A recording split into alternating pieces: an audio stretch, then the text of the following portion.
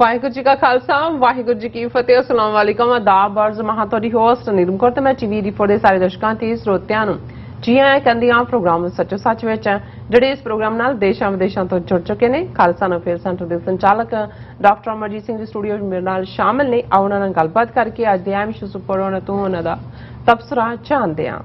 ਜੀ ਡਾਕਟਰ ਸਾਹਿਬ ਵਾਹਿਗੁਰੂ ਜੀ का खालसा वाहिगुरू जी की फतेह।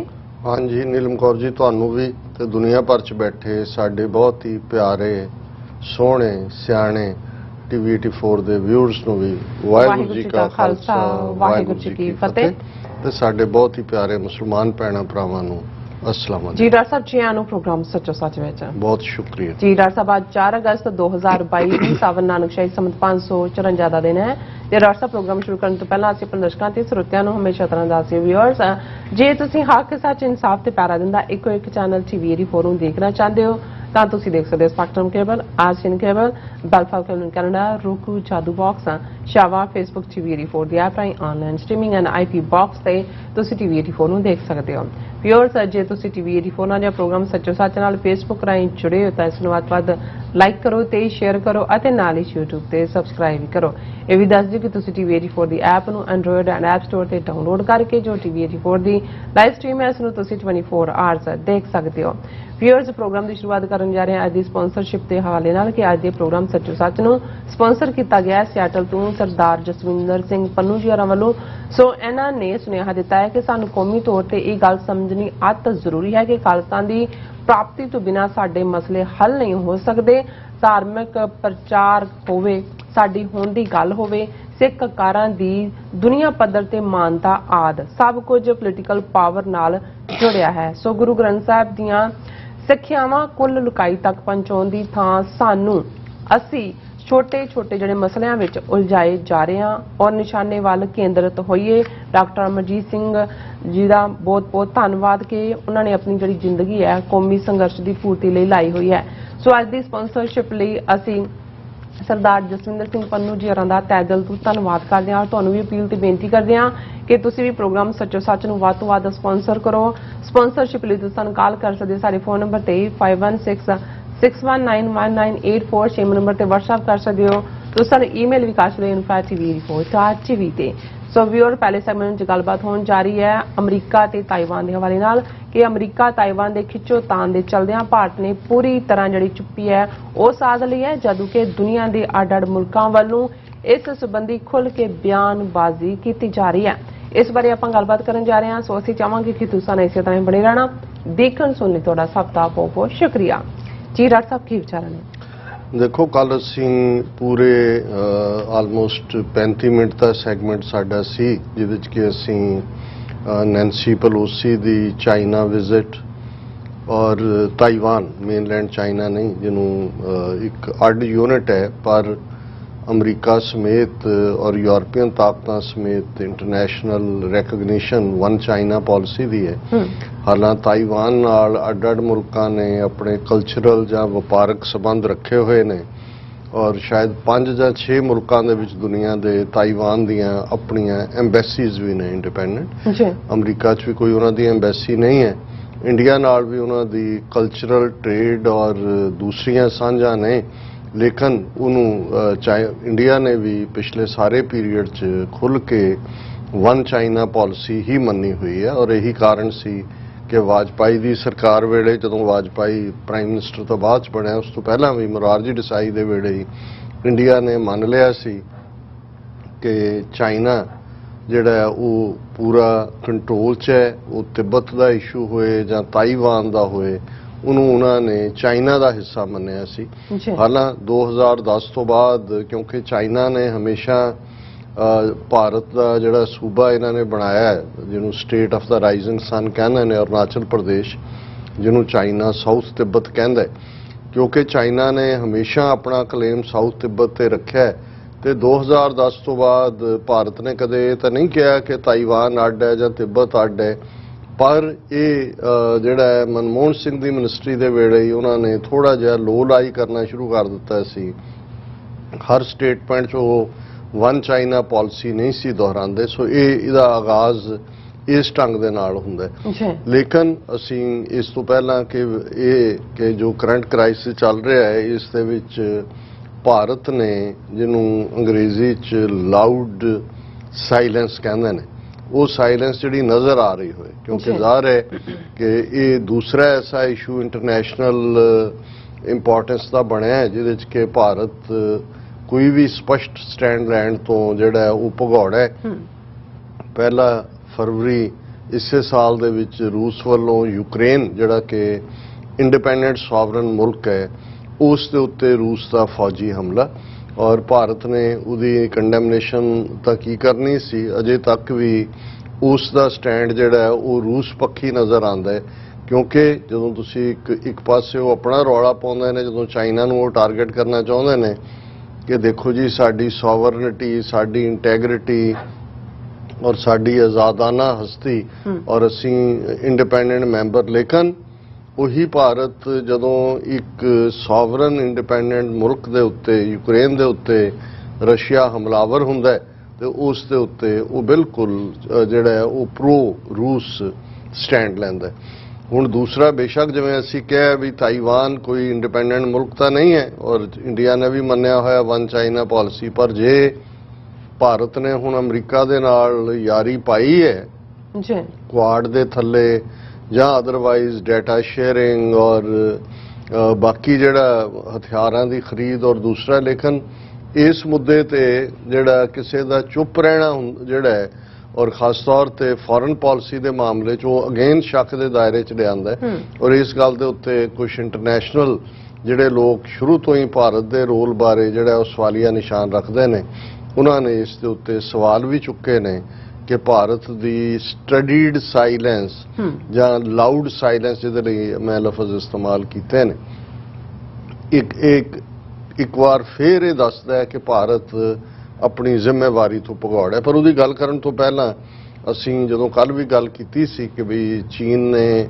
ਅਮਰੀਕਾ ਦੇ ਐਂਬੈਸਡਰ ਨੂੰ ਵੀ ਤਲਬ ਕੀਤਾ ਹੈ ਔਰ ਉਹਨਾਂ ਨੂੰ ਕਿਹਾ ਕਿ ਵੀ you will have to pay price for it, ਔਰ ਬੜੀ ਜਿਹੜਾ ਜ਼ੋਰਦਾਰ ਤਰੀਕੇ ਦੇ ਨਾਲ ਚੀਨ ਦਾ ਵਿਰੋਧ, ਔਰ ਉਸ ਨੂੰ ਵੈਸਟਰਨ ਮੀਡੀਆ ਨੇ ਵੀ, ਅਮਰੀਕਨ ਮੀਡੀਆ ਨੇ ਵੀ ਫਿਊਰੀਅਸ ਔਰ ਐਂਗਰੀ ਔਰ ਫੁੱਲ ਆਫ ਐਂਗਰ ਇਹ ਟਰਮ ਸਾਰੀਆਂ ਇਸਤੇਮਾਲ ਕੀਤੀਆਂ ਔਰ ਬਹੁਤਿਆਂ ਨੂੰ ਲੱਗਦਾ ਸੀ ਵੀ ਚੀਨ ਕੀ ਕਰੇਗਾ। ਹੁਣ ਇੱਕ ਤਾਂ ਗੱਲ ਜਿਵੇਂ ਅਸੀਂ ਕੱਲ ਵੀ ਸਾਈ ਆਫ ਰਿਲੀਫ ਦੀ ਗੱਲ ਕੀਤੀ ਸੀ ਕਿ ਬੇਸ਼ੱਕ ਅਮਰੀਕਾ ਵੀ ਉਹਨਾਂ ਦੇ ਆਪਣੇ ਸਾਰੇ ਸਮੁੰਦਰੀ ਜਹਾਜ਼ ਔਰ ਏਅਰਕ੍ਰਾਫਟ ਦੇ ਨੂੰ ਕੈਰੀ ਕਰਨ ਵਾਲੇ ਜਿਹੜੇ ਨੇ ਉਹ ਸਾਰੇ ਵੀ ਫਿਲੀਪੀਨ ਵਾਟਰਸ ਤੋਂ, ਸਾਊਥ ਚਾਈਨਾ ਸੀ ਵੱਲੋਂ ਔਰ ਦੂਸਰੇ ਉੱਥੇ ਪਹੁੰਚੇ ਹੋਏ ਸੀ ਕਿ ਕੋਈ ਵੀ ਇਮੀਡੀਏਟ ਜੇ ਹੁੰਦਾ ਤੇ ਉਹਦਾ ਇੱਕਦਮ ਜਵਾਬ ਦੇਣ ਦੀ ਲਾਈਨ ਹੁੰਦੀ ਹੈ। ਉਹ ਸਿਚੁਏਸ਼ਨ ਤਾਂ ਅਵੋਇਡ ਹੋਈ ਔਰ ਇਹ ਵੀ ਇੱਕ ਪੋਜ਼ਿਟਿਵ ਗੱਲ ਹੈ ਵੀ ਚਾਈਨਾ ਨੇ ਕੋਈ ਅਮਰੀਕਾ ਦੇ ਖਿਲਾਫ ਨਾ ਕੋਈ ਡਾਇਰੈਕਟ ਲਾਈਨ ਲਈ, ਨਾ ਹੀ ਕੋਈ ਇਨਡਾਇਰੈਕਟ ਐਕਸ਼ਨ ਅਜੇ ਨਜ਼ਰ ਆਇਆ ਔਰ ਨਾ ਹੀ ਕੋਈ ਵਪਾਰਕ ਤੌਰ ਦੇ ਉੱਤੇ ਹੁੰਦਾ ਹੈ। ਉਹ ਤਾਂ ਚਾਈਨਾ ਨੂੰ ਖੁਦ ਹਾਰਮ ਹੋਏਗਾ ਜੇ ਇਸ ਕਿਸਮ ਦਾ ਕਰਨਗੇ, ਕੋਈ ਫੌਜੀ ਵੀ ਨਹੀਂ। ਲੇਕਿਨ ਤਾਈਵਾਨ ਨੂੰ ਜਿਹੜਾ ਚਾਈਨਾ ਨੇ ਟਾਰਗੇਟ ਤੇ ਲਿਆ ਔਰ ਜਿਵੇਂ ਅਸੀਂ ਕੱਲ ਵੀ ਜ਼ਿਕਰ ਕੀਤਾ ਸੀ ਕਿ ਉਸ ਦਾ ਕੱਲ ਤਾਂ ਇੰਨਾ ਹੀ ਸੀ ਕਿ ਵੀ ਉਹਨਾਂ ਨੇ ਜਿੰਨੇ ਵੀ ਉਹਨਾਂ ਦੇ 6-7 ਥਾਵਾਂ ਤੋਂ ਉਹ ਹਵਾਈ ਹੋਏ ਔਰ ਪਾਣੀਆਂ ਰਾਹੀਂ ਹੋਏ, ਆਲਮੋਸਟ ਬਲੌਕਡ ਵਰਗਾ ਮਾਹੌਲ ਬਣਾ ਦਿੱਤਾ ਹੈ। ਲਾਈਵ ਫਾਇਰ ਡ੍ਰਿਲਸ ਉਹਨਾਂ ਨੇ ਕੀਤੀਆਂ ਨੇ। ਲੇਕਿਨ ਅੱਜ ਜਦੋਂ ਅਸੀਂ ਇਹ ਖਬਰਾਂ ਦੇਖਦੇ ਹਾਂ ਵੀ ਚਾਈਨਾ ਨੇ ਅੱਜ ਜਿਹੜੇ ਤਾਈਵਾਨ ਦੇ ਪਾਣੀਆਂ ਦੇ ਬਿਲਕੁਲ ਨੇੜੇ ਜਿਹੜੀ ਉਹਨੂੰ ਛੋਹ ਕੇ ਲੰਘਦਾ ਹੈ, ਇਹ ਉੱਪਰੋਂ ਥਲੀ ਜਿਹੜੀਆਂ ਨੇ ਕਿੰਨੀਆਂ ਫਾਇਰ ਕੀਤੀਆਂ ਉਹਨਾਂ ਦਾ ਨੰਬਰ ਵੇਰੀ ਕਰਦਾ ਹੈ। ਬੈਲਿਸਟਿਕ ਮਿਸਲਸ ਇਹ ਦਾਗੀਆਂ ਨੇ, ਜਿਹੜਾ ਜ਼ਾਹਰ ਹੈ ਕਿ ਇੱਕ ਖੌਫਨਾਕ ਤਾਈਵਾਨ ਨੂੰ ਇੱਕ ਨਿਸ਼ਾਨੇ ਤੇ ਲੈਣ ਦੀ ਗੱਲ ਹੈ। ਇਹ ਤਾਂ ਨਹੀਂ ਹੈ ਕਿ ਕੋਈ ਤਾਈਵਾਨ ਤੇ ਅਟੈਕ ਕੀਤਾ, ਹਾਲਾਂਕਿ ਤਾਈਵਾਨ ਨੇ ਵੀ ਕੋਈ ਉਸ ਪੱਖੋਂ ਚੂੜੀਆਂ ਨਹੀਂ ਪਾਈਆਂ ਹੋਈਆਂ। ਤਾਈਵਾਨ ਕੋਲ ਜਿਹੜੀਆਂ ਨੇ ਡਿਫੈਂਸ ਮਿਸਲਸ ਨੇ ਅਮਰੀਕਾ ਦਾ ਦਿੱਤਾ ਸੋਫਿਸਟੀਕੇਟ ਸਿਸਟਮ ਹੈ। ਤਾਈਵਾਨ ਦੀ ਇਕਨੋਮੀ ਬਹੁਤ ਬਿਹਤਰ ਹੈ ਔਰ ਉਸਨੇ ਵਧੀਆ ਹਥਿਆਰ ਵੀ ਖਰੀਦੇ ਹੋਏ ਨੇ ਔਰ ਇਹ ਜਿਹੜੀ ਸਾਰੀ ਡਿਵੈਲਪਮੈਂਟ ਹੈ, ਇਸ ਤੋਂ ਬਾਅਦ ਜਿਹੜੀ ਅੱਜ ਦੇ ਪਿਛਲੇ 24 ਘੰਟੇ 'ਚ ਸਭ ਤੋਂ ਜ਼ਿਆਦਾ ਡਿਬੇਟ ਹੋਈ ਜਾਂ ਹੋ ਰਹੀ ਹੈ ਉਹ ਇਹ ਹੈ ਕਿ ਵੀ ਕੀ ਤਾਈਵਾਨ ਇੱਕ ਹੋਰ ਯੂਕਰੇਨ ਬਣਨ ਜਾ ਰਿਹਾ। ਹੁਣ ਜ਼ਾਹਰ ਹੈ ਵੀ ਯੂਕਰੇਨ ਦੇ ਮਾਮਲੇ 'ਚ ਵੀ ਇਸ਼ੂ ਤਾਂ ਇਸ ਕਿਸਮ ਦਾ ਹੀ ਸੀ ਕਿਉਂਕਿ ਯੂਕਰੇਨ ਨੈਟੋ ਦਾ ਮੈਂਬਰ ਬਣਨ ਜਾ ਰਿਹਾ ਸੀ, ਬਾਰ-ਬਾਰ ਮੈਂਬਰ ਬਣਾਉਣ ਦੀ ਗੱਲ ਹੋ ਰਹੀ ਸੀ। ਰਸ਼ੀਆ ਦੇ ਨਾਲ ਯੂਕਰੇਨ ਦਾ ਬਾਰਡਰ ਲੱਗਦਾ ਹੈ ਔਰ ਰਸ਼ੀਆ ਇਹ ਸਮਝਦਾ ਸੀ ਕਿ ਆਲਰੇਡੀ ਜਦੋਂ ਕਿ ਇਹ ਮੈਨੂੰ ਕਮਿਟਮੈਂਟ ਦਿੱਤੀ ਹੋਈ ਹੈ ਕਿ ਯੂਕਰੇਨ ਔਰ ਦੂਸਰੇ ਨਾਲ ਲੱਗਦੇ ਮੁਲਕ ਇਹਨਾਂ ਨੂੰ ਨੈਟੋ ਐਕਸੈਪਟ ਨਹੀਂ ਕਰੇਗਾ, ਕਿ ਵੀ ਇਹਦਾ ਮਤਲਬ ਇਹ ਹੈ ਵੀ ਨੈਟੋ ਦਾ ਮਤਲਬ ਅਮਰੀਕਾ ਹੈ ਜੀ, ਕਿ ਅਮਰੀਕਾ ਸਾਡੇ ਬਾਰਡਰ ਤੇ ਆ ਕੇ ਬਹਿ ਜਾਏਗਾ। ਸੋ ਇਸ ਤੋਂ ਪਹਿਲਾਂ ਕਿ ਉਹ ਮੈਂਬਰਸ਼ਿਪ ਜਾਂ ਦੂਸਰਾ ਪਾਰਟ ਹੁੰਦਾ, ਉਹਨੇ ਰਸ਼ੀਆ ਨੇ ਬਿਨਾਂ ਇਹ ਪ੍ਰਵਾਹ ਕੀਤਿਆਂ ਕਿ ਯੂਕਰੇਨ ਇੱਕ ਇੰਡੀਪੈਂਡੈਂਟ ਸੋਵਰਨ ਮੁਲਕ ਹੈ, ਉਸ ਦੇ ਈਸਟਰਨ ਮੁਹਾਜ਼ ਦੇ ਉੱਤੇ ਧਾਵਾ ਬੋਲਿਆ ਔਰ ਇਹ ਲਗਾਤਾਰਤਾ ਨਾਲ ਉਹ ਪਾਰਟ ਚੱਲ ਰਿਹਾ। ਬਿਲਕੁਲ। ਹੁਣ ਚਾਈਨਾ ਦੇ ਹਵਾਲੇ ਨਾਲ ਦੋ ਜਿਹੜੀਆਂ ਐਗਜ਼ਾਮਪਲਸ ਉਹ ਸਾਹਮਣੇ ਆਉਂਦੀਆਂ ਨੇ, ਜਿਹਨੂੰ ਖਾਸ ਕਰਕੇ ਹਾਲਾਂਕਿ ਹਾਂਗਕਾਂਗ ਦਾ ਇਸ਼ੂ ਤਾਈਵਾਨ ਵਰਗਾ ਨਹੀਂ ਹੈ, ਲੇਕਿਨ ਹਾਂਗਕਾਂਗ ਚੀਨ ਦਾ ਹਿੱਸਾ ਸੀ ਹਿਸਟੋਰੀਕਲੀ। ਬ੍ਰਿਟਨ ਨੇ ਜਦੋਂ ਕੋਲੋਨਾਈਜ਼ ਕੀਤਾ ਉਹ ਸਾਰੇ ਖਿੱਤੇ ਨੂੰ ਤੇ ਹਾਂਗਕਾਂਗ ਬ੍ਰਿਟਨ ਦੇ ਥੱਲੇ ਚਲਾ ਗਿਆ। ਹਾਂਗਕਾਂਗ ਦੀ ਇਕਨੋਮੀ ਵੀ ਅੰਡਰ ਦਾ ਬ੍ਰਿਟਿਸ਼ ਸੋਵਰਨਿਟੀ ਪੂਰੀ ਫਲਰਿਸ਼ ਹੋਈ ਔਰ ਇਸ ਵੇਲੇ ਜੇ ਦੁਨੀਆ ਦੀਆਂ ਬਹੁਤ ਸਾਰੀਆਂ ਇਕਨੋਮੀਜ਼ ਦੀ ਗੱਲ ਕਰੀਏ ਤੇ ਉਹਨਾਂ ਦੇ ਵਿੱਚ ਹਾਂਗਕਾਂਗ ਦਾ ਇੱਕ ਆਪਣਾ ਮੁਕਾਮ ਰਿਹਾ, ਜਿਵੇਂ ਤਾਈਵਾਨ ਬੇਸ਼ੱਕ ਕੋਈ ਇੰਡੀਪੈਂਡੈਂਟ ਮੁਲਕ ਨਹੀਂ ਹੈ। ਹਾਂਗਕਾਂਗ ਬ੍ਰਿਟਨ ਦੀ ਕਾਲੋਨੀ ਹੁੰਦਿਆਂ ਉਸ ਦੀ ਆਪਣੀ ਇਕਨੋਮੀ ਇੰਟਰਨੈਸ਼ਨਲ ਲੈਵਲ ਦੇ ਉੱਤੇ ਰੈਕਗਨਾਈਜ਼ਡ, ਕਿਉਂਕਿ ਇਹ ਸਾਰੇ ਜਿਹੜਾ ਸਮੁੰਦਰੀ ਬੰਦਰਗਾਹ ਨੇ ਔਰ ਇਹਨਾਂ ਨੂੰ ਬਹੁਤ ਸਾਰਾ ਟੈਰਿਫ ਤੋਂ ਔਰ ਦੂਸਰੇ ਜਿਹੜੇ ਨੇ ਉਹਨਾਂ ਦੇ ਆਮਦਨ ਦੇ ਸਾਧਨ ਨੇ। ਲੇਕਿਨ ਬ੍ਰਿਟਨ ਦੇ ਨਾਲ ਐਗਰੀਮੈਂਟ ਸੀ ਜਿਹੜਾ ਚਾਈਨਾ ਦਾ ਕਿ 1997 ਜੇ ਮੈਂ ਗਲਤ ਨਾ ਹੋਵਾਂ ਤੱਕ ਹਾਂਗਕਾਂਗ ਨੂੰ ਬ੍ਰਿਟਨ ਚੀਨ ਨੂੰ ਵਾਪਸ ਕਰ ਦੇਗਾ। ਸੋ ਜਿਉਂ-ਜਿਉਂ ਉਹ ਸਾਲ ਨੇੜੇ ਆ ਰਿਹਾ ਸੀ, ਉਸ ਤੋਂ ਪਹਿਲਾਂ ਐਗਰੀਮੈਂਟ 2-4 ਸਾਲ ਪਹਿਲਾਂ ਹੋਏ ਜਾਂ ਦੂਜੇ, ਔਰ ਇੱਕ ਫੀਅਰ ਐਕਸਪ੍ਰੈਸ ਕੀਤਾ ਜਾ ਰਿਹਾ ਸੀ ਕਿ ਭਾਈ ਇਹ ਤਾਂ ਜੇ ਹਾਂਗਕਾਂਗ ਚੀਨ ਦੇ ਵਿੱਚ ਜਾਏਗਾ ਤੇ ਇਸ ਪੀਰੀਅਡ ਜਦੋਂ ਕਿ ਹਾਂਗਕਾਂਗ ਬ੍ਰਿਟਨ ਦੇ ਥੱਲੇ ਰਿਹਾ, ਉਹਨਾਂ ਦੀ ਆਪਣੀ ਇੱਕ ਅੱਡ ਪਛਾਣ ਵੀ ਡਿਵੈਲਪ ਹੋਈ, ਇਕਨੋਮੀ ਵੀ ਉਹਨਾਂ ਦੀ ਜਿਹੜੀ ਹੈ ਲਿਬਰਲ ਲਾਈਨ ਦੇ ਉੱਤੇ ਸੀ, ਲੈਂਗੁਏਜ ਵੀ ਜਿਹੜੀਆਂ ਨੇ ਕਿਉਂਕਿ ਉੱਥੇ ਅੱਡ-ਅੱਡ ਥਾਵਾਂ ਦੇ ਲੋਕ ਰਹਿੰਦੇ ਨੇ ਵੱਡੀ ਗਿਣਤੀ 'ਚ, ਤਾਮਿਲ ਮੂਲ ਦੇ ਲੋਕ ਵੀ ਨੇ, ਬਾਕੀ ਵੀ ਨੇ, ਉਹਨਾਂ ਦੀਆਂ ਜ਼ਬਾਨਾਂ ਨੇ, ਤੇ ਚਾਈਨਾ ਦੀ ਜਿਹੜੀ ਲੈਂਗੁਏਜ ਹੈ ਸਟੇਟ ਲੈਂਗੁਏਜ ਮੈਂਡਰਿਨ ਹੈ, ਉਹਨਾਂ ਦੀ ਕੀ ਪਾਲਿਸੀ ਹੋਏਗੀ। ਔਰ ਬਾਕੀ ਕਿਉਂਕਿ ਹਾਂਗਕਾਂਗ ਬ੍ਰਿਟਨ ਦੇ ਥੱਲੇ ਤਾਂ ਇੱਕ ਆਜ਼ਾਦਾਨਾ ਜਿਵੇਂ ਡੈਮੋਕ੍ਰੇਸੀ ਹੁੰਦੀ ਆ ਉਸ ਕਿਸਮ ਦੇ ਹੱਕ ਮੰਨ ਰਿਹਾ ਸੀ, ਔਰ ਚਾਈਨਾ ਇੱਕ ਆਟੋਕ੍ਰੈਟਿਕ ਕਮਿਊਨਿਸਟ ਰਜੀਮ ਹੈ ਕਿ ਵੀ ਉਹ ਤਾਂ ਉਹਨਾਂ ਦਾ ਉਸ ਕਿਸਮ ਦਾ ਹੀ ਵਨ ਪਾਰਟੀ ਸਿਸਟਮ ਔਰ ਉਹ ਸਾਰਾ ਗਲਬਾ, ਕੋਈ ਫਰੀडम ਆਫ ਐਕਸਪ੍ਰੈਸ਼ਨ ਨਹੀਂ, ਕੋਈ ਦੂਸਰਾ ਨਹੀਂ। ਹਾਲਾਂਕਿ ਚਾਈਨਾ ਨੇ ਬਹੁਤ ਸਾਰੀਆਂ ਗਾਰੰਟੀਜ਼ ਪਹਿਲਾਂ ਦਿੱਤੀਆਂ ਕਿ ਵੀ ਹਾਂਗਕਾਂਗ ਨੂੰ ਉਵੇਂ ਹੀ ਰਹਿਣ ਦਿੱਤਾ ਜਾਏਗਾ, ਇੱਕ ਮੁਲਕ ਦੇ ਅੰਦਰ ਦੋ ਇਕਨੋਮੀਜ਼ ਉਵੇਂ ਹੀ ਚੱਲਣਗੀਆਂ ਔਰ ਉਹ ਸਾਰਾ।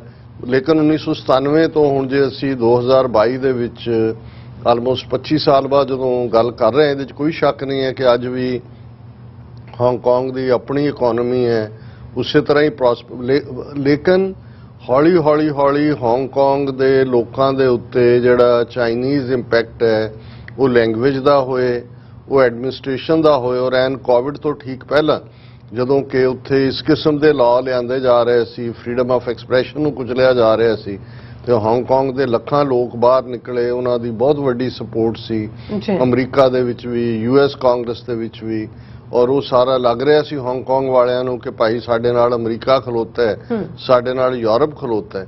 ਪਰ ਅਲਟੀਮੇਟਲੀ ਚਾਈਨਾ ਨੇ ਫੁੱਲ ਕ੍ਰੈਕਡਾਊਨ ਕੀਤਾ, ਕੋਈ ਉਹਨਾਂ ਦੀ ਮਦਦ ਤੇ ਨਹੀਂ ਆਇਆ। ਹੋਣਾ ਵੀ ਕੀ ਸੀ, ਹੁਣ ਹਾਂਗਕਾਂਗ ਨੂੰ ਲੈ ਕੇ ਅਮਰੀਕਾ ਜਾਂ ਯੂਰਪ ਤਾਂ ਅਗੇਂਸਟ ਚਾਈਨਾ ਦੇ ਅਗੇਂਸਟ ਵਾਰ ਨਹੀਂ ਡਿਕਲੇਅਰ ਕਰ ਸਕਦਾ। ਨਤੀਜੇ ਦੇ ਤੌਰ ਤੇ ਹੁਣ ਉੱਥੇ ਹਾਂਗਕਾਂਗ ਦੇ ਵਿੱਚ ਉਹੀ ਹਕੂਮਤ ਹੈ ਜਿਹੜੀ ਚਾਈਨਾ ਪੱਖੀ ਹੈ, ਔਰ ਜਿਹੜੀਆਂ ਚਾਈਨੀਜ਼ ਪਾਲਿਸੀਜ਼ ਨੇ ਜਿਵੇਂ ਲੈਂਗੁਏਜ ਦੀ ਪਾਲਿਸੀ ਤਾਂ ਪਹਿਲਾਂ ਹੀ ਉਹਨਾਂ ਨੇ ਇੰਪਲੀਮੈਂਟ ਕਰਨੀ ਸ਼ੁਰੂ ਕਰ ਦਿੱਤੀ ਸੀ, ਔਰ ਹੋਰ ਵੀ ਜਿਹੜਾ ਬਹੁਤ ਕੁਝ ਹੈ, ਔਰ ਆਉਣ ਵਾਲੇ ਪੀਰੀਅਡ 'ਚ ਹਾਂਗਕਾਂਗ ਔਰ ਬੀਜਿੰਗ ਦੀਆਂ ਨੀਤੀਆਂ ਦੇ ਵਿੱਚ ਕੋਈ ਫਰਕ ਨਹੀਂ ਰਹੇਗਾ। ਸੋ ਇਹ ਵੀ ਇੱਕ ਉਦਾਹਰਨ ਕੋਟ ਕੀਤੀ ਜਾ ਰਹੀ ਹੈ ਕਿ ਜਿਵੇਂ ਹਾਂਗਕਾਂਗ ਉਹ ਤਾਂ ਇੱਕ ਐਗਰੀਮੈਂਟ ਦਾ ਹਿੱਸਾ ਸੀ, ਬ੍ਰਿਟਨ ਨੂੰ ਵਾਪਸ ਕਰਨਾ ਹੀ ਪੈਣਾ ਸੀ, ਲੇਕਿਨ ਲੋਕਾਂ ਦਾ ਜਿਹੜੇ ਇਸ ਸਾਰੇ ਡਿਬੇਟ ਦਾ ਹਿੱਸਾ ਨੇ ਕਹਿਣਾ ਹੈ ਕਿ ਵੀ ਜੇ ਹਾਂਗਕਾਂਗ ਜਿਹਦੇ ਨਾਲ ਪੂਰੀ ਡੀਲ ਹੋਈ ਸੀ ਔਰ ਉਹ ਜਦੋਂ ਉਸ ਦੀਆਂ ਆਜ਼ਾਦੀਆਂ ਖੁਸ਼ੀਆਂ, ਇਹਦੇ ਬਾਵਜੂਦ ਕਿ ਬ੍ਰਿਟਨ ਔਰ US ਕਾਂਗਰਸਮੈਨ ਔਰ ਦੂਜੇ ਰੈਜ਼ੋਲੂਸ਼ਨਸ ਉਹਨਾਂ ਦੇ ਹੱਕਾਂ 'ਚ ਆਏ ਸੀ, ਲੇਕਿਨ ਕੋਈ ਵੀ ਉਹਨਾਂ ਦੇ ਲਈ ਖਲੋ ਨਹੀਂ ਸਕਿਆ। ਹੁਣ ਇਹੀ ਸਵਾਲ ਕੀਤਾ ਜਾ ਰਿਹਾ ਕਿ ਤਾਈਵਾਨ ਦੀ ਹਾਲਤ ਤਾਂ ਇਹ ਹੈ ਕਿ ਵੀ ਉਹ ਕੋਈ ਇੰਡੀਪੈਂਡੈਂਟ ਮੁਲਕ ਦੇ ਤੌਰ ਤੇ 5 ਜਾਂ 6 ਮੁਲਕ ਜਿਨ੍ਹਾਂ 'ਚ ਬਹੁਤ ਛੋਟੇ ਜਿਹੇ ਇੱਕ ਵੈਟੀਕਨ ਹੈ, ਕੋਈ ਹੋਰ ਨੇ, ਉਹਨਾਂ ਨੇ ਰੈਕਗਨਾਈਜ਼ ਕੀਤਾ ਹੋਇਆ। ਹੁਣ ਇਹ ਵੀ ਨਹੀਂ ਹੈ ਵੀ ਤਾਈਵਾਨ ਦੇ ਮੁੱਦੇ ਦੇ ਉੱਤੇ ਅਮਰੀਕਾ, ਹੁਣ ਈਵਨ ਜੇ ਯੂਕਰੇਨ ਦੇ ਮੁੱਦੇ ਤੇ ਜਿਹੜਾ ਯੂਕਰੇਨ ਇੰਡੀਪੈਂਡੈਂਟ ਸੋਵਰਨ ਮੁਲਕ ਹੈ, ਜਿਹਨੂੰ ਅਮਰੀਕਾ ਦੀ ਛਤਰ ਛਾਇਆ ਸੀ ਜਾਂ ਹੈ, ਜਿਹਦੇ ਕਹਿਣ ਤੇ ਅਮਰੀਕਾ ਦੇ ਪ੍ਰਭਾਵ ਥੱਲੇ 1997 ਦੇ ਵਿੱਚ ਯੂਕਰੇਨ ਨੇ ਆਪਣੇ ਨਿਊਕਲੀਅਰ ਅਸਾਸੇ ਗਿਵ ਅਪ ਕਰ ਦਿੱਤੇ, ਕਿਉਂਕਿ ਉਹਨੂੰ ਪ੍ਰੋਟੈਕਸ਼ਨ ਦੀ ਜਿਹੜੀ ਹੈ ਉਹ ਸ਼ੋਰਟੀ ਦਿੱਤੀ ਗਈ ਰਸ਼ੀਆ ਵੱਲੋਂ, ਅਮਰੀਕਾ ਵੱਲੋਂ ਔਰ ਨੈਟੋ ਵੱਲੋਂ। ਤੇ ਜਦੋਂ ਰੂਸ ਨੇ ਹਮਲਾ ਕੀਤਾ, ਅਮਰੀਕਾ ਨੇ ਬਿਲਕੁਲ ਕਲੀਅਰ ਕਰ ਦਿੱਤਾ ਬਾਈਡਨ ਐਡਮਿਨਿਸਟ੍ਰੇਸ਼ਨ ਨੇ ਕਿ ਭਈ ਅਸੀਂ ਜਿਹੜਾ ਹੈ ਉਹ ਮਦਦ ਕਰਾਂਗੇ। ਪੈਸੇ ਵੀ ਕਿੰਨੇ $40 ਬਿਲੀਅਨ ਕਿ ਕਿੰਨੇ ਦਿੱਤੇ ਨੇ, ਲੇਕਿਨ ਯੂਕਰੇਨ ਦੀ ਖਾਤਰੀ ਦੇ ਬਾਵਜੂਦ ਕਿ ਕਮਿਟਮੈਂਟ ਸੀ ਉਹਨੂੰ ਪ੍ਰੋਟੈਕਟ ਕਰਨ ਦੀ, ਅਮਰੀਕਾ ਰੂਸ ਦੇ ਖਿਲਾਫ ਜੰਗ 'ਚ ਤਾਂ ਨਹੀਂ ਗਿਆ, ਕਿਉਂਕਿ ਆਲਰੇਡੀ ਰਸ਼ੀਆ ਨੇ ਆਪਣੀ ਨਿਊਕਲੀਅਰ ਜਿਹੜਾ ਉਹ ਤਲਵਾਰ ਰੱਖੀ ਹੋਈ ਸੀ ਕਿ ਭਾਈ ਆਲਰੇਡੀ ਨਿਊਕਲੀਅਰ ਅਲਰਟ ਕਰਤਾ ਜਾਂ ਦੂਜਾ। ਸੋ ਜੇ ਇਹ ਜਿਹੜੀ ਡਿਬੇਟ ਦੀ ਮੈਂ ਗੱਲ ਕਰ ਰਿਹਾ, ਮੇਰੀ ਇਹਦੇ ਤੇ ਕੋਈ ਪੋਜੀਸ਼ਨ ਨਹੀਂ ਹੈ ਵੀ ਅਮਰੀਕਾ ਠੀਕ ਕਰ ਰਿਹਾ ਕਿ ਤਾਈਵਾਨ ਕਰ ਰਿਹਾ ਕਿ ਚਾਈਨਾ ਕਰ ਰਿਹਾ। ਮੈਂ ਤਾਂ ਇੱਕ ਮੇਰਾ ਇਹ ਯਤਨ ਹੁੰਦਾ ਹੈ ਕਿ ਜਿੰਨਾ ਕੁ ਵੀ ਗਿਆਨ ਅਸੀਂ ਦੂਸਰੇ ਸਾਰੇ ਸੋਰਸਿਸ ਤੋਂ ਲੈਂਦੇ ਹਾਂ ਉਸ ਨੂੰ ਅਸੀਂ ਸ਼ੇਅਰ ਕਰਦੇ ਹਾਂ, ਤਾਂ ਕਿ ਇਸ਼ੂ ਨੂੰ ਸਮਝਣ ਤੋਂ ਬਾਅਦ ਵਿਊਅਰ ਜਿਹੜੇ ਨੇ ਉਹ ਆਪਣਾ ਇੰਡੀਪੈਂਡੈਂਟ ਓਪੀਨੀਅਨ ਬਣਾਉਣ। ਅਸੀਂ ਜਿਵੇਂ ਕੱਲ ਵੀ ਮੈਂ ਕਿਹਾ ਸੀ ਕਿ ਬਿਜ਼ਾਰ ਹੈ, ਅਮਰੀਕਾ 'ਚ ਰਹਿੰਦੇ ਹਾਂ, ਜਿਹੜੀ America the freedom of expression ਦਾ ਹੱਕ ਹੈ ਉਸ ਨੂੰ ਅਸੀਂ ਮਾਣਦੇ ਹਾਂ, ਅਸੀਂ ਖੈਰ ਖੁਆਹ ਹਾਂ, ਲੇਕਿਨ ਦੂਸਰੇ ਪਾਸੇ ਦੁਨੀਆ ਦੇ ਵਿੱਚ ਕੋਈ ਜੰਗ ਨਾ ਹੋਏ, ਕੋਈ ਤਬਾਹੀ ਨਾ ਹੋਏ। ਸਾਡੀ ਅਰਦਾਸ ਨਾਨਕ ਨਾਮ ਚੜ੍ਹਦੀ ਕਲਾ ਤੇਰੇ ਪਾਣੇ ਸਰਬੱਤ ਦਾ ਭਲਾ ਦੀ ਹੈ, ਇਸ ਲਈ ਉਸ ਤੇ ਵੀ ਸਾਡਾ ਜਿਹੜਾ ਧਿਆਨ ਰਹਿੰਦਾ ਹੈ ਕਿ ਭਾਈ ਸਾਡੀ ਕਮਿਟਮੈਂਟ ਸਗਲ ਸਮਗਰੀ ਤੁਮਰੇ ਸੂਤਰਧਾਰੀ ਦੀ ਹੈ। ਔਰ ਉਸ ਦੇ ਨਾਲ ਨਾਲ ਜਿਵੇਂ ਅਸੀਂ ਕੱਲ ਵੀ ਗੱਲ ਕੀਤੀ ਸੀ ਕਿ ਸਿੱਖ ਕੌਮ ਦੇ ਇੰਟਰਸਟ ਇੱਕ ਸਾਡੇ ਇੱਥੇ ਬੈਠਿਆਂ ਹਿੱਤ ਨੇ, ਅਸੀਂ ਕਿਵੇਂ ਇਸ ਮੁਲਕ ਨੂੰ ਸਰਵ ਕਰਨਾ, ਪਰ ਦੂਸਰੇ ਪਾਸੇ ਸਾਡੇ ਆਪਣੇ ਹੋਮਲੈਂਡ, ਆਪਣੇ ਫਾਦਰਲੈਂਡ, ਆਪਣੇ ਮਦਰਲੈਂਡ, ਕਿ ਇਸ ਸਾਰੇ ਜਦੋਂ ਕਿ ਕੋਈ ਟਕਰਾਅ, ਕ੍ਰਾਈਸਿਸ, ਕੁਝ ਵੀ ਐਸਾ ਹੁੰਦਾ ਉਹਦੇ ਚੋਂ ਸਿੱਖ ਕੌਮ ਦਾ ਕਿੱਥੇ ਜਾਂ ਕਿਵੇਂ ਭਲਾ ਨਿਕਲ ਸਕਦਾ ਹੈ, ਉਸ ਮਾਮਲੇ ਦੇ ਵਿੱਚ ਫਿਰ ਸਾਡੀ ਜਿਹੜੀ ਪਹਿਲ ਹੈ ਉਹ ਆਪਣੀ ਕੌਮ ਦੇ ਨਾਲ ਜਾਏਗੀ ਕਿ ਭਾਈ ਸਾਡੀ ਕੌਮ ਦਾ ਭਲਾ ਕਿਹਨਾਂ ਹਾਲਾਤਾਂ ਦੇ ਵਿੱਚ ਹੁੰਦਾ। ਲੇਕਿਨ ਇਹ ਸਵਾਲ ਚੁੱਕਿਆ ਜਾ ਰਿਹਾ ਕਿ ਵੀ ਜੇ ਹੁਣ ਹਾਂਗਕਾਂਗ ਨੂੰ ਇਸ ਲਈ ਕੋਟ ਕੀਤਾ ਜਾ ਰਿਹਾ ਕਿ ਹਾਂਗਕਾਂਗ ਦਾ ਮਸਲਾ ਤਾਂ 2 ਸਾਲ ਪਹਿਲਾਂ ਹੋਇਆ ਕਿ ਲੱਖਾਂ ਲੋਕ ਉਹਨਾਂ ਦੇ, ਔਰ ਇਵੇਂ ਲੱਗਦਾ ਸੀ ਕਿ ਸਾਰਾ ਹਾਂਗਕਾਂਗ ਮੇਨਲੈਂਡ ਚਾਈਨਾ ਦੇ ਖਿਲਾਫ ਖਲੋਤਾ ਹੈ, ਪਰ ਉਹਨਾਂ ਨੇ ਜਦੋਂ ਕ੍ਰੈਕਡਾਊਨ ਕੀਤਾ, ਰੈਜ਼ੋਲੂਸ਼ਨ ਵਗੈਰਾ ਤਾਂ ਹੋਏ, ਲੇਕਿਨ ਉਹਨਾਂ ਦੀ ਬਾਂਹ ਕਿਹਨੇ ਫੜਨੀ ਸੀ। ਹੁਣ ਤਾਈਵਾਨ ਦੇ ਹਵਾਲੇ ਨਾਲ ਜਦੋਂ ਇਹ ਅਸੀਂ ਬੈਲਿਸਟਿਕ ਮਿਸਾਈਲਸ ਦੀ ਗੱਲ ਕਰ ਰਹੇ ਹਾਂ, ਪਹਿਲਾਂ ਮੈਂ ਖਬਰ ਜਿਹੜਾ ਉਹ ਪੜ੍ਹਦੇ ਹਾਂ ਕਿ ground force under eastern theatre command of China's People's Liberation Army conducts long-range live fire drills into Taiwan Strait। ਪਹਿਲਾਂ ਤਾਂ ਇਹ ਕੱਲ ਦੇ ਹਵਾਲੇ ਨਾਲ ਵੀ ਸੀ ਕਿ ਉਹਨਾਂ ਨੇ ਲਾਈਵ ਫਾਇਰ ਡਰਿਲਸ ਕੀਤੀਆਂ ਨੇ, ਪਰ ਅੱਜ ਉਹਨਾਂ ਨੇ ਯਾਨੀ ਕਿ Thursday Chinese military launched a total of 11 Dongfeng ballistic missiles into waters near Taiwan's northern, southern and eastern coasts in several volleys। 4 ਚੁਫੇਰਿਓਂ ਘੇਰ ਕੇ, ਇਹ ਨਹੀਂ ਕਿ ਇੱਕ ਤੁਸੀਂ ਸਪੌਟ ਜਦੋਂ ਮਿਸਲ ਦਾਗੀ ਜਾਂਦੀ ਹੈ ਇੱਕ ਥਾਂ ਹੁੰਦਾ, ਲੇਕਿਨ ਉਹਨਾਂ ਨੇ ਸਾਰੇ ਫਰੰਟਸ ਤੋਂ ਨਾਰਥ, ਸਾਊਥ, ਈਸਟ ਵੱਲੋਂ ਸੈਵਰਲ ਵਾਲੀਜ਼ ਜਿਹੜੀਆਂ ਨੇ ਉਹ ਕੀਤੀਆਂ, ਔਰ ਉਹਦੇ ਲਈ ਜਿਹੜਾ ਮਿਲਟਰੀ ਲਾਂਚ ਉਹਨਾਂ ਨੇ ਕੀਤਾ ਤਾਈਵਾਨ ਦੇ ਨੇੜੇ ਹੀ ਮੈਤਸੂ ਆਈਲੈਂਡ ਨੇ, ਉੱਥੋਂ ਉਹਨਾਂ ਨੇ ਫਾਇਰ ਕੀਤਾ। ਔਰ ਇਹ ਅੱਗੇ ਦੀ ਡਿਟੇਲ ਹੈ ਕਿ ਭਾਈ ਕੀ ਆਰਡਰ ਦੀਆਂ ਮਿਸਲਸ ਨੇ, ਔਰ ਇਹ ਸਾਰਿਆਂ ਨੂੰ ਹਾਂਗਕਾਂਗ ਦੇ newspaper south China morning post ਨੇ ਕਿਹਾ ਕਿ ਵੀ ਇਹ ਇਨਫੈਕਟ ਦਿਸ ਵਾਜ਼ ਐਨ ਇਫੈਕਟਿਵ ਤਾਈਵਾਨ ਬਲੌਕੇਡ। ਹੁਣ ਇਹ ਆਪਣੇ ਆਪ ਦੇ ਵਿੱਚ ਜਿਹੜਾ ਇਹ ਦੱਸਦਾ ਹੈ ਕਿ ਵੀ ਗੱਲ ਕਿਸ ਪਾਸੇ ਜਾ ਰਹੀ ਹੈ, ਔਰ ਨਾਲ ਨਾਲ ਉਹਨਾਂ ਨੇ ਇਸ ਦੇ ਉੱਤੇ ਜਿਹੜਾ ਈਵਨ ਤਾਈਵਾਨ ਦੇ ਉੱਤੇ ਟ੍ਰੇਡ ਐਮਬਾਰਗੋ ਲਾਉਣ ਦੀ ਲਾਈਨ ਵੀ ਚਾਈਨਾ ਨੇ ਲਈ ਹੈ। China has suspended some trade with Taiwan and has vowed to take strong and resolute countermeasures against US House of Representatives Speaker Nancy Pelosi's high-profile visit to Taipei। और इस सारे दे उत्ते The curbs include the suspension of some fruit and fish imports from Taiwan, ਜਿਹੜਾ Taiwan fruit ਔਰ fish ਭੇਜਦਾ mainland ਨੂੰ, ਅੱਛਾ, exports of natural sand to the island, but there is more in the offing ਕਿ ਆਉਣ ਵਾਲੇ period 'ਚ ਇਹ ਤਾਂ ਉਹਨਾਂ ਨੇ ਟੋਕਨ ਜੇ ਦਿੱਤਾ ਹੈ ਵੀ ਆਹ ਜਿਹੜਾ ਪਾਰਟ ਹੈ। ਹੁਣ ਇਸ ਸਭ ਦੇ ਚੱਲਦੇ ਆ ਬਾਕੀ ਦੁਨੀਆ ਨੇ ਇਸ ਬਾਰੇ ਕੀ ਕਿਹਾ, ਨੈਟੋ ਦੀ ਇਸ ਦੇ ਉੱਤੇ ਜਿਹੜੀ ਹੈ ਸਟੇਟਮੈਂਟ ਰਹੀ, ਉਹਨਾਂ ਨੇ Pelosi visit no reason for China to overreact against Taiwan, NATO chief NATO ਨੇ ਕਿਹਾ ਕਿ ਵੀ ਜੇ ਚਲੀ ਵੀ ਗਈ ਪੈਲੋਸੀ ਤੇ ਚਾਈਨਾ ਜੋ ਕਰ ਰਿਹਾ ਓਵਰ ਰਿਐਕਟ ਕਰ ਰਿਹਾ ਹੈ, ਉਸ ਨੂੰ ਇਵੇਂ ਕਰਨ ਦੀ ਲੋੜ ਨਹੀਂ ਹੈ। Sri Lanka firmly committed to one China policy says Ranil, ਜਿਹੜਾ ਹੁਣ ਨਵਾਂ ਪ੍ਰੈਜ਼ੀਡੈਂਟ ਬਣਿਆ ਹੈ ਸ਼੍ਰੀਲੰਕਾ ਦਾ, ਉਹ ਖੁੱਲ੍ਹ ਕੇ ਜਿਹੜੇ ਨੇ ਚਾਈਨਾ ਦੇ ਨਾਲ ਖਲੋਤੇ ਨੇ। ਉਹਨਾਂ ਨੇ ਕਿਹਾ ਵੀ ਅਸੀਂ ਵਨ ਚਾਈਨਾ ਪਾਲਿਸੀ ਦੇ ਵਿੱਚ ਜਿਹੜਾ ਹੈ ਉਹ ਯਕੀਨ ਰੱਖਦੇ ਹਾਂ। ਔਰ ਇਸੇ ਤਰ੍ਹਾਂ ਜਿਹੜਾ ਇਕਟ ਬਾਈ ਨੈਂਸੀ ਪੈਲੋਸੀਜ਼ ਵਿਜ਼ਿਟ, ਜੋ ਉਹਨਾਂ ਨੇ ਟ੍ਰੇਡ ਦੇ ਪਾਬੰਦੀਆਂ ਦੀ ਗੱਲ ਕੀਤੀ ਹੈ, ਲੇਕਿਨ ਇੱਕ ਸਿਆਣੀ ਗੱਲ ਜਿਹੜੀ ਨੈਂਸੀ ਪੈਲੋਸੀ ਦੀ ਆਈ ਕਿ ਉਸ ਤੋਂ ਬਾਅਦ ਉਹ ਸਾਊਥ ਕੋਰੀਆ ਗਈ।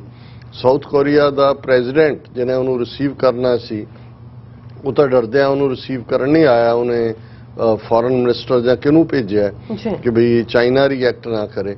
ਪਰ ਨੈਂਸੀ ਪੈਲੋਸੀ ਜਦੋਂ ਸਾਊਥ ਕੋਰੀਆ ਵੀ ਉਤਰੀ ਔਰ ਉਹਨੂੰ ਪੁੱਛਿਆ ਗਿਆ ਕਿ ਭਾਈ ਇਹ ਤਾਈਵਾਨ ਵਿਜ਼ਿਟ ਨੂੰ ਲੈ ਕੇ, ਪਰ ਉਸ ਤੋਂ ਬਾਅਦ ਨੈਂਸੀ ਪੈਲੋਸੀ ਨੇ ਕੋਈ ਵੀ ਕਾਮੈਂਟ ਨਹੀਂ ਕੀਤਾ। ਇਹ ਵੀ ਵਿਜ਼ਡਮ ਹੁੰਦੀ ਹੈ ਫੋਰਨ ਪਾਲਿਸੀ 'ਚ, ਜਦੋਂ ਕਿ ਤੁਸੀਂ ਕੋਈ ਵੀ ਫਰਦਰ ਪ੍ਰੋਵੋਕੇਸ਼ਨ ਨਹੀਂ ਪੈਦਾ ਕਰਦੇ।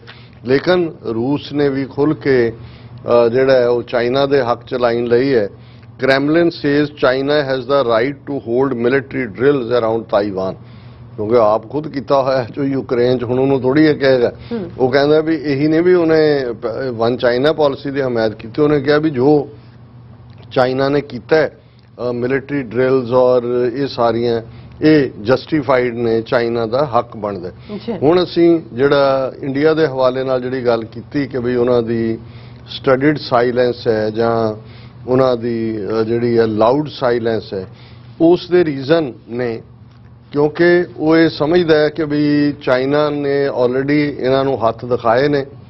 2020 ਦੇ ਵਿੱਚ ਗਲਵਾਨ ਵੈਲੀ ਹੋਏ ਔਰ 15 ਰਾਊਂਡ ਗੱਲਬਾਤ ਦੇ LAC ਦੇ ਉੱਤੇ ਨੂੰ ਲੈ ਕੇ ਹੋਏ ਨੇ ਕਿ ਉਹਦੇ 'ਚ ਡੈਪਸੋਂਗ, ਪੈਂਗੋਂਗ ਸੋ ਲੇਕ, ਦੂਜਾ, ਲੇਕਿਨ ਕੋਈ ਨਤੀਜਾ ਨਹੀਂ ਨਿਕਲਿਆ। ਦੂਸਰੇ ਪਾਸੇ ਜਿਹੜਾ ਇਹ ਕਿਉਂਕਿ ਇੰਡੀਆ ਨੇ ਆਫੀਸ਼ੀਅਲੀ ਤਾਂ ਜਦੋਂ ਚਾਈਨਾ ਨਾਲ ਪਾਰਲੇ ਖੋਲੇ ਇਹ ਮੰਨ ਕੇ ਹੀ ਤੁਰੇ ਸੀ ਵਨ ਚਾਈਨਾ ਪਾਲਿਸੀ ਕਿ ਤਾਈਵਾਨ ਜਿਹੜਾ ਉਹ ਮੇਨਲੈਂਡ ਚਾਈਨਾ ਔਰ ਦਾ ਹੀ ਹਿੱਸਾ ਹੈ ਔਰ ਇਸੇ ਤਰ੍ਹਾਂ ਤਿੱਬਤ ਹੈ। ਸੋ ਕੋਈ ਵੀ ਉਹ ਤਾਈਵਾਨ ਦੇ ਹੱਕ ਦੇ ਵਿੱਚ ਵੀ ਲਾਈਨ ਨਹੀਂ ਦੇ ਸਕਦੇ ਔਰ ਇਸੇ ਨੂੰ ਹੀ ਇਸੇ ਲਾਈਨ ਨੂੰ ਉਹਨਾਂ ਨੇ ਪਰਸੂ ਕੀਤਾ। ਪਰ ਜਿਵੇਂ ਮੈਂ ਬਿਗਨਿੰਗ 'ਚ ਹੀ ਕਿਹਾ ਕਿ ਇਹ ਇੰਡੀਆ ਦੀ ਫੋਰਨ ਪਾਲਿਸੀ ਦੇ ਖੋਖਲੇਪਨ ਨੂੰ ਵੀ ਦਿਖਾਉਂਦੀ ਹੈ। ਇੱਕ ਬੜੀ ਪਪੂਲਰ ਕੋਟ ਹੈ ਕਿ ਵੀ ਜਿਹਦਾ ਕੋਈ ਦੁਸ਼ਮਣ ਨਹੀਂ ਹੁੰਦਾ ਉਹਦਾ ਕੋਈ ਦੋਸਤ ਵੀ ਨਹੀਂ ਹੁੰਦਾ। ਹੁਣ ਇਹਦਾ ਮਤਲਬ ਇਹ ਹੈ ਵੀ ਜਦੋਂ ਤੁਸੀਂ ਕਿਸੇ ਮੁੱਦੇ ਤੇ ਸਟੈਂਡ ਲੈਂਦੇ ਹੋ ਉਦੋਂ ਹੀ ਕੋਈ ਤੁਹਾਡੇ ਅਗੇਂਸਟ ਹੁੰਦਾ ਹੈ, ਤੇ ਜੇ ਕੋਈ ਤੁਹਾਡੇ ਅਗੇਂਸਟ ਨਹੀਂ ਹੈ ਇਹਦਾ ਮਤਲਬ ਹੈ ਵੀ ਤੁਸੀਂ ਕਿਸੇ ਗੱਲ ਦੇ ਉੱਤੇ ਸਿਧਾਂਤਕ ਸਟੈਂਡ ਵੀ ਨਹੀਂ ਲਿਆ, ਇਸ ਲਈ ਤੁਹਾਡਾ ਦੋਸਤ ਵੀ ਕੋਈ ਨਹੀਂ। ਕਿਉਂਕਿ ਜਦੋਂ ਤੁਸੀਂ ਸਟੈਂਡ ਲਓਗੇ ਖਿਲਾਫ ਤਾਂ ਹੋਣਗੇ ਲੋਕ, ਲੇਕਿਨ ਜੇ ਤੁਸੀਂ ਠੀਕ ਮੁੱਦੇ ਤੇ ਸਟੈਂਡ ਲਿਆ ਤੁਹਾਡੇ ਦੋਸਤ ਵੀ ਬਣਨਗੇ। ਸੋ ਇੰਡੀਆ ਦਾ ਜਿਹੜਾ ਰਵੱਈਆ, ਹਾਲਾਂ ਵਕਤੀ ਤੌਰ ਤੇ ਕਈ ਮੈਂ ਦੇਖਿਆ ਪਾਕਿਸਤਾਨ ਦੇ ਜਿਹੜੇ ਕਮੈਂਟੇਟਰ ਨੇ ਉਹ ਵੀ ਇੰਡੀਆ ਦੀ ਤਾਰੀਫ ਕਰਨਗੇ। ਦੇਖੋ ਜੀ, ਇੰਡੀਆ ਨੇ ਅਮਰੀਕਾ ਦਾ ਪ੍ਰਭਾਵ ਨਹੀਂ ਮੰਨਿਆ, ਰੂਸ ਦੇ ਨਾਲ ਉਹ ਡੀਲ ਕਰ ਰਿਹਾ, ਉਹਨਾਂ ਤੋਂ ਕਰੂਡ ਆਇਲ ਲੈ ਰਿਹਾ, ਇਵੇਂ ਨਹੀਂ ਹੈ। ਕਿਉਂਕਿ ਇਹਦੇ ਤੋਂ ਜੇ ਅਮਰੀਕਾ ਨੇ ਇੰਡੀਆ ਨੂੰ ਕੁਆਡ ਦੇ ਵਿੱਚ ਲਿਆਂਦਾ ਸੀ ਤੇ ਕੁਆਡ ਦਾ ਮਤਲਬ ਬੜਾ ਕਲੀਅਰ ਸੀ ਕਿ ਇੰਡੀਆ ਦੇ ਨਾਲ ਹਰ ਕਿਸਮ ਦਾ ਡੇਟਾ ਐਕਸਚੇਂਜ ਤੋਂ ਲੈ ਕੇ ਕਿਤੇ ਨਾ ਕਿਤੇ ਜਿਵੇਂ ਨੈਟੋ ਵਾਂਗ ਪ੍ਰੋਟੈਕਸ਼ਨ ਦੇਣੀ ਸੀ ਉਸੇ ਵਾਂਗ ਹੀ ਸੀ। ਲੇਕਿਨ ਜਿਉਂ ਹੀ ਇੰਡੀਆ ਨੇ ਜਿਹੜਾ ਉਹ ਖੱਬਾ ਸੱਜਾ ਕਰਨਾ ਸ਼ੁਰੂ ਕੀਤਾ, ਇੱਕਦਮ ਅਮਰੀਕਾ ਨੂੰ ਇਹ ਰਿਅਲਾਈਜ਼ ਹੋਇਆ ਕਿ ਬਈ ਇਹ ਤਾਂ ਐਵੇਂ ਮਾੜੇ ਬੰਦੇ ਦੇ ਨਾਲ ਜਿਹੜਾ ਜਿਹਦਾ ਕੋਈ ਸਟੈਂਡ ਹੀ ਨਹੀਂ ਹੋਣਾ ਜਾਂ ਜਿਹਦੀਆਂ ਲੱਤਾਂ ਨੇ ਭਾਰ ਨਹੀਂ ਚੱਲਣਾ। ਔਰ ਉਹਨਾਂ ਨੇ ਫੌਰਨ ਜਿਹੜਾ ਉਹ ਆਸਟ੍ਰੇਲੀਆ ਔਰ UK ਔਰ ਅਮਰੀਕਾ ਨੇ ਆਪਣਾ ਡਿਫੈਂਸ ਪੈਕਟ ਕਰ ਲਿਆ। ਉਹਨਾਂ ਨੇ ਕਿਹਾ ਵੀ ਠੀਕ ਹੈ ਇੰਡੀਆ ਇਹਨੂੰ ਕੁਆਡ ਦੇ ਥੱਲੇ ਰਹਿਣ ਦਿਓ, ਲੇਕਿਨ ਇਹ ਜਿਹੜਾ ਜੇ ਕੋਈ ਮਾਮਲਾ ਟਫ ਆਇਆ ਤਾਂ ਇੰਡੀਆ ਸਟੈਂਡ ਨਹੀਂ ਲਏਗਾ।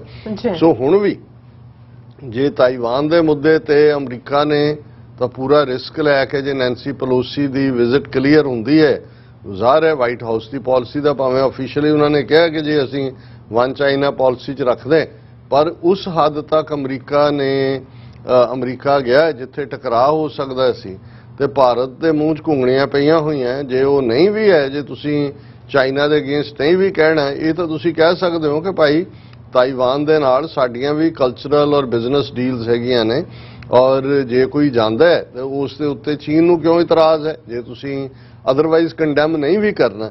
ਪਰ ਇਹ ਗੱਲ ਸ਼ੋ ਕਰਦੀ ਹੈ ਕਿ ਅਲਟੀਮੇਟਲੀ ਜਿਹੜਾ ਆਪਣੇ ਆਪ ਨੂੰ ਵਿਸ਼ਵ ਗੁਰੂ ਔਰ ਡਿਸੀਜਨ ਮੇਕਰ ਦੇ ਥੱਲੇ ਦੁਨੀਆ ਦੇ, ਔਰ ਜਿਵੇਂ ਅਮਿਤ ਸ਼ਾਹ ਨੇ ਕਿਹਾ ਕਿ ਜੀ ਮੋਦੀ ਅੱਜ ਦੁਨੀਆ ਦਾ ਉਹ ਅਜ਼ੀਮ ਲੀਡਰ ਬਣ ਗਿਆ ਕਿ ਦੁਨੀਆ ਦੇ ਹਰ ਮਸਲੇ ਦਾ ਹੱਲ ਉਦੋਂ ਤੱਕ ਨਹੀਂ ਨਿਕਲਦਾ ਜਦੋਂ ਤੱਕ ਮੋਦੀ ਦਾ ਬਿਆਨ ਨਹੀਂ ਆ ਜਾਂਦਾ। ਹੁਣ ਦੇਖ ਲਓ, ਯੂਕਰੇਨ ਦਾ ਹੱਲ ਕੱਢ ਲਿਆ ਮੋਦੀ ਦੇ ਬਿਆਨ ਨੇ, ਜਾਂ ਜਿਹੜਾ ਕ੍ਰਾਈਸਿਸ ਇਸ ਵੇਲੇ ਤਾਈਵਾਨ ਦਾ ਜਿਹਨੂੰ ਲੈ ਕੇ ਦੁਨੀਆ 'ਚ ਚਰਚਾ ਹੈ, ਇਸ ਦੇ ਉੱਤੇ ਵੀ ਭਾਰਤ ਪੂਰੀ ਤਰ੍ਹਾਂ ਭਗੌੜ ਹੈ। ਔਰ ਸ੍ਰੀਲੰਕਾ ਜਿੱਥੇ ਕਿ ਪਿਛਲੇ ਪੀਰੀਅਡ 'ਚ ਉਹ ਡਿਫਾਲਟਰ ਹੋਏ, ਕ੍ਰਾਈਸਿਸ ਅਜੇ ਵੀ ਚੱਲ ਰਿਹਾ। ਹੁਣ ਉਦੋਂ ਇਹ ਵੀ ਲੱਗਾ ਕਿ ਕਈਆਂ ਨੂੰ ਕਿ ਬਈ ਚਾਈਨਾ ਨੇ ਸ਼ਾਇਦ ਅਬੈਂਡਨ ਕਰ ਦਿੱਤਾ ਹੈ ਸ੍ਰੀਲੰਕਾ ਨੂੰ, ਔਰ ਇਹ ਸਾਰੇ, ਪਰ ਹੁਣ ਇਹ ਵੀ ਸਾਹਮਣੇ ਆਇਆ ਔਰ ਭਾਰਤ ਨੇ ਵੀ ਮੌਕਾ ਦੇਖ ਕੇ ਇੱਕ ਦਾ ਜਿਹੜਾ ਉੱਥੋਂ ਭਗੌੜਾ ਹੋਇਆ ਰਾਜਾ ਪਕਸੇ, ਉਹਦੇ ਨਾਲ ਕੋਈ ਡੀਲ ਡੂਲ ਵੀ ਬਣਾਉਣ ਦੀ ਕੋਸ਼ਿਸ਼ ਕੀਤੀ, ਅਡਾਨੀ ਨੂੰ ਉੱਥੇ ਕੋਈ ਠੇਕਾ ਦਵਾਇਆ। ਲੇਕਿਨ ਇੱਕ ਗੱਲ ਇਸ ਕ੍ਰਾਈਸਿਸ 'ਚੋਂ ਇਹ ਵੀ ਜ਼ਾਹਰ ਹੋਈ ਕਿ ਸ੍ਰੀਲੰਕਾ ਖੁੱਲ੍ਹ ਕੇ ਭਾਰਤ ਦੇ ਨਾਲ ਨਹੀਂ ਖਲੋਤਾ ਹੋਇਆ। ਉਹਨੇ ਜਿਵੇਂ ਚਾਈਨਾ ਨੂੰ ਆਪਣੀ ਪੋਰਟ ਜਾਂ ਦੂਜੀ ਵੀ ਦਿੱਤੀ ਹੈ, ਔਰ ਐਨ ਇਸ ਮੌਕੇ ਤੇ ਜਦੋਂ ਇਹ ਕ੍ਰਾਈਸਿਸ ਚੱਲ ਰਿਹਾ ਹੈ, ਚਾਈਨਾ ਦਾ ਜਿਹੜਾ ਇੱਕ ਵੱਡਾ ਜਹਾਜ਼ ਹੈ ਜਿਹੜਾ ਸਪਾਈਂਗ ਵੀ ਔਰ ਦੂਸਰੇ ਨਾਲ ਜੁੜਿਆ ਹੋਇਆ ਵੀ, ਉਹ ਸ੍ਰੀਲੰਕਾ ਦੀ ਬੰਦਰਗਾਹ ਦੇ ਉੱਤੇ ਜਿਹੜਾ ਉਹ ਲੈਂਡ ਕਰਨ ਵਾਲਾ ਹੈ। ਉਸ ਤੇ ਉਹਨੇ ਰੁਕਣਾ ਹੈ 3 ਅਗਸਤ 11 ਤੋਂ 17 ਤੱਕ। ਇੰਡੀਆ ਨੇ ਪ੍ਰੋਟੈਸਟ ਕੀਤਾ ਹੈ ਸ੍ਰੀਲੰਕਾ ਨੂੰ। India raises Chinese vessels visit with President Wickremesinghe, ਇਹ ਹੁਣ ਨਵਾਂ ਪ੍ਰੈਜ਼ੀਡੈਂਟ ਬਣਿਆ। ਉਹਨਾਂ ਨੇ ਇਹ ਕਿਉਂਕਿ ਇਹ ਵੈਸਲ ਹੈ ਚਾਈਨਾ ਦੀ ਯੂਆਨ ਵਾਂਗ 5, ਇਹ Chinese vessel involved in space and satellite tracking, ਇਹ ਸਪਾਈਂਗ ਵੈਸਲ ਹੈ ਜਿਹੜੀ ਸਪੇਸ ਔਰ ਸੈਟੇਲਾਈਟ ਦੇ, will dock at Sri Lanka southern Hambantota port from August 11 to 17 ਕਿ 11 ਅਗਸਤ ਤੋਂ 17 ਤੱਕ ਇਹ ਸ੍ਰੀਲੰਕਾ ਦੀ ਪੋਰਟ ਤੇ ਹੋਣੀ ਹੈ। ਔਰ ਇੰਡੀਆ ਨੇ ਇਸ ਦੇ ਉੱਤੇ ਆਬਜੈਕਸ਼ਨ ਰੇਜ਼ ਕੀਤਾ ਸੀ, ਪਰ ਸ੍ਰੀਲੰਕਾ ਨੇ ਇਸ ਦਾ ਜਵਾਬ ਦਿੱਤਾ ਹੈ ਕਿ ਭਾਈ ਇਹ ਜਿਹੜਾ ਆਬਜੈਕਸ਼ਨ ਠੀਕ ਨਹੀਂ ਹੈ, ਅਸੀਂ ਜਿਹੜਾ ਉਸ ਨੂੰ ਅਲਾਉ ਕਰ ਰਹੇ ਹਾਂ। ਔਰ ਇਸ ਸਾਰੇ ਦੇ ਚੱਲਦੇ ਆ ਇਹ ਗੱਲ ਸਾਹਮਣੇ ਆਈ ਉਹਨਾਂ ਦੇ, ਕਿਉਂਕਿ ਇੰਡੀਆ ਦੀ ਐਕਸਟਰਨਲ ਅਫੇਅਰਸ ਮਿਨਿਸਟਰੀ ਦੇ ਸਪੋਕਸਪਰਸਨ ਨੇ ਕਿਹਾ ਸੀ ਕਿ ਜੀ we are carefully monitoring any development having a bearing on our security and economic interest, ਔਰ China has defended the ships visit and asked relevant parties to refrain from interfering with its legitimate maritime activities. So China ਨੇ even ਇਸ ਮੁੱਦੇ ਤੇ ਵੀ India ਨੂੰ ਸਿੱਧਾ ਲਿਆ ਕਿ ਜ਼ੁਬਾਨ ਬੰਦ ਰੱਖੋ, ਹਰ ਇਸ਼ੂ ਦੇ ਉੱਤੇ ਜਿਹੜਾ ਉਹ ਖਾਮਖਾ ਚੀਕ ਝਾੜਾ ਨਾ ਮਾਰੋ, ਨਾ ਕਰੋ।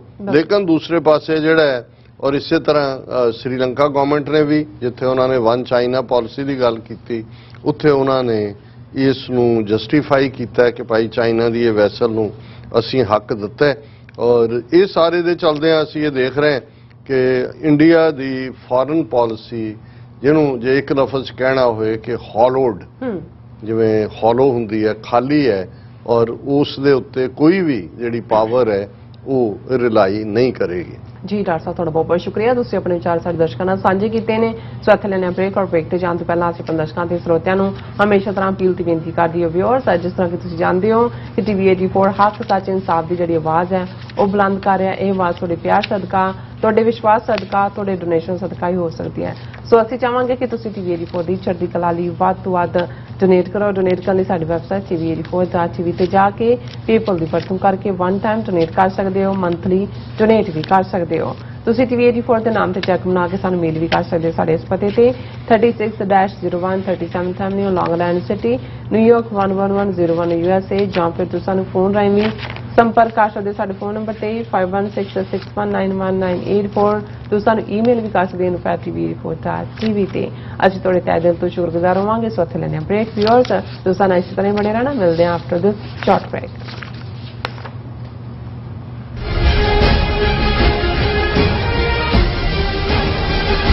ਬਾਬਾ ਬੰਦਾ ਸਿੰਘ ਬਹਾਦਰ ਇੰਟਰਨੈਸ਼ਨਲ ਸਿੱਖ ਸਟੱਡੀ ਨਿਊਯਾਰਕ ਵੱਲੋਂ ਹਰੇਕ ਸਾਲ ਦੀ ਤਰ੍ਹਾਂ ਬਾਬਾ ਬੰਦਾ ਸਿੰਘ ਜੀ ਬਹਾਦਰ ਦਾ ਸ਼ਹੀਦੀ ਦਿਹਾੜਾ ਤੇ ਸਮੂਹ ਸਿੰਘਾਂ ਦੀ ਯਾਦ ਵਿੱਚ 14 ਅਗਸਤ ਦਿਨ ਐਤਵਾਰ ਨੂੰ ਸ਼ਹੀਦੀ ਦਿਹਾੜਾ ਗੁਰਦੁਆਰਾ ਰਿਚਮੰਡ ਹਿੱਲ ਵਿਖੇ ਮਨਾਇਆ ਜਾ ਰਿਹਾ ਹੈ।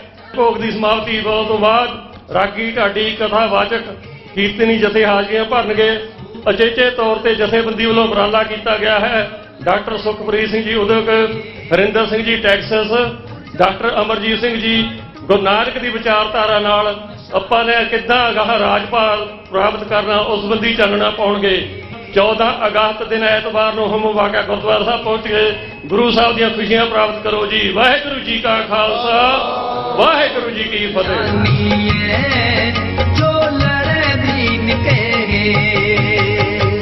ਕੀ ਤੁਹਾਨੂੰ 30, 40 ਜਾਂ 50 ਦਿਨ ਵੇਟ ਕਰਨੀ ਪੈ ਰਹੀ ਹੈ ਤੁਹਾਡੇ ਚੈੱਕ ਲਈ? ਫਿਰ ਬ੍ਰੋਕਰਾਂ ਪਿੱਛੇ ਭੱਜਦੇ ਫਿਰਦੇ ਹੋ ਪੈਸੇ ਲਈ। ਬਹੁਤ ਜ਼ਿਆਦਾ ਟਾਈਮ ਵੇਸਟ ਹੋ ਜਾਂਦਾ ਇਦਾਂ ਤਾਂ। ਜੇ ਤੁਸੀਂ ਅੱਜ ਹੀ ਪੈਸੇ ਲੈਣੇ ਤਾਂ ਬੌਬਟੇਲ ਨੂੰ ਕਾਲ ਕਰੋ। ਬੌਬਟੇਲ ਤੁਹਾਡੀਆਂ ਇਨਵੌਇਸਸ ਸੇਮ ਡੇ ਫੰਡ ਕਰ ਸਕਦੇ ਹਨ for a small fee, no contract, no reserve and no hidden fees। ਅੱਜ ਹੀ ਕਾਲ ਕਰੋ ਬੌਬਟੇਲ ਨੂੰ ਤੇ ਤੁਹਾਡਾ ਪਹਿਲਾ ਮਹੀਨਾ ਫ੍ਰੀ। 410 204 2084। ਅਗੇਨ 410 204 2084।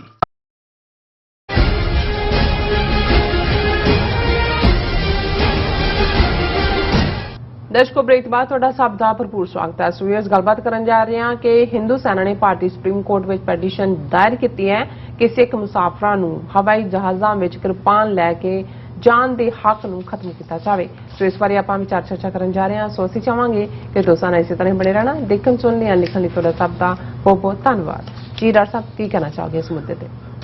ਦੇਖੋ, ਵਕਤਨ ਬਾ ਵਕਤਨ ਜਦੋਂ ਕੋਈ ਖਬਰ ਹਿੰਦੂ ਤਵੀਆਂ ਵੱਲੋਂ ਬੜੇ ਜੋਸ਼ੋ ਖਰੋਸ਼ ਦੇ ਨਾਲ ਜਾਂ ਬੜੇ ਧੂਮ ਧੜੱਕੇ ਦੇ ਨਾਲ ਪਬਲਿਸਾਈਜ਼ ਕੀਤੀ ਜਾਂਦੀ ਹੈ ਤੇ ਸਾਡੀ ਕਮਿਊਨਿਟੀ ਦਾ ਇੱਕ ਹਿੱਸਾ ਵੀ ਉਹਦੇ ਤੋਂ ਪ੍ਰਭਾਵਿਤ ਹੁੰਦਾ ਹੈ। ਕਈ ਇਸ ਲੈਵਲ ਦੇ ਉੱਤੇ ਡਿਬੇਟ ਕਰਨ ਲੱਗ ਜਾਂਦੇ ਨੇ ਕਿ ਜੀ ਇਹ ਹਿੰਦੂ ਤਵੀਆਂ ਦੇ ਖਿਲਾਫ ਜਾਂ ਆਰਐਸਐਸ ਜਾਂ ਮੋਦੀ ਜਾਂ ਦਿੱਤਿਆਨਾਥ ਯੋਗੀ ਜਾਂ ਦੂਜਾ ਸਿੱਖਾਂ ਨੂੰ ਸਿਰਫ ਵਿਰੋਧ ਹੀ ਨਹੀਂ ਕਰਦੇ ਰਹਿਣਾ ਚਾਹੀਦਾ। ਜੇ ਕੁਝ ਪੋਜ਼ਿਟਿਵ ਉਹ ਕਰਦੇ ਨੇ ਸਾਨੂੰ ਉਹਦੀ ਤਾਰੀਫ ਵੀ ਕਰਨੀ ਚਾਹੀਦੀ ਹੈ ਔਰ ਉਹਨਾਂ ਦੀ ਨਾਲ ਵੀ ਖਲੋਣਾ ਚਾਹੀਦਾ ਹੈ। ਔਰ ਅਸੀਂ ਜ਼ਿਕਰ ਕੀਤਾ ਸੀ ਕਿ ਕਿਵੇਂ ਵਕਤਨ ਬਾ ਵਕਤਨ ਜਿਹੜੇ ਨੇ ਗੁਰੂ ਤੇਗ ਬਹਾਦਰ ਸਾਹਿਬ ਦਾ 401 ਪ੍ਰਕਾਸ਼ ਪੁਰਬ ਦੇ ਨਾਂ ਥੱਲੇ ਜੋ ਲਾਲ ਕਿਲੇ ਦੇ ਸਾਹਮਣੇ ਜਿਹੜਾ ਜਿਸ ਕਿਸਮ ਦੀ ਡਰਾਮੇਬਾਜ਼ੀ ਮੋਦੀ ਅਮਿਤ ਸ਼ਾਹ ਨੇ ਕੀਤੀ, ਭਾਵੇਂ ਉਹ ਸਾਰੇ ਦਾ ਕਰੋੜਾਂ ਰੁਪਏ ਜਿਹੜਾ ਖਰਚ ਸੀ ਉਹ ਦਿੱਲੀ ਕਮੇਟੀ ਦੇ ਸਿਰ ਤੇ ਮੜਿਆ। ਫਿਰ ਉਸੇ ਸੀਰੀਜ਼ ਦੇ ਵਿੱਚ ਅੱਗੇ ਜਾ ਕੇ ਅਦਿੱਤਿਆਨਾਥ ਯੋਗੀ ਨੇ ਲਖਨਊ ਦੇ ਆਪਣੇ ਆਫੀਸ਼ੀਅਲ ਰੈਜ਼ੀਡੈਂਸ ਦੇ ਵਿੱਚ ਸਿਰ ਦੇ ਉੱਤੇ ਗੁਰੂ ਗ੍ਰੰਥ ਸਾਹਿਬ ਦੀ ਬੀੜ ਰੱਖ ਕੇ ਸਮਾਗਮ ਕੀਤਾ ਔਰ ਪਿਛਲੇ ਦਿਨਾਂ 'ਚ ਹੀ ਮੈਨੂੰ ਉਸ ਦੀ ਉੱਥੇ ਸਪੀਚ ਵੀ ਸੁਣਨ ਦਾ ਮੌਕਾ ਮਿਲਿਆ।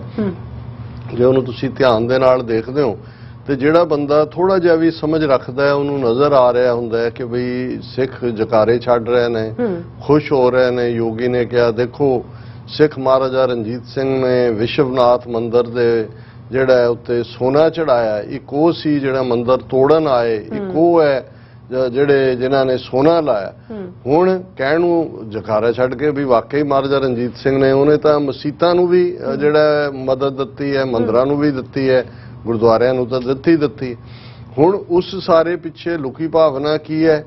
ਫਿਰ ਇਸ ਦੇ ਨਾਲ ਹੋਰ ਜਿਹੜੇ ਇਸ ਕਿਸਮ ਦੇ ਨੇ ਕਿ ਜੀ ਅਸੀਂ ਤਾਂ ਜਿਹੜਾ ਗੁਰੂ ਸਾਹਿਬਾਨ ਔਰ ਬਾਰ-ਬਾਰ ਜਦੋਂ ਉਹ ਬੜੇ ਸਤਿਕਾਰ ਨਾਲ ਨਾਂ ਲੈਂਦਾ, ਬਹੁਤਿਆਂ ਨੂੰ ਲੱਗਦਾ ਦੇਖੋ ਜੀ ਇਹ ਤਾਂ ਕਿਵੇਂ, ਪਰ ਕਿਉਂ ਸਾਡਿਆਂ ਨੂੰ ਭੁੱਲ ਜਾਂਦਾ। ਔਰ ਇਹੀ ਬਹੁਤ ਵਾਰ ਕਿਉਂਕਿ 15 ਅਗਸਤ ਨੇੜੇ ਆ ਰਿਹਾ ਔਰ ਕੁਝ ਸਾਡੇ ਵੀਰ ਕਹਿੰਦੇ ਨੇ ਵੀ ਉਸ ਤੇ ਵੀ ਅੱਡ-ਅੱਡ ਮੁੱਦਿਆਂ ਤੇ ਗੱਲ ਕਰੋ, ਅਸੀਂ ਆਉਣ ਵਾਲੇ ਪੀਰੀਅਡ 'ਚ ਕਰਾਂਗੇ ਨੇੜੇ ਜੇ ਆ ਕੇ ਕਿ ਭਾਈ ਕੀ ਵਾਪਰਿਆ। ਪਰ ਜਦੋਂ ਹੁਣ ਮੈਂ ਦੇਖਦਾ ਕਿ ਵੀ ਇਸ ਕਿਸਮ ਦੀ ਡਰਾਮੇਬਾਜ਼ੀ ਦਾ ਆਪਣੇ ਲੋਕ ਕਿਵੇਂ ਸ਼ਿਕਾਰ ਹੁੰਦੇ ਨੇ, ਕਿਵੇਂ ਇਹ ਮਿੱਠੀਆਂ ਗੱਲਾਂ ਦੇ ਵਿੱਚ ਫਸਦੇ ਨੇ, ਤਾਂ ਫਿਰ ਮੈਨੂੰ ਹੈਰਾਨੀ ਨਹੀਂ ਹੁੰਦੀ ਕਿ 75 ਸਾਲ ਪਹਿਲਾਂ ਰਾਉਂਡ ਟੇਬਲ ਕਾਨਫਰੰਸਿਸ ਹੋਣ, ਉਸ ਵੇਲੇ ਦੇ ਕਾਂਗਰਸੀ ਲੀਡਰ ਹੋਣ ਜਿਨ੍ਹਾਂ ਦੇ ਨਾਲ ਪੈਰਲਲ 1920ਵਿਆਂ ਦੇ ਵਿੱਚ ਮਦਨ ਮੋਹਨ ਮਾਲਵੀਆ ਵਰਗਾ ਜਿਹਨੇ ਹਿੰਦੂ ਮਹਾਸਭਾ ਬਣਾਈ, ਜਿਹੜੀ ਹਿੰਦੂ ਮਹਾਸਭਾ ਦੇ ਨਥੂਰਾਮ ਗੋਡਸੇ ਨੇ ਗਾਂਧੀ ਨੂੰ ਮਾਰਿਆ। ਹੁਣ ਉਹੀ ਮਦਨ ਮੋਹਨ ਮਾਲਵੀਆ ਨੂੰ ਅੱਜ ਤੱਕ ਵੀ ਕਈ ਸਿੱਖ ਪ੍ਰਚਾਰਕ ਕੋਟ ਕਰਦੇ ਤੁਹਾਨੂੰ ਨਜ਼ਰ ਆਣਗੇ ਕਿ ਜੀ ਮਦਨ ਮੋਹਨ ਮਾਲਵੀਆ ਨੇ ਇਹ ਕਾਲ ਦਿੱਤੀ ਸੀ ਹਿੰਦੂਆਂ ਨੂੰ ਕਿ ਉਹ ਆਪਣਾ ਹਰ ਬੇਟਾ ਜਿਹੜਾ ਇੱਕ ਪੁੱਤਰ ਆਪਣੇ ਪੁੱਤਰਾਂ ਚੋਂ ਸਿੱਖ ਬਣਾਓ। ਲੇਕਿਨ ਲੋਕ ਇਹ ਭੁੱਲ ਜਾਂਦੇ ਨੇ ਕਿ ਵੀ ਉਸੇ ਹੀ ਮਦਨ ਮੋਹਨ ਮਾਲਵੀਆ ਦੇ ਕਹਿਣ ਤੇ ਬਿਰਲੇ ਨੇ, ਸੇਠ ਬਿਰਲਾ ਜਿਹਦੇ ਨਾਂ ਤੇ ਬਿਰਲਾ ਮੰਦਿਰ ਦਿੱਲੀ ਜਿੱਥੇ ਗਾਂਧੀ ਦਾ ਕਤਲ ਹੁੰਦਾ ਹੈ, ਉਸ ਬਿਰਲੇ ਨੇ ਜਿਹੜੀਆਂ ਮੂਰਤੀਆਂ ਦਰਬਾਰ ਸਾਹਿਬ ਦੀ ਹਦੂਦ ਚੋਂ ਚੁਕਾਈਆਂ ਗਈਆਂ ਹਿੰਦੂ ਦੇਵਤਿਆਂ ਦੀਆਂ, ਇਹੀ ਮਦਨ ਮੋਹਨ ਮਾਲਵੀਆ ਨੇ ਜਿਹੜਾ ਬਿਲਕੁਲ ਦਰਬਾਰ ਸਾਹਿਬ ਦੀ ਤਰਜ਼ ਦਾ ਦੁਰਗਿਆਣਾ ਮੰਦਿਰ ਬਣਾਇਆ ਗਿਆ ਜਿਹਦੇ ਚੋਂ ਮੂਰਤੀਆਂ ਜਾ ਕੇ ਰੱਖੀਆਂ ਗਈਆਂ, ਉਹ ਬਿਰਲੇ ਨੂੰ ਕਹਿ ਕੇ ਬਣਵਾਇਆ। ਔਰ ਸਭ ਤੋਂ ਵੱਡਾ ਪਾਰਟੀ ਉਹ ਸੀ। ਔਰ ਹਿੰਦੂ ਮਹਾਸਭਾ ਦਾ ਏਜੰਡਾ ਕੀ ਸੀ? ਇਹ RSS, ਸਾਵਰਕਰ, ਹਿੰਦੂ ਮਹਾਸਭਾ, ਕਿਉਂਕਿ ਸਾਵਰਕਰ ਜਿਹੜਾ ਹਿੰਦੂਤਵਾ ਆਈਡੀਓਲੋਜੀ ਦਾ ਪਿਓ ਹੈ, ਉਹ ਬਾਅਦ ਹਿੰਦੂ ਮਹਾਸਭਾ ਦਾ ਪ੍ਰਧਾਨ ਵੀ ਰਿਹਾ ਖੁਦ। ਹੁਣ ਇਹ ਸਾਰੇ ਦੇ ਚੱਲਦੇ ਆ, ਪਰ ਸਿੱਖਾਂ ਨੂੰ ਤਾਂ ਇਹੀ ਗੱਲ ਗਾਂਧੀ ਦੇ ਹਵਾਲੇ ਨਾਲ ਅਸੀਂ ਅੱਜ ਤੱਕ ਵੀ ਕੋਟ ਕਰਦੇ ਆ ਕਿ ਜੀ ਉਹਨੇ ਸੀਸਗੰਜ ਗੁਰਦੁਆਰਾ ਖਲੋ ਕੇ 1931 ਚ ਕਿਹਾ ਸੀ ਕਿ ਮੈਂ ਜਿਹੜਾ ਇਹ ਐਵੀਡੈਂਸ ਵਿਟਨੈਸ ਹੈ ਕਿ ਜਿਹੜਾ ਕਾਂਗਰਸ ਸਿੱਖਾਂ ਨਾਲ ਕੋਈ ਧੋਖਾ ਨਹੀਂ ਕਰੇਗੀ, ਕੋਈ ਸੰਵਿਧਾਨ, ਕੋਈ ਆਇਨ ਭਾਰਤ ਦੇ ਵਿੱਚ ਐਸਾ ਨਹੀਂ ਮੰਨਿਆ ਜਾਏਗਾ ਜਿਹੜਾ ਸਿੱਖਾਂ ਨੂੰ ਮਨਜ਼ੂਰ ਨਾ ਹੋਏ। ਉਦੋਂ ਵੀ ਜਕਾਰੇ ਗਜਾ ਕੇ ਆ ਗਏ ਸਿੱਖ। ਉਹਨੂੰ ਅਸੀਂ ਅੱਜ ਤੱਕ ਵੀ ਕੋਡ ਇਹੀ ਨਹਿਰੂ ਦਾ ਕਿ ਜੀ ਸਾਨੂੰ ਕੋਈ ਇਤਰਾਜ਼ ਨਹੀਂ ਕਿ ਭਾਰਤ ਦੇ ਉੱਤਰ 'ਚ ਬਹਾਦਰ ਸਿੱਖਾਂ ਨੂੰ ਇੱਕ ਖਿੱਤਾ ਦਿੱਤਾ ਜਾਏ ਜਿਹਦੇ 'ਚ ਤਾਂ ਕਿ ਉਹ ਵੀ ਜਿਹੜਾ ਉਹ ਗਲੋ ਆਫ ਫਰੀडम ਇਸ ਨੂੰ ਮਾਣ ਸਕਣ। ਹੁਣ ਇਹੀ ਲਫ਼ਜ਼ਾਂ ਦੇ ਹੇਰ ਫੇਰ ਦੇ ਵਿੱਚ ਉਦੋਂ ਸਾਡੀ ਲੀਡਰਸ਼ਿਪ ਫਸੀ। ਉਦੋਂ ਤਾਂ ਅਜੇ ਹਿੰਦੂਤਵੀ ਹਕੂਮਤ ਦਾ ਜਾਂ ਹਾਕਮਾਂ ਦਾ ਜਲਵਾ ਜਾਂ ਉਹਨਾਂ ਦਾ ਜ਼ਾਲਮਾਨਾ ਅੰਦਾਜ਼ ਸਿੱਖਾਂ ਨੇ ਦੇਖਿਆ ਨਹੀਂ ਸੀ ਹੋਇਆ। ਪਰ ਇਹ 75 ਸਾਲ ਇਸ ਖੂਨੀ ਹਿੰਦੂਤਵੀ ਪੰਜੇ ਥੱਲੇ ਸਫ਼ਰ ਕਰਨ ਤੋਂ ਬਾਅਦ, ਲੱਖਾਂ ਆਪਣੇ ਨੌਜਵਾਨ ਮਰਵਾਉਣ ਤੋਂ ਬਾਅਦ, ਆਪਣੇ ਗੁਰਦੁਆਰਿਆਂ ਤੇ ਟੈਂਕਾਂ ਤੋਪਾਂ ਤੋਂ ਹਮਲਾ ਕਰਵਾਉਣ ਤੋਂ ਬਾਅਦ ਵੀ ਜੇ ਇੱਕ ਤਬਕਾ ਵੀ ਬੇਸ਼ੱਕ 5% ਹੀ ਹੋਣ, ਹਾਲਾ ਨੰਬਰ ਜ਼ਿਆਦਾ ਹੈ, ਜੇ ਉਹਨਾਂ ਨੂੰ ਲੱਗਦਾ ਹੈ ਕਿ ਜੀ ਇਹ RSS ਨੇ ਐਸਾ ਕੀ ਕੀਤਾ ਹੈ, ਇਹ ਤਾਂ ਦੇਖੋ ਕਿੰਨਾ ਯੋਗੀ ਕਿੰਨੀ ਸ਼ਰਧਾ ਦੇ ਨਾਲ ਮੱਥਾ ਟੇਕਦਾ ਹੈ, ਮੋਦੀ ਦੇਖੋ ਕੀ ਕਰ ਰਿਹਾ ਹੈ, ਅਮਿਤ ਸ਼ਾਹ। ਪਰ ਤੁਸੀਂ ਇਹਨਾਂ ਦੇ ਅਦਰਵਾਈਜ਼ ਜਦੋਂ ਕਦਮ ਦੇਖੋਗੇ, ਔਰ ਇਹ ਇਹਨਾਂ ਦੇ ਕੰਮ ਕਰਨ ਦਾ ਢੰਗ ਹੈ, ਇਹ ਹਿੰਦੂਤਵੀ ਜਾਂ ਚਾਣਕਿਆ ਵਿਚਾਰਧਾਰਾ ਇਹੀ ਹੈ। ਇੱਕ ਪਾਸੇ ਉਹਨਾਂ ਨੇ ਇਹ ਫੁਸਲਾਣ, ਬਹਿਕਾਣ ਔਰ ਪਸਮਾਨ, ਇਹ ਸਾਰੇ ਤਰੀਕੇ ਜਿਹੜੇ ਨੇ ਉਹ ਰੱਖੇ ਹੋਏ ਨੇ। ਦੂਸਰੇ ਪਾਸੇ ਤੁਸੀਂ ਦੇਖਦੇ ਹੋ ਕਿ GST ਲਾਤਾ ਜੀ 12%, ਦਿਓ ਕਰੋੜਾਂ ਰੁਪਈਆ ਹੋਰ ਟੈਕਸ ਦਿਓ ਸਰਕਾਰ ਨੂੰ ਕਿ ਜਿਹੜਾ ਈਵਨ ਦਰਬਾਰ ਸਾਹਿਬ ਦੇ ਦਰਸ਼ਨਾਂ ਲਈ ਆਂਦਾ ਹੈ ਉਹ GST ਟੈਕਸ ਦੇਗਾ ਜਿੱਥੇ ਉਹ ਰੁਕਿਆ ਹੋਇਆ। ਪੰਜਾਬ 'ਚ ਅਸੀਂ ਕਕਾਰਾਂ ਦੇ ਹਵਾਲੇ ਨਾਲ ਦੇਖਦੇ ਹਾਂ, ਜਿੰਨੇ ਦਿੱਲੀ ਦੇ ਨੀਟ ਔਰ CBS ਸਾਰੇ ਐਗਜ਼ਾਮ ਹੁੰਦੇ ਨੇ ਕਕਾਰ ਲਵਾਉਣੇ ਸ਼ੁਰੂ ਕਰ ਦਿੱਤੇ। ਪੰਜਾਬ ਦੇ ਹਵਾਲੇ ਨਾਲ ਅਸੀਂ ਦੇਖਦੇ ਹਾਂ ਵੀ ਕਿਵੇਂ ਭਾਖੜਾ ਬਿਆਸ ਮੈਨੇਜਮੈਂਟ ਬੋਰਡ ਦੇ ਮੈਂਬਰ ਦੋਵੇਂ ਹਟਾ ਦਿੱਤੇ। ਚੰਡੀਗੜ੍ਹ ਦੇ ਹਵਾਲੇ ਨਾਲ ਅਸੀਂ ਦੇਖਿਆ ਖੱਟੜ ਨੂੰ ਰਾਈਟ ਦੇਣਾ, ਔਰ ਹੁਣ ਅਸੀਂ ਪੰਜਾਬ ਯੂਨੀਵਰਸਿਟੀ ਦੇ ਹਵਾਲੇ ਨਾਲ, ਹਾਲਾਂ ਹੁਣ ਆਇਆ ਜੀ ਉਹਨਾਂ ਦੇ ਮਿਨਿਸਟਰ ਨੇ ਕਹਿ ਦਿੱਤਾ ਹੈ ਪਾਰਲੀਮੈਂਟ ਦੇ ਵਿੱਚ ਕਿ ਜੀ ਪੰਜਾਬ ਯੂਨੀਵਰਸਿਟੀ ਨੂੰ ਸਰਕਾਰ ਨਹੀਂ ਲੈ ਰਹੀ, ਪਰ ਔਰ ਅੱਜ ਵਧਾਈਆਂ ਵੀ ਦਿੱਤੀਆਂ ਜਾ ਰਹੀਆਂ। ਪਰ ਇਹ ਤਾਂ ਹੈ ਹੀ ਉਹ ਨੇ ਕਿ ਭਾਈ ਕਹਿੰਦੇ ਨੇ ਜੇ ਕੁਛ ਤੇ ਕਰਦੇ ਨੇ ਕੁਛ, ਇਹਨਾਂ ਦਾ ਤਾਂ ਮਨ ਹੋਰ ਮੁੱਖ ਹੋਰ, ਮੂੰਹ ਮੇ ਰਾਮ ਰਾਮ ਬਗਲ ਮੇ ਛੁਰੀ, ਜਿਹੜੀ ਲੇਮੈਨ ਨੇ ਇਹਨਾਂ ਨੂੰ ਡਿਫਾਈਨ ਕੀਤਾ ਹੋਇਆ। ਹੁਣ ਇਸ ਸਭ ਦੇ ਚੱਲਦੇ ਆ ਇੱਕ ਪਾਸੇ ਅਸੀਂ ਇਹ ਦੇਖ ਰਹੇ ਹਾਂ ਕਿ ਭਾਈ ਉਹ ਤਾਰੀਫ ਕਰ ਰਿਹਾ, ਜੋਗੀ ਕਹਿ ਰਿਹਾ ਦੇਖੋ ਦੁਨੀਆ 'ਚ ਕਿਤੇ ਵੀ ਕੋਈ ਭੁੱਖਾ ਹੈ ਗੁਰਦੁਆਰੇ ਚਲਾ ਜਾਏ ਉਹਨੂੰ ਲੰਗਰ ਮਿਲੇਗਾ। ਇਹ ਸਾਨੂੰ ਮਹਾਨ ਗੁਰੂਆਂ ਦੀ ਪਰੰਪਰਾ ਤੋਂ ਹੈ। ਫਿਰ ਸਿੱਖ ਜਕਾਰੇ ਛੱਡ ਰਹੇ ਨੇ। ਹੁਣ ਅੱਜ ਜਿਹੜੀ ਮੇਨ ਖਬਰ, ਔਰ ਇਹ ਜਿਹੜਾ ਸਿੱਖਾਂ ਨੂੰ ਡੋਮੈਸਟਿਕ ਫਲਾਈਟਸ ਦੇ ਵਿੱਚ ਵਿਦਨ ਇੰਡੀਆ ਛੋਟੀ ਕਿਰਪਾਨ 9 ਇੰਚ ਦੀ 6 ਇੰਚ ਬਲੇਡ ਔਰ 3 ਇੰਚ ਦਾ ਦਸਤਾ ਜਿਹੜਾ ਇਹ ਪਾਉਣ ਦਾ ਹੱਕ ਕੋਈ ਓਵਰਨਾਈਟ ਨਹੀਂ ਸੀ ਮਿਲਿਆ ਹੋਇਆ। ਬੇਸ਼ੱਕ ਕਨਸਟੀਟਿਊਸ਼ਨ ਦੇ ਆਰਟੀਕਲ 25B ਦੇ ਵਿੱਚ ਸਿੱਖਾਂ ਨੂੰ ਕਿਰਪਾਨ ਪਹਿਨਣ ਤੇ ਕੈਰੀ ਕਰਨ ਦਾ ਹੱਕ, ਮਤਲਬ ਗਾਤਰੇ ਦੀ ਕਿਰਪਾਨ ਵੀ ਔਰ ਕੈਰੀ ਕਰਨ ਦੀ ਵੀ, ਇਹ ਹੱਕ ਕਨਸਟੀਟਿਊਸ਼ਨਲ ਹੈ। ਲੇਕਿਨ ਅਸੀਂ ਸਰ ਸਿਮਰਨਜੀਤ ਸਿੰਘ ਮਾਨ ਦੇ ਮੁੱਦੇ ਤੇ ਹੀ ਦੇਖਦੇ ਹਾਂ ਕਿ ਕਿਵੇਂ ਉਹ 1989 ਚ ਸਹੁੰ ਨਹੀਂ ਸੀ ਚੁੱਕ ਸਕੇ, ਜਾਂ ਧਿਆਨ ਸਿੰਘ ਮੰਡ, ਕਿਉਂਕਿ ਉਹਨਾਂ ਨੇ ਕਿਹਾ ਜੀ ਤੁਸੀਂ ਨਹੀਂ ਕਿਰਪਾਨ 3 ਫੁੱਟੀ ਨਹੀਂ ਲਿਜਾ ਸਕਦੇ। ਲੇਕਿਨ ਵਿਦਨ 에ਅਰਲਾਈਨਸ ਜਾਂ ਜਹਾਜ਼ਾਂ ਦੀ ਫਲਾਈਟ ਵੇਲੇ ਹੱਕ, ਇਹ ਤਾਂ ਧਰਮ ਯੁੱਧ ਮੋਰਚੇ ਦਾ ਵੀ ਇੱਕ ਹਿੱਸਾ ਸੀ। ਇਹ ਐਗਰੀਮੈਂਟ ਵੀ ਇੰਡੀਅਨ ਗਵਰਨਮੈਂਟ ਦੇ ਨਾਲ ਹੋਇਆ ਕਿ ਭਾਈ ਕਿਉਂਕਿ ਇੰਟਰਨੈਸ਼ਨਲ ਫਲਾਈਟਸ ਤਾਂ ਇੰਟਰਨੈਸ਼ਨਲ ਲਾਅ ਇਨਵੋਲਵ ਹੁੰਦੇ ਨੇ, ਉਹਦੇ 'ਚ ਕੋਈ ਅਲਾਉ ਕਰੇ ਜਾਂ ਨਾ ਕਰੇ, ਲੇਕਿਨ ਵਿਦ ਇਨ ਇੰਡੀਆ ਸਿੱਖ ਜਿਹੜੇ ਨੇ ਉਹ ਕਿਰਪਾਨ ਦੇ ਨਾਲ ਫਲਾਈ ਕਰ ਸਕਦੇ ਨੇ 9 ਇੰਚੀ ਕਿਰਪਾਨ। ਅੱਛਾ। ਹੁਣ ਕੁਝ ਅਰਸਾ ਪਹਿਲਾਂ ਇਹ ਸਾਹਮਣੇ ਆਇਆ ਕਿ ਜੀ ਉਹ ਤਾਂ ਸਿੱਖ ਪੈਸੇਂਜਰਸ ਨੂੰ ਅਲਾਉ ਕਰਦੇ ਨੇ, ਪਰ ਜਿਹੜੇ ਸਿੱਖ 에ਅਰਪੋਰਟਸ ਦੇ ਉੱਤੇ ਕੰਮ ਕਰਦੇ ਨੇ ਕਿਸੇ ਵੀ ਅਹੁਦੇ ਤੇ ਨੇ ਉਹਨਾਂ ਦੇ ਉੱਤੇ ਪਾਬੰਦੀ ਲਾ ਦਿੱਤੀ ਗਈ ਕਿ ਜੀ ਉਹ ਨਹੀਂ ਕਰ ਸਕਦੇ, ਕਿਰਪਾਨ ਨਹੀਂ ਪਾ ਸਕਦੇ। ਇਸ ਦੇ ਉੱਤੇ ਰੌਲਾ ਪਿਆ, ਆਵਾਜ਼ ਹੋਈ, ਉਹ ਉਹਨਾਂ ਨੇ ਅਲਾਉ ਕਰਤਾ ਜੀ ਠੀਕ ਹੈ ਵੀ ਉਹ ਕਰ ਸਕਦੇ ਨੇ। ਹੁਣ ਤੁਸੀਂ ਅੰਦਾਜ਼ਾ ਲਾਓ ਵੀ ਇਹਨਾਂ ਨੂੰ ਕਿਸ ਹੱਦ ਤੱਕ ਸਿੱਖਾਂ ਦੇ ਕਕਾਰਾਂ ਨਾਲ ਸਮੱਸਿਆ ਹੈ। ਇਹ ਖਬਰ ਹੈ ਕਿ ਸੁਪਰੀਮ ਕੋਰਟ ਦੇ ਵਿੱਚ ਹਿੰਦੂ ਸੈਨਾ ਦੀ ਜਿਹੜੀ ਹਿੰਦੂ ਸੈਨਾ ਇੱਕ ਪਾਵਰਫੁਲ ਨਾਨ ਪ੍ਰੋਫਿਟ ਆਰਗੇਨਾਈਜੇਸ਼ਨ ਹੈ, ਉਹਨਾਂ ਨੇ ਪਟੀਸ਼ਨ ਕੀਤੀ ਹੈ ਕਿ ਇਹ ਜਿਹੜੀ ਸਿੱਖ ਪੈਸੇਂਜਰਸ ਨੂੰ ਕਿਰਪਾਨ ਕੈਰੀ ਕਰਨ ਦਾ ਹੱਕ ਹੈ ਇਹ ਬਾਕੀ ਪੈਸੇਂਜਰਸ ਦੀ ਸੇਫਟੀ ਲਈ ਖਤਰਾ ਹੈ ਔਰ ਇਸ ਨੂੰ ਖਤਮ ਕੀਤਾ ਜਾਏ, ਇਹਨਾਂ ਨੂੰ ਅਲਾਉ ਨਾ ਕੀਤਾ ਜਾਏ। ਔਰ ਆਲਰੇਡੀ ਇਸ ਪਟੀਸ਼ਨ ਨੂੰ ਸੁਪਰੀਮ ਕੋਰਟ ਨੇ ਐਕਸੈਪਟ ਵੀ ਕਰ ਲਿਆ ਔਰ ਇਸ ਦੇ ਉੱਤੇ coming Friday justice Abdul Nazeer ਔਰ JK ਮਹੇਸ਼ਵਰੀ ਇਹ 2 ਜੱਜਾਂ ਦਾ ਜਿਹੜਾ ਪੈਨਲ ਹੈ, ਬੈਂਚ ਹੈ, ਉਹ ਇਹਦੇ ਤੇ ਫੈਸਲਾ ਸੁਣਾਏਗਾ ਔਰ ਉਹਦੇ 'ਚ ਉਹਨਾਂ ਨੇ ਉਹੀ ਪਲੀ ਲਈ ਹੈ ਪਟੀਸ਼ਨ ਫਾਈਲਡ ਬਾਈ ਹਿੰਦੂ ਸੈਨਾ। ਉਹਦੇ 'ਚ ਉਹਨਾਂ ਨੇ ਕਿਹਾ ਕਿ ਵੀ ਅਸੀਂ ਐਵੀਏਸ਼ਨ ਸਿਕਿਉਰਿਟੀ ਆਰਡਰ ਜਿਹੜਾ 4 ਮਾਰਚ 2022 ਨੂੰ ਕੱਢਿਆ ਗਿਆ ਉਸ ਦੇ ਖਿਲਾਫ ਅਸੀਂ ਇਹ ਪਟੀਸ਼ਨ ਕਰ ਰਹੇ ਹਾਂ ਔਰ ਸਾਡਾ ਇਹ ਕਹਿਣਾ ਹੈ ਕਿ ਇਹਦੇ ਨਾਲ this has created a loophole in the safety and security of the airport and the aircraft and also safety and security of the passengers, thereby violating the fundamental rights to life and personal liberty of the public at large guaranteed under Article 21 of Constitution of India. ਹੁਣ ਕਿਉਂਕਿ article 25B ਹੱਕ ਦਿੰਦਾ ਹੈ ਕਿਰਪਾਨ ਪਹਿਨਣ, constitutional ਹੈ, basic draft ਦਾ ਹਿੱਸਾ ਹੈ। ਹੁਣ ਉਹਨੂੰ ਚੈਲੰਜ ਕਰਨ ਲਈ ਇਹ ਆਰਟੀਕਲ 21 ਦੇ ਥੱਲੇ ਉਹਨੂੰ ਚੈਲੰਜ ਕਰ ਰਹੇ ਨੇ ਕਿ ਆਰਟੀਕਲ 21 ਜਿਹੜਾ ਉਹ ਫੰਡਾਮੈਂਟਲ ਰਾਈਟ ਦਿੰਦਾ ਹੈ life and personal Liberty the of the citizens, ਤੇ ਜਦੋਂ ਸਿੱਖਾਂ ਦੇ ਨਾਲ ਬਾਕੀ ਪੈਸੇਂਜਰ ਟਰੈਵਲ ਕਰ ਰਹੇ ਨੇ ਬੇਸ਼ੱਕ ਉਹਨਾਂ ਨੂੰ ਤੁਸੀਂ ਕਨਸਟੀਟਿਊਸ਼ਨ ਨੇ ਰਾਈਟ ਦਿੱਤਾ ਹੈ, ਪਰ ਇੱਥੇ ਆਰਟੀਕਲ 21 ਲਾਗੂ ਹੋਣਾ ਚਾਹੀਦਾ ਹੈ ਕਿ ਦੂਸਰੇ ਮੁਸਾਫਰਾਂ ਦੀ ਜਿਹੜੀ ਸਿਕਿਉਰਿਟੀ ਔਰ ਸੇਫਟੀ ਹੈ ਉਹ ਇੰਪੋਰਟੈਂਟ ਹੈ ਔਰ ਇਸ ਦੇ ਨਾਲ ਜਿਹੜਾ ਇਹਦਾ ਇਹੀ ਹੱਲ ਹੈ ਕਿ ਇਹਨਾਂ ਦੇ ਉੱਤੇ ਪਾਬੰਦੀ ਲਾਈ ਜਾਏ। Kirpan may be carried only by 6 passengers on his person, ਬਾਕੀ ਉਹਨਾਂ ਨੇ ਕਿਹਾ 6 ਇੰਚ ਉਹਦੀ ਲੈਂਥ ਹੋਏ ਔਰ ਟੋਟਲ ਇੰਨੀ ਐਕਸੀਡ ਨਾ ਕਰੇ ਔਰ ਇਹ ਆਲਰੇਡੀ ਐਗਰੀਮੈਂਟ ਜਿਹੜਾ ਹੋਇਆ ਔਰ ਇਕੱਲਾ ਇਹ ਨਹੀਂ ਹੈ ਕਿ ਵੀ ਇਹ ਹੁਣ ਇਹਨਾਂ ਨੇ ਬਾਈ ਕੋਰਟ ਇਸ ਤੇ ਪਾਬੰਦੀ ਲਵਾਉਣਾ ਚਾਹੁੰਦੇ ਨੇ। ਜਦੋਂ ਈਵਨ ਇਹ ਨੈਗੋਸ਼ੀਏਸ਼ਨ ਚੱਲ ਰਹੀ ਸੀ ਇਹਦੇ ਬਾਵਜੂਦ ਕਿ ਕਨਸਟੀਟਿਊਸ਼ਨ ਦੇ ਵਿੱਚ ਜਿਹੜਾ ਵੇਅਰ ਐਂਡ ਕੈਰੀ ਦਾ ਹੱਕ ਸੀ ਤਾਂ ਉਦੋਂ ਜਿਹੜਾ ਉਹਦਾ ਹਿੰਦੂਤਵੀ ਮੈਂਬਰ ਸੀ ਉਸ ਬੋਰਡ ਦਾ, ਮੈਨੂੰ ਉਹਦਾ ਨਾਂ ਨਹੀਂ ਯਾਦ ਹੈ, ਉਹਨੇ ਇਹ ਆਬਜੈਕਟ ਕੀਤਾ ਸੀ ਕਿ ਜੀ ਇਹ ਨਹੀਂ ਹੋਣਾ ਚਾਹੀਦਾ। ਤੇ ਜਦੋਂ ਸਿੱਖ ਡੈਲੀਗੇਸ਼ਨ ਨੇ ਕਿਹਾ ਕਿ ਭਾਈ ਸਾਡੇ ਲਈ ਤਾਂ ਇਹ ਸਾਡੇ ਗੁਰੂ ਸਾਹਿਬਾਨ ਦਾ ਜਿਹੜਾ ਹੁਕਮ ਹੈ ਕਿ ਅਸੀਂ 5 ਕਕਾਰੀ ਸਿੱਖ ਹੈ ਔਰ ਕਿਰਪਾਨ ਤਾਂ ਅਸੀਂ ਆਪਣੇ ਤੋਂ ਜੁਦਾ ਨਹੀਂ ਕਰ ਸਕਦੇ, ਤਾਂ ਉਹਨੇ ਅੱਗੋਂ ਜੋਕਿੰਗਲੀ ਕਿਹਾ ਸੀ ਵੀ ਤੁਹਾਡੇ ਗੁਰੂ ਨੇ ਇਹ ਤਾਂ ਨਹੀਂ ਸੀ ਕਿਹਾ ਵੀ ਜਹਾਜ਼ ਤੇ ਵੀ ਜ਼ਰੂਰ ਸਫ਼ਰ ਕਰੋ।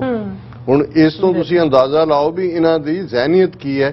ਔਰ ਹੁਣ ਇੱਕ ਪਾਸੇ ਜਿਹੜੇ ਲੋਕ ਯੋਗੀ ਦੇ ਜਾਂ ਮੋਦੀ ਦੇ ਜਾਂ ਜਿਸ ਕਿਸਮ ਦਾ ਕੱਲ ਅਸੀਂ ਜਿਵੇਂ ਕੱਲ ਦਾ ਸੈਗਮੈਂਟ ਸਾਡਾ ਕਾਫੀ ਉਸ ਦੇ ਉੱਤੇ ਕਾਮੈਂਟਸ ਵੀ ਆਏ ਕਿ ਦਾਦੂਵਾਲ ਸੀਚੇਵਾਲ ਇਹ ਜਿਹੜੇ ਦੋਨੋਂ ਹੀ RSS ਮੋਲ ਐਕਟਿਵ ਕੀਤੇ ਨੇ ਔਰ ਬਹੁਤ ਸਾਰਿਆਂ ਨੇ ਕਿਹਾ ਜੀ ਹਾਂ ਦਾਦੂਵਾਲ ਪਹਿਲਾਂ ਵੀ ਇਵੇਂ ਹੀ ਸੀ, ਸੀਚੇਵਾਲ ਵੀ ਇਵੇਂ ਹੀ ਸੀ, ਪਰ ਅਸੀਂ ਇਹ ਦੇਖ ਰਹੇ ਹਾਂ ਵੀ ਇੱਕ ਪਾਸੇ ਇਸ ਕਿਸਮ ਦੇ ਜਿਹੜੇ ਬਹੁ ਰੂਪੀਏ ਨੇ ਉਹਨਾਂ ਨੂੰ ਪ੍ਰਮੋਟ ਕੀਤਾ ਜਾ ਰਿਹਾ ਹੈ ਔਰ ਸਿੱਖਾਂ 'ਚ ਪ੍ਰਭਾਵ ਦੇਣ ਦੀ ਕੋਸ਼ਿਸ਼ ਕੀਤੀ ਜਾ ਰਹੀ ਹੈ ਕਿ ਜੀ RSS ਜਾਂ ਹਿੰਦੂ ਸ਼ਿਵ ਸੈਨਾ ਜਾਂ ਹਿੰਦੂ ਸੈਨਾ ਜਾਂ ਹਿੰਦੂ ਮਹਾਸਭਾ ਇਹ ਸਿੱਖ ਫਰੈਂਡਲੀ ਨੇ, ਪਰ ਦੂਸਰੇ ਪਾਸੇ ਪ੍ਰੈਕਟੀਕਲੀ ਕਿਸ ਹੱਦ ਤੱਕ ਜਾ ਕੇ ਜਿਹੜਾ ਕਨਸਟੀਟਿਊਸ਼ਨ ਨੇ ਰਾਈਟ ਦਿੱਤਾ ਹੋਇਆ ਹੈ ਕਿਰਪਾਨ ਪਹਿਨਣ ਔਰ ਰੱਖਣ ਦਾ ਹੱਕ ਔਰ ਜਿਹਦੇ ਥੱਲੇ ਹਵਾਈ ਜਹਾਜ਼ਾਂ ਦੇ ਵਿੱਚ ਸਫ਼ਰ ਕਰਨ ਦਾ ਹੱਕ ਹੈ ਉਹ ਵੀ ਵਿਦ ਇਨ ਇੰਡੀਆ, ਉਹਨੂੰ ਵੀ ਇਹ ਹਿੰਦੂ ਸੈਨਾ ਜਿਹੜੀ ਹੈ ਉਹ ਖਤਮ ਕਰਵਾਉਣਾ ਚਾਹੁੰਦੀ ਹੈ।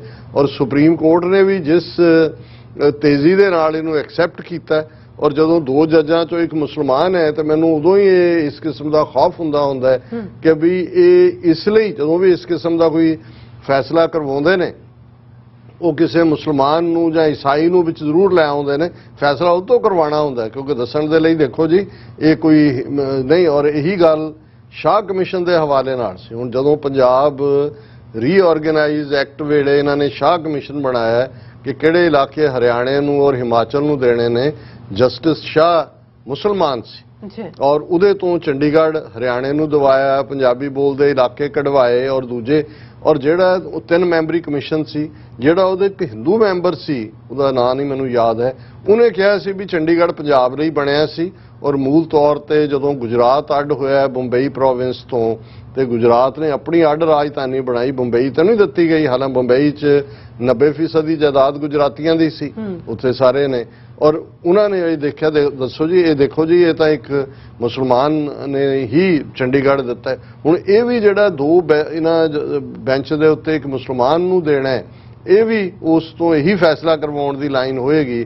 ਉਹ ਕਹੇਗਾ ਜੀ ਠੀਕ ਹੈ ਆਰਟੀਕਲ 25B ਜਿਹੜਾ ਉਹ ਕਨਸਟੀਟਿਊਸ਼ਨਲ ਗਾਰੰਟੀ ਔਰ ਦੂਸਰਾ ਦਿੰਦਾ ਹੈ, ਪਰ ਆਰਟੀਕਲ 21 ਜਿਹੜਾ ਨਾਗਰਿਕਾਂ ਦੀ ਸੇਫਟੀ ਦੀ ਗਾਰੰਟੀ ਹੈ ਉਹ ਉਹਦੇ ਜਿਹੜੇ ਉੱਤੇ ਇਨਫ੍ਰਿੰਜ ਅਪਨ ਕਰਦਾ ਹੈ, ਇਸ ਲਈ ਉਹ ਕਿਰਪਾਨ ਕੈਰੀ ਨਹੀਂ ਕਰ ਸਕਦੇ। ਔਰ ਜੇ ਇਸ ਕਿਸਮ ਦਾ ਹੋਇਆ, ਕੜੇ ਤਾਂ ਪਹਿਲਾਂ ਹੀ ਲਵਾਉਣੇ ਸ਼ੁਰੂ ਕੀਤੇ ਹੋਏ ਨੇ, ਤੇ ਫਿਰ ਅੰਦਾਜ਼ਾ ਲਾ ਲਓ ਕਿ ਭਾਈ ਇਹ ਤੁਹਾਡੇ 5 ਕਕਾਰ ਪੱਗਾਂ ਵੀ ਲਵਾਉਣੀਆਂ ਜਿਹੜੀਆਂ ਨੇ ਉਹ ਜਿੱਥੇ ਮਰਜ਼ੀ ਇਹਨਾਂ ਨੂੰ ਸੂਟ ਕਰਦਾ ਉਹ ਕਰਦੇ ਨੇ। ਸੋ ਇਹ ਇਹਨਾਂ ਦੀ ਹਕੀਕਤ ਹੈ। ਬਿਲਕੁਲ ਡਾਕਟਰ ਸਾਹਿਬ, ਤੁਹਾਡਾ ਬਹੁਤ ਬਹੁਤ ਸ਼ੁਕਰੀਆ। ਸਾਥ ਲੈਣਾ ਬ੍ਰੇਕ। ਵਿਊਅਰਸ ਤੁਸੀਂ ਨੇ ਇਸੇ ਤਰ੍ਹਾਂ ਹੀ ਬਣੇ ਰਹਿਣਾ। ਮਿਲਦੇ ਹਾਂ ਛੋਟੇ ਜਿਹੇ ਬ੍ਰੇਕ ਤੋਂ ਬਾਅਦ।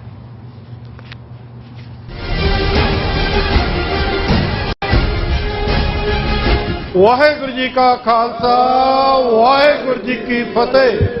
ਸਮੁੱਚੀਆਂ ਨਾਰਥ ਈਸਟ ਕੋਸਟ ਦੀਆਂ ਸਿੱਖ ਸੰਗਤਾਂ ਅੱਗੇ ਬੇਨਤੀ ਕੀਤੀ ਜਾਂਦੀ ਆ, ਅੱਜ Gurdwara Sahib Sikh culture society Richmond Hill New York ਤੋਂ ਕਿ ਆਉਣ ਵਾਲੀ 13 ਅਗਸਤ ਨੂੰ ਸਵੇਰੇ 11 ਵਜੇ ਤੋਂ ਲੈ ਕੇ 2 ਵਜੇ ਤੱਕ ਯੂਨਾਈਟਿਡ ਨੇਸ਼ਨ ਨਿਊਯਾਰਕ ਜਿਹੜਾ ਸਥਿਤ UNO ਹੈੱਡਕੁਆਰਟਰ ਦੇ ਅੱਗੇ ਸਮੂਹ ਬੰਦੀ ਸਿੰਘਾਂ ਦੇ ਹੱਕ ਦੇ ਵਿੱਚ ਅਸੀਂ ਰਲ ਕੇ ਸਮੂਹ ਗੁਰਦੁਆਰਾ ਪ੍ਰਬੰਧਕ ਕਮੇਟੀਆਂ, ਸਿੱਖ ਜਥੇਬੰਦੀਆਂ, ਸਿੱਖ ਸੰਗਤਾਂ ਰਲ ਕੇ ਪ੍ਰੋਟੈਸਟ ਕਰਨਗੀਆਂ ਕਿਉਂਕਿ ਸਾਡੀ ਕੌਮ ਦੇ ਹੀਰੋ ਰੋਲ ਮਾਡਲ ਮਾਵਾਂ ਦੇ ਪੁੱਤ 25-25, 26-26 ਸਾਲਾਂ ਦੀ ਜੋ ਕੈਦ ਕਾਲ ਕੋਠਰੀਆਂ ਭਾਰਤ ਦੀਆਂ ਅਲੱਗ-ਅਲੱਗ ਸਟੇਟਾਂ ਦੇ ਵਿੱਚ ਉਹ ਗੁਜ਼ਾਰ ਚੁੱਕੇ ਹਨ। ਭਾਰਤੀ ਕਾਨੂੰਨ ਦੇ ਤਹਿਤ ਜੋ ਸਜ਼ਾਵਾਂ ਪੂਰੀਆਂ ਕਰ ਚੁੱਕੇ ਹਨ, ਹਲੇ ਵੀ ਭਾਰਤੀ ਹਕੂਮਤ ਉਹਨਾਂ ਨੂੰ ਰਿਹਾ ਨਹੀਂ ਕਰ ਰਹੀ।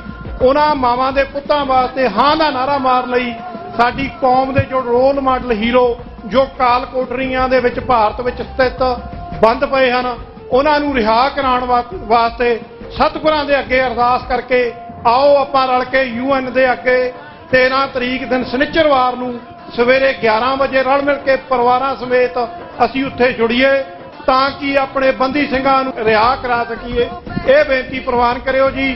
ਵਾਹਿਗੁਰੂ ਜੀ ਕਾ ਖਾਲਸਾ, ਵਾਹਿਗੁਰੂ ਜੀ ਕੀ ਫਤਿਹ।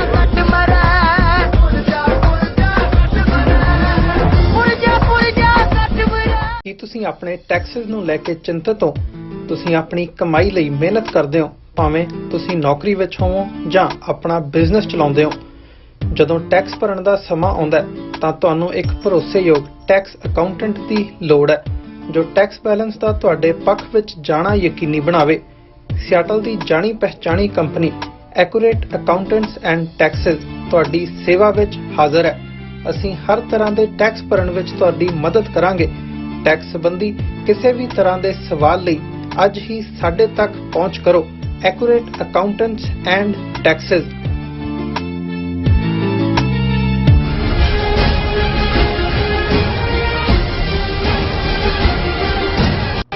Viewers welcome back on program. Viewers ਗੱਲਬਾਤ ਕਰਨ ਜਾ ਰਹੇ ਹਾਂ ਕਿ ਭਾਰਤੀ ਏਜੰਸੀਆਂ ਨੂੰ ਕੈਨੇਡਾ ਦੇ ਸਿੱਖਾਂ ਨੂੰ ਬਦਨਾਮ ਕਰਨ ਦੀ ਜਿਹੜੀ ਮੁਹਿੰਮ ਹੈ ਉਹ ਲਗਾਤਾਰ ਜਾਰੀ ਹੈ ਔਰ ਹਿੰਦੁਸਤਾਨ ਟਾਈਮ ਤੇ ਅਖਬਾਰ ਦੇ ਇੱਕ ਆਰਟੀਕਲ ਵਿੱਚ ਕੈਨੇਡਾ ਦੇ ਪ੍ਰਮੁੱਖ ਜਰਨਲਿਸਟਾਂ ਨੂੰ ਵੀ ਨਿਸ਼ਾਨੇ ਤੇ ਲਿਆ ਗਿਆ ਜਿਹੜੇ ਭਾਰਤੀ ਏਜੰਸੀਆਂ ਦੀ ਖੇਡ ਨੂੰ ਨਿਰਪੱਖ ਅੰਦਾਜ਼ ਵਿੱਚ ਬੇਨਕਾਬ ਕਰਦੇ ਹਨ। ਸੋ ਇਸ ਬਾਰੇ ਆਪਾਂ ਚਰਚਾ ਕਰਨ ਜਾ ਰਹੇ ਹਾਂ। ਸੋ ਅਸੀਂ ਚਾਹਾਂਗੇ ਕਿ ਤੁਸੀਂ ਸਾਨੂੰ ਇਸੇ ਤਰ੍ਹਾਂ ਬਣੇ ਰਹਿਣਾ, ਦੇਖਣ ਸੁਣ ਲਈ ਐਂਡ ਲਿਖਣ ਲਈ ਤੁਹਾਡਾ ਸਭ ਦਾ ਬਹੁਤ ਬਹੁਤ ਧੰਨਵਾਦ ਜੀ। ਡਾਕਟਰ ਸਾਹਿਬ ਕੀ ਕਹਿਣਾ ਚਾਹੋਗੇ?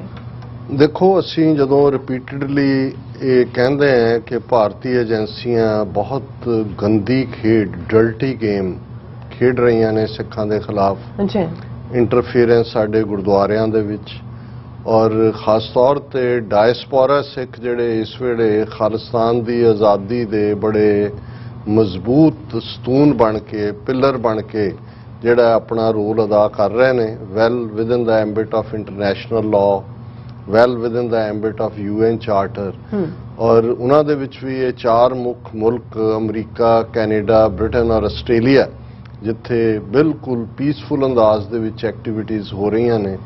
ਇਹਨਾਂ ਮੁਲਕਾਂ ਦੇ ਵਿੱਚ ਹਿੰਸਕ ਮਾਹੌਲ ਸਿਰਜਣ ਲਈ, ਸਿੱਖਾਂ ਨੂੰ ਬਦਨਾਮ ਕਰਨ ਦੇ ਲਈ ਜਿਹੜੀਆਂ ਗਲਤ ਸਟੋਰੀਜ਼ ਪਲਾਂਟ ਕਰਾਉਣੀਆਂ, ਫਿਰ ਉਹਨਾਂ ਹੀ ਸਟੋਰੀਜ਼ ਨੂੰ ਅੱਗੇ ਜਿਹੜਾ ਆਪਣੇ ਜਿਹੜੇ ਉਹਨਾਂ ਨੇ 700-800 TV ਚੈਨਲ ਰੱਖੇ ਹੋਏ ਨੇ, ਉਹਨਾਂ ਦੇ ਵਿੱਚ ਡਿਬੇਟ ਕਰਾ ਕੇ ਭਾਰਤ ਦੇ ਵਿੱਚ ਸਿੱਖਾਂ ਨੂੰ ਬਦਨਾਮ ਕਰਨਾ, ਇਹ ਦੱਸਣ ਦੇ ਲਈ ਕਿ ਬਾਹਰ ਜਿਹੜਾ ਇਹ ਖਾਲਿਸਤਾਨੀ ਦਹਿਸ਼ਤਗਰਦੀ ਔਰ ਇਹ ਉਹ ਭਾਰਤ ਦੇ ਖਿਲਾਫ ਇਹ ਤੇ ਉਹ, ਉਹਨੂੰ ਬਿਲਕੁਲ ਰੋਂਗਲੀ ਕਰਨਾ। ਫਿਰ ਇਹਨਾਂ ਦੇ ਪੇਡ ਜਰਨਲਿਸਟ ਜਿਹੜੇ ਨੇ, ਜਿਹੜੇ ਇਹਨਾਂ ਦੇ ਬਿਲਕੁਲ ਹੀ ਪੇ ਰੋਲ ਤੇ ਨੇ, ਜਿਵੇਂ ਕੈਨੇਡਾ 'ਚ ਕਰੋਨ ਬੈਨਰਜੀ ਨਾਂ ਦਾ ਲਿਖਦਾ ਰਿਹਾ, ਜਦੋਂ ਐਕਸਪੋਜ਼ ਹੁੰਦੇ ਨੇ ਫਿਰ ਕੋਈ ਹੋਰ ਨਵਾਂ ਨਾਂ ਲੱਭ ਲੈਂਦੇ ਨੇ। ਪਰ ਜਦੋਂ ਤੁਸੀਂ ਸਾਰੀ ਸਟੋਰੀ ਦੀ ਬਣਤਰ ਦੇਖਦੇ ਹੋ ਫਿਰ ਤੁਹਾਨੂੰ ਨਜ਼ਰ ਆ ਜਾਂਦਾ ਕਿ ਭਾਈ ਇਹ ਤਾਂ ਰਾਹ ਦੇ ਆਫਿਸ ਦੇ ਵਿੱਚ ਜਿਹੜੇ ਸਪੈਸ਼ਲ ਸੈੱਲ ਬੈਠੇ ਨੇ ਉਹ ਡਰਾਫਟ ਕਰਦੇ ਨੇ। ਉਸ ਤੋਂ ਪਹਿਲਾਂ ਖਬਰ ਇੱਕ ਪਲਾਂਟ ਕਰਨ ਤੋਂ ਪਹਿਲਾਂ ਉਸ ਕਿਸਮ ਦੀ ਕੋਈ ਹੋਰ ਖਬਰ ਲਵਾਈ ਹੁੰਦੀ ਹੈ, ਫਿਰ ਉਹਨੂੰ ਆਧਾਰ ਬਣਾ ਕੇ ਜਿਹੜਾ ਅੱਗੋਂ ਖਬਰ ਤੋਰੀ ਜਾਂਦੀ ਹੈ। ਜਿਵੇਂ ਅਸੀਂ ਜਦੋਂ ਕੱਲ ਦਾਦੂਵਾਲ ਦੇ ਰੋਲ ਦੀ ਗੱਲ ਕੀਤੀ ਕਿ ਭਾਈ ਉਹਨੇ ਇੱਕ ਵੀਡੀਓ ਮੈਸੇਜ ਦਿੱਤਾ ਹੈ ਕਿ ਜੀ ਜਿਹਦੇ 'ਚ ਉਹਨੇ ਕਿਹਾ ਕਿ ਬਾਹਰ ਬੈਠੀਆਂ ਉਹ ਖਾਸ ਤੌਰ ਤੇ 6 ਫਾਰ ਜਸਟਿਸ ਦੇ ਹਵਾਲੇ ਨਾਲ ਕਿ ਜੀ ਇੱਥੇ ਸਾਡੇ ਅੰਮ੍ਰਿਤਧਾਰੀ ਮੁੰਡਿਆਂ ਨੂੰ ਪੈਸਿਆਂ ਦਾ ਪ੍ਰਲੋਭਨ ਦੇ ਕੇ ਉਹ ਜੇਲ੍ਹਾਂ 'ਚ ਸੜ ਰਹੇ ਨੇ, ਕੋਈ ਉਹਨਾਂ ਦੀ ਬਾਤ ਨਹੀਂ ਪੁੱਛਦਾ, ਦੂਰ ਰਹੋ ਇਹ ਝੰਡੇ ਲਹਿਰਾਉਣ ਔਰ ਦੂਜੇ ਤੀਜੇ ਤੋਂ। ਹੁਣ ਅਜੇ ਉਸ ਦੇ ਵੀਡੀਓ ਮੈਸੇਜ ਦੀ ਆਵਾਜ਼ ਵੀ ਨਹੀਂ ਸੀ ਮੁੱਕੀ ਕਿ ਨਾਲ ਦੀ ਨਾਲ ਅਸੀਂ ਸਟੋਰੀ ਜਿਹੜੀ ਦੇਖ ਰਹੇ ਹਾਂ ਉਹਦੇ 'ਚ ਇਕੱਲਾ ਇਹ ਨਹੀਂ ਹੈ ਕਿ ਦਾਦੂਵਾਲ ਦਾ ਉਹ ਬਿਆਨ ਜਿਹੜਾ ਉਹਨੂੰ ਐਜ਼ ਏ ਜਿਹੜਾ ਐਵੀਡੈਂਸ ਕੋਟ ਕੀਤਾ ਜਾ ਰਿਹਾ ਕਿ ਜਿਸ ਸਿੱਖ ਦਹਿਸ਼ਤਗਰਦੀ ਬਾਹਰੋਂ ਕਿਵੇਂ ਆ ਰਹੀ ਹੈ। ਅਸੀਂ ਰਿਪਦਮਨ ਸਿੰਘ ਮਲਕ ਦੇ ਕੇਸ ਦੇ ਹਵਾਲੇ ਨਾਲ ਗੱਲ ਕੀਤੀ, ਹਾਲਾਂਕਿ ਜਿਹੜੇ 2 ਦੋਸ਼ੀ ਫੜੇ ਗਏ ਉਹਨਾਂ 'ਚੋਂ ਦੋਵੇਂ ਹੀ ਜਿਹੜੇ ਨੇ ਉਹ ਗੈਰ ਸਿੱਖ ਨੇ, ਇੱਕ ਵਿਤਨਾਮੀ ਮੂਲ ਦਾ ਹੈ, ਇੱਕ ਸ਼ਾਇਦ ਸਪੈਨਿਸ਼ ਮੂਲ ਦਾ ਹੈ, ਵਿਤਨਾਮੀ ਜਾਂ ਚੀਨੀ ਮੂਲ ਦਾ। ਔਰ ਇਸ ਗੱਲ ਦੀ ਮੰਗ ਕੈਨੇਡਾ ਦੇ ਸਿੱਖਾਂ ਵੱਲੋਂ ਵੀ, ਬ੍ਰਿਟਿਸ਼ ਕੋਲੰਬੀਆ ਦੀ ਗੁਰਦੁਆਰਾ ਕੌਂਸਲ ਵੱਲੋਂ ਵੀ ਕੀਤੀ ਗਈ। ਉਹਨਾਂ ਨੇ ਜਸਟਿਨ ਟਰੂਡੋ ਨੂੰ ਵੀ ਲਿਖਿਆ ਕਿ ਭਾਈ ਦੀ ਨਿਰਪੱਖ ਜਾਂਚ ਕਰਵਾਓ। ਇਹ ਏਅਰ ਇੰਡੀਆ ਵਾਲੇ ਹਾਦਸੇ ਲਈ ਵੀ ਜੋ ਕੁਝ ਹੋਇਆ ਹੈ ਭਾਰਤੀ ਏਜੰਸੀਆਂ ਜ਼ਿੰਮੇਵਾਰ ਸੀ ਜੀ, ਔਰ ਹੁਣ ਵੀ ਉਹ ਹੱਥ ਕਿਤੇ ਨਾ ਕਿਤੇ ਜਿਹੜਾ ਉਹ ਚੱਲ ਰਿਹਾ ਹੈ ਔਰ ਉਸ ਨੂੰ ਰੋਕਿਆ ਜਾਏ। ਲੇਕਿਨ ਇਹਦੇ ਬਾਵਜੂਦ ਕਿ ਸਿੱਖਾਂ ਵੱਲੋਂ ਰਿਪੀਟਡਲੀ ਦੀ ਨਿਰਪੱਖ ਇਨਕੁਆਇਰੀ ਦੀ ਗੱਲ ਔਰ ਇਹ ਹੋਪ ਕੀਤੀ ਜਾਂਦੀ, ਆਸ ਕੀਤੀ ਜਾਂਦੀ ਹੈ ਕਿ ਜਿਵੇਂ 2-3 ਹਫ਼ਤਿਆਂ ਦੇ ਵਿੱਚ ਕੈਨੇਡੀਅਨ ਏਜੰਸੀਆਂ ਨੇ ਕਾਤਲਾਂ ਨੂੰ ਫੜਿਆ, ਅੱਗੋਂ ਉਹਨਾਂ ਦੇ ਬਿਹਾਈਂਡ ਕੌਣ ਹੈ ਉਹ ਅਨਫੋਲਡ ਹੋਏਗਾ। ਪਰ ਕਿਉਂਕਿ ਜਿਵੇਂ ਏਅਰ ਇੰਡੀਆ ਦੇ ਹਾਦਸੇ ਤੋਂ ਇੱਕਦਮ ਬਾਅਦ ਸਿੱਖਾਂ ਦਾ ਮੀਡੀਆ ਟ੍ਰਾਇਲ ਤਾਂ ਇੰਡੀਆ ਨੇ ਕੀਤਾ ਹੀ ਕੀਤਾ, ਕੈਨੇਡਾ 'ਚ ਬੈਠੇ ਆਪਣੇ ਜਿਹੜੇ ਉਹਨਾਂ ਦੇ ਮੇਨ ਸਟ੍ਰੀਮ ਅਖਬਾਰ ਨੇ ਉਹਨਾਂ 'ਚ ਵੀ ਉਹਨਾਂ ਦੀ ਪਹੁੰਚ ਹੈ ਕੀਤਾ ਹੀ। ਇਹੀ ਹਾਲ ਅਸੀਂ ਮਲਕ ਦੇ ਕਤਲ ਤੋਂ ਬਾਅਦ ਦੇਖ ਰਹੇ ਹਾਂ ਕਿ ਲਗਾਤਾਰਤਾ ਦੇ ਨਾਲ ਜਿਹੜਾ ਹੈ ਉਹ ਸਿੱਖਾਂ ਨੂੰ ਨਿਸ਼ਾਨੇ ਤੇ ਲੈ ਕੇ ਔਰ ਹਰ ਖਬਰ ਜਿਹੜੀ ਵੀ, ਕਿਉਂਕਿ ਉਹਨਾਂ ਨੂੰ ਇਹ ਲੱਗਦਾ ਸੀ, ਹਾਲਾਂ ਜਦੋਂ ਜਸਟਿਨ ਟਰੂਡੋ ਇੰਡੀਆ ਗਿਆ ਜਾਂ ਸਿੱਖ ਡੈਲੀਗੇਸ਼ਨ MP ਗਏ ਨੇ ਸਾਰੇ, ਉਸ ਤੋਂ ਬਾਅਦ ਆ ਕੇ ਉਹਨਾਂ ਦਾ ਵਰਤਾਰਾ ਉਹ ਤਾਂ ਨਹੀਂ ਰਿਹਾ, ਉਹਨਾਂ ਨੇ ਕਦੇ ਵੀ ਹੌਸਲੇ ਨਾਲ ਗੱਲ ਨਹੀਂ ਕੀਤੀ। ਲੇਕਿਨ ਉਹਨਾਂ ਦੀ ਚਾਹਨਾ ਤਾਂ ਜਿਵੇਂ ਉਹ ਖੁਦ ਉਹਨਾਂ ਦਾ ਆਪਣਾ ਸਿਸਟਮ ਹੈ ਕਿ ਜਿਹਨੂੰ ਮਰਜ਼ੀ ਜਿੱਥੋਂ ਮਰਜ਼ੀ ਚੁਕਾ ਲਓ, ਜਿਹਨੂੰ ਮਰਜ਼ੀ ਸਾਡੇ ਹਵਾਲੇ ਕਰ ਦਿਓ, ਉੱਥੋਂ ਕਹੀ ਜਾਓ ਜੀ ਉਹ ਫਲਾਣੇ ਦਹਿਸ਼ਤਗਰਦੀ ਨਿੱਜਰ ਨੇ ਕਰਤੀ, ਅਸੀਂ 10 ਲੱਖ ਦਾ ਇਨਾਮ ਰੱਖਤਾ, ਅਸੀਂ ਉਹਦਾ ਕਰਤਾ, ਅਸੀਂ ਲਿਸਟ ਦਿੱਤੀ ਹੈ ਐਕਸਟ੍ਰਾਡਾਈਟ ਕਰਕੇ ਸਾਡੇ ਹਵਾਲੇ। ਇਹ ਇਹਨਾਂ ਮੁਲਕਾਂ ਦੇ ਕਾਨੂੰਨ ਨੇ। ਜੇ ਤੁਸੀਂ ਕੋਈ ਕਿਸੇ ਤੇ ਚਾਰਜ ਲਾਉਂਦੇ ਹੋ, ਠੀਕ ਹੈ ਐਕਸਟ੍ਰਾਡੀਸ਼ਨ ਟ੍ਰੀਟੀ ਸਾਈਨ ਕੀਤੀਆਂ ਹੋਈਆਂ ਨੇ, ਇੱਥੇ ਅਦਾਲਤ 'ਚ ਜਾਏਗਾ, ਸਬੂਤ ਦੇਖੇ ਜਾਣਗੇ ਕੀ ਹੈਗਾ। ਪਰ ਉਹਨਾਂ ਦਾ ਮਕਸਦ, ਕਿਉਂਕਿ ਉਹ ਵੀ ਝੂਠ ਕਹਿ ਰਹੇ ਹੁੰਦੇ ਨੇ, ਉਹਨਾਂ ਨੂੰ ਵੀ ਪਤਾ ਹੁੰਦਾ ਵੀ ਇਨਵੋਲਵਮੈਂਟ ਨਹੀਂ ਹੈ, ਝੂਠ ਹੀ ਬੋਲਣਾ, ਤੇ ਝੂਠ ਇਸ ਲਈ ਬੋਲਿਆ ਜਾ ਰਿਹਾ ਕਿ ਨੈਗੇਟਿਵਿਟੀ ਕ੍ਰੀਏਟ ਕਰੋ, ਜਿਹੜੀ ਨੈਗੇਟਿਵਿਟੀ ਹੁੰਦੀ ਵੀ ਹੈ ਜਦੋਂ ਇਸ ਕਿਸਮ ਦਾ ਪ੍ਰਚਾਰ ਹੁੰਦਾ। ਹੁਣ ਇੱਕ ਸਟੋਰੀ ਜਿਹੜੀ ਅੱਜ ਦੀ ਹਿੰਦੁਸਤਾਨ ਟਾਈਮਜ਼ ਅਖਬਾਰ ਦੀ ਵਰਲਡ ਨਿਊਜ਼ ਦੇ ਵਿੱਚ ਪਲਾਂਟ ਕਰਵਾਈ ਗਈ ਹੈ, ਉਹਦਾ ਹੈਡਿੰਗ ਹੈ murders of Malik Moosewala put spotlight back on Punjabi gangs in Canada. ਹੁਣ ਪਹਿਲੀ ਗੱਲ ਤਾਂ ਮੂਸੇਵਾਲਾ ਦਾ ਮਰਡਰ ਵੀ ਜਿਹੜਾ ਏਜੰਸੀਆਂ ਦਾ ਆਪਣਾ ਕੰਮ ਹੈ, ਉਹਨਾਂ ਨੇ ਜਿਸ ਅੰਦਾਜ਼ ਦੇ ਵਿੱਚ ਜਿਹੜਾ ਉਹ ਕਿਸੇ ਗੋਲਡੀ ਬਰਾੜ ਦਾ ਨਾਂ ਲੈ ਕੇ ਗੈਂਗਸਟਰਸ ਤੇ ਪਾਇਆ।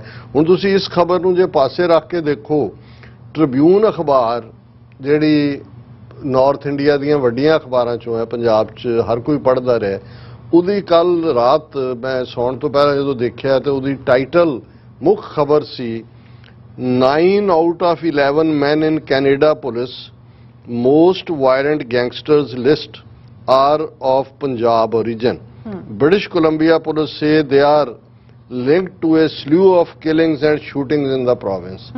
ਹੁਣ ਪਹਿਲੀ ਗੱਲ ਕਿ ਵੀ ਇਹ ਜਿਹੜੇ ਟਾਈਮਿੰਗ ਦੇਖੋ ਤੇ ਫਿਰ ਇਹ ਲੱਗਦਾ ਕਿ ਵੀ ਕੀ ਪਹਿਲਾਂ ਵਾਂਗ ਇੰਡੀਅਨ ਏਜੰਸੀਜ਼ ਇੱਥੋਂ ਦੇ ਪੁਲਿਸ ਜਾਂ ਨੈਟਵਰਕਸ ਵੀ ਵੱਡੀਆਂ ਜਾਂ ਇੰਡੀਆ ਨੂੰ ਖੁਸ਼ ਕਰ ਰਹੇ ਨੇ ਉਹ ਵੀ ਇਸ ਪੀਰੀਅਡ 'ਚ ਹੁਣ ਜਿਹੜੀ ਹੈ ਕੋਈ ਇਹਨਾਂ ਨੇ ਕੈਨੇਡਾ ਪੁਲਿਸ ਨੇ ਬ੍ਰਿਟਿਸ਼ ਕੋਲੰਬੀਆ ਨੇ ਕੋਈ ਲਿਸਟ ਜਾਰੀ ਕੀਤੀ ਹੈ ਕਿ ਇਹ 11 ਗੈਂਗਸਟਰਸ ਉਹਨਾਂ ਦੀਆਂ ਪਿਕਚਰਸ ਵੀ ਨੇ ਕਿ ਭਾਈ ਇਹਨਾਂ ਦੇ ਇਹ ਬਹੁਤ ਖਤਰਨਾਕ ਨੇ, ਉਹ ਇਹ ਲੈਟ ਲੂਜ਼ ਨੇ, ਇਹਨਾਂ ਤੋਂ ਦੂਰ ਰਹੋ, ਇਹ ਵਾਇਲੈਂਟ ਹੋ ਸਕਦਾ, ਉਹਨਾਂ ਦੇ ਨਾਂ ਵੀ ਦਿੱਤੇ ਹੋਏ ਨੇ ਔਰ ਉਹਦੇ 'ਚ 11 ਚੋਂ ਜਿਹੜੇ ਨੇ 9 ਪੰਜਾਬੀ ਓਰੀਜਨ ਦੇ ਨੇ।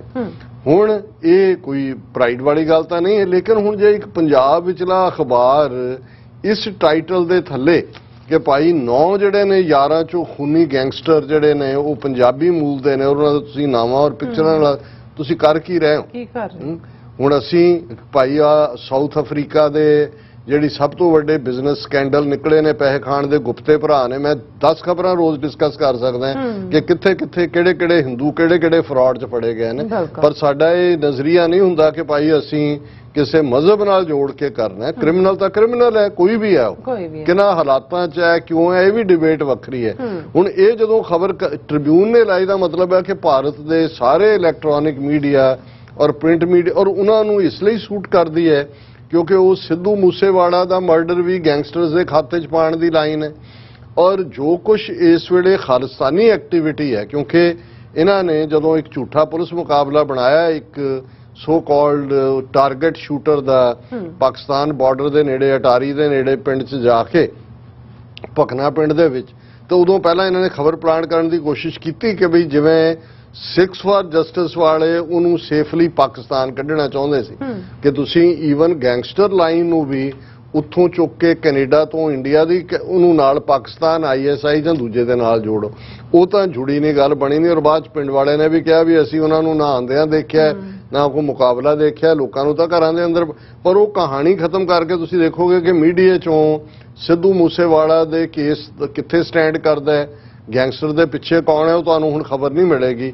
ਹੁਣ ਉਹਨਾਂ ਨੇ ਸਾਰਾ ਫੋਕਸ ਜਿਹੜਾ ਹੈ ਉਹ ਕੈਨੇਡਾ ਸ਼ਿਫਟ ਕਰਕੇ ਮਲਕ ਦੇ ਨਾਲ ਔਰ ਮਲਕ ਦੇ ਨਾਲ ਗੈਂਗਸਟਰ ਵਾਲੀ ਕਹਾਣੀ ਜੋੜਤੀ, ਇਹਨੂੰ ਮੂਸੇਵਾੜਾ ਨਾਲ ਜੋੜਤਾ ਔਰ ਜਿਹੜੀ ਇਸ ਸਿਸ਼ਰ ਗੁਪਤਾ ਨਾਂ ਦੇ ਕਿਸੇ ਇਸ ਕਿਸਮ ਦੇ ਜਿਹੜਾ ਉਹਨਾਂ ਦਾ ਹੀ ਬੰਦਾ ਹੈ ਏਜੰਸੀਆਂ ਦਾ, ਉਹਦੀ ਸਟੋਰੀ 'ਚ ਉਹਨਾਂ ਨੇ ਕੈਨੇਡਾ ਦੇ ਵਿੱਚ ਦੋ ਜਰਨਲਿਸਟ ਬੜੀ ਪ੍ਰੋਮੀਨੈਂਟਲੀ ਜਿਨ੍ਹਾਂ ਨੂੰ ਮੈਂ ਵੀ ਫੋਲੋ ਕਰਦਾ ਹੈ ਔਰ ਜ਼ਾਹਰ ਹੈ ਕਿ ਗੁਰਪ੍ਰੀਤ ਸਿੰਘ ਸਹੋਤਾ ਜਿਨ੍ਹਾਂ ਨੂੰ ਲੱਕੀ ਸਹੋਤਾ ਕਿਹਾ ਜਾਂਦਾ ਹੈ, ਚੜ੍ਹਦੀ ਕਲਾ ਦੇ ਮੈਨੇਜਿੰਗ ਐਡੀਟਰ ਰਹੇ ਨੇ, ਅਸੀਂ ਆਲਮੋਸਟ 20-25 ਸਾਲ ਟੁਗੈਦਰਨੈਸ ਦੇ ਨਾਲ ਕੰਮ ਕੀਤਾ ਹੈ ਔਰ ਇਸੇ ਤਰ੍ਹਾਂ ਗੁਰਪ੍ਰੀਤ ਸਿੰਘ ਜਿਹੜੇ ਕਿ ਬੜੇ ਨਿਰਪੱਖ ਤੌਰ ਦੇ ਉੱਤੇ ਅੰਗਰੇਜ਼ੀ 'ਚ ਕਿਸੇ ਜ਼ਮਾਨੇ 'ਚ ਟ੍ਰਿਬਿਊਨ ਦੇ ਕੋਰਸਪੋਂਡੈਂਟ ਸੀ ਪੰਜਾਬ ਦੇ ਵਿੱਚ, ਉਹ ਵੀ ਜਿਹੜਾ ਆਪਣੀ ਲਿਖਤ ਲਿਖਦੇ ਨੇ ਔਰ ਉਹਨਾਂ ਦੀ ਵਾਈਫ ਜਿਹੜੀ ਹੈ ਉਹ MLA ਵੀ ਹੈ ਬ੍ਰਿਟਿਸ਼ ਕੋਲੰਬੀਆ ਤੋਂ। ਹੁਣ ਇਸ ਸਾਰੇ ਮਲਕ ਕੇਸ ਦੇ ਪੀਰੀਅਡ 'ਚ ਵੀ ਇਹਨਾਂ ਦੋਨਾਂ ਹੀ ਗੁਰਪ੍ਰੀਤ ਸਿੰਘ ਹੋਰਾਂ ਨੇ, ਗੁਰਪ੍ਰੀਤ ਸਿੰਘ ਜਿਹੜਾ ਸਹੋਤਾ ਵੀ ਔਰ ਦੂਸਰੇ ਗੁਰਪ੍ਰੀਤ ਸਿੰਘ DC ਸਟੇਟ ਜਾਂ ਕੀ ਉਹਨਾਂ ਦਾ ਨਾਂ ਨਹੀਂ ਮੇਰੇ ਮੂੰਹ ਚੜਿਆ, ਜਿਹੜੀ ਉਹਨਾਂ ਦੀ ਪਬਲੀਕੇਸ਼ਨ ਹੈ ਉਹਦੇ 'ਚ ਉਹਨਾਂ ਨੇ ਬੜੀ ਕਲੀਅਰਲੀ ਕਿਹਾ ਜੀ ਨਿਰਪੱਖ ਜਾਂਚ ਕਰਾਓ ਕਿ ਭਾਈ ਅਸੀਂ ਕਿਸੇ ਦੀ ਸਾਈਡ ਨਹੀਂ ਲੈਂਦੇ, ਪਰ ਇਹ ਸੱਚ ਸਾਹਮਣੇ ਆਉਣਾ ਚਾਹੀਦਾ ਹੈ ਕਿਉਂਕਿ 에ਅਰ ਇੰਡੀਆ ਦੇ ਹਵਾਲੇ ਨਾਲ ਵੀ ਸੱਚ ਕਦੇ ਸਾਹਮਣੇ ਨਹੀਂ ਆਇਆ ਕੌਣ ਬਿਹਾਈਂਡ ਹੈ ਔਰ ਹੁਣ ਮਲਕ ਦੇ ਕੇਸ ਦੇ ਮਾਮਲੇ 'ਚ ਵੀ ਹੁਣ ਕਿਉਂਕਿ ਉਹਨਾਂ ਨੇ ਕੈਨੇਡੀਅਨ ਗਵਰਨਮੈਂਟ ਦੇ ਕੋਲ ਵੀ ਸਵਾਲ ਚੁੱਕਿਆ, ਇੰਡੀਅਨ ਏਜੰਸੀਆਂ ਦੇ ਕਾਰੇ ਨੂੰ ਵੀ ਜਿਹੜਾ ਕੀਤਾ ਔਰ ਇਹਨਾਂ ਨੂੰ ਲੱਗਾ ਇੰਡੀਅਨ ਏਜੰਸੀਆਂ ਨੂੰ ਕਿ ਭਾਈ ਇਹਨਾਂ ਨੂੰ ਵੀ ਗੰਦਲੇ ਕਰੋ।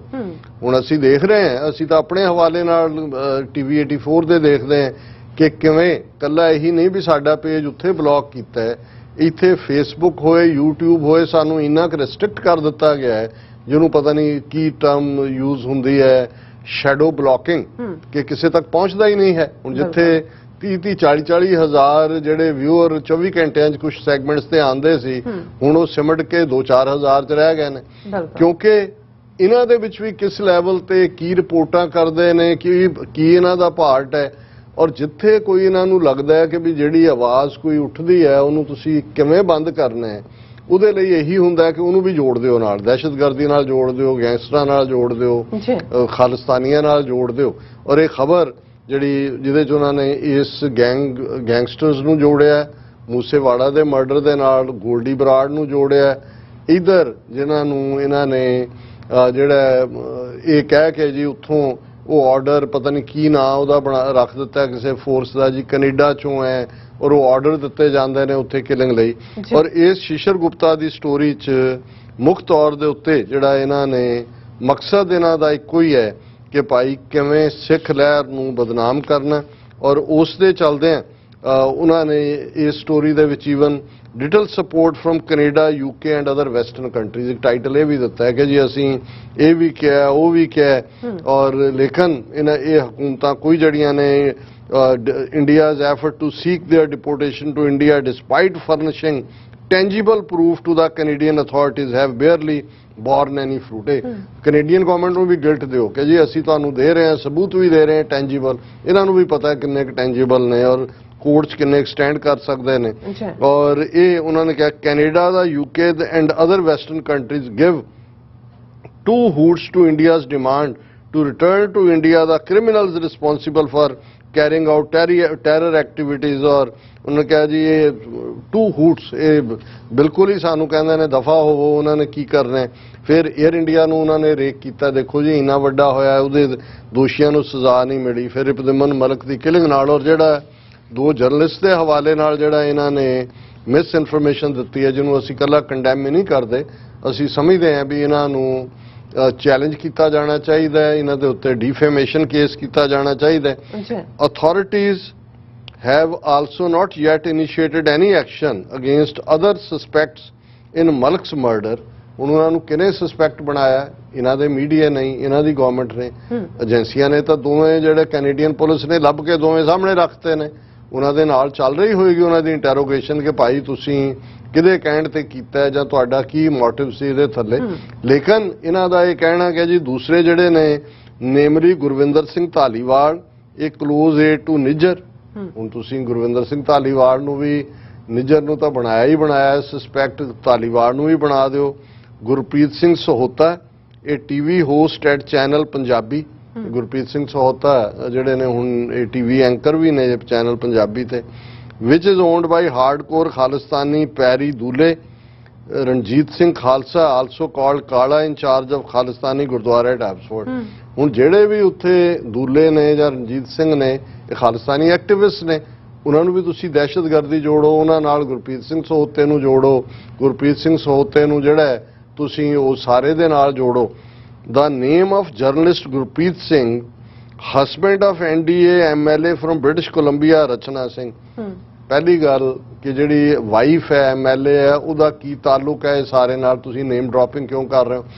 ਤਾਂ ਕਿ ਕੱਲ ਨੂੰ ਜਿਵੇਂ ਇਹਨਾਂ ਨੇ ਜਗਮੀਤ ਸਿੰਘ ਦੂਸਰੇ ਜਿਹੜੇ ਨੇ ਉਹਨਾਂ ਦੇ ਖਿਲਾਫ ਮੁਹਿੰਮ ਹਿੰਦੂ ਤੋਂ ਵੀ ਵਿੜਦੇ ਨੇ ਵੀ ਇਹਨਾਂ ਨੂੰ ਹਰਾਓ, ਇਹ ਉਹਨੂੰ ਵੀ ਬੀਬੀ ਨੂੰ ਜਿਹੜੀ ਕਿ ਬੜੀ ਕਾਬਲੀਅਤ ਦੇ ਨਾਲ ਆਪਣਾ ਫਰਜ਼ ਜਿਹੜਾ ਇਲੈਕਟਿਡ ਆਫੀਸ਼ੀਅਲਸ ਦਾ ਹੁੰਦਾ ਨਿਭਾ ਰਹੀ ਹੈ, ਉਸ ਨੂੰ ਵੀ ਲਬੇੜਨ ਦਾ ਯਤਨ ਹੈ।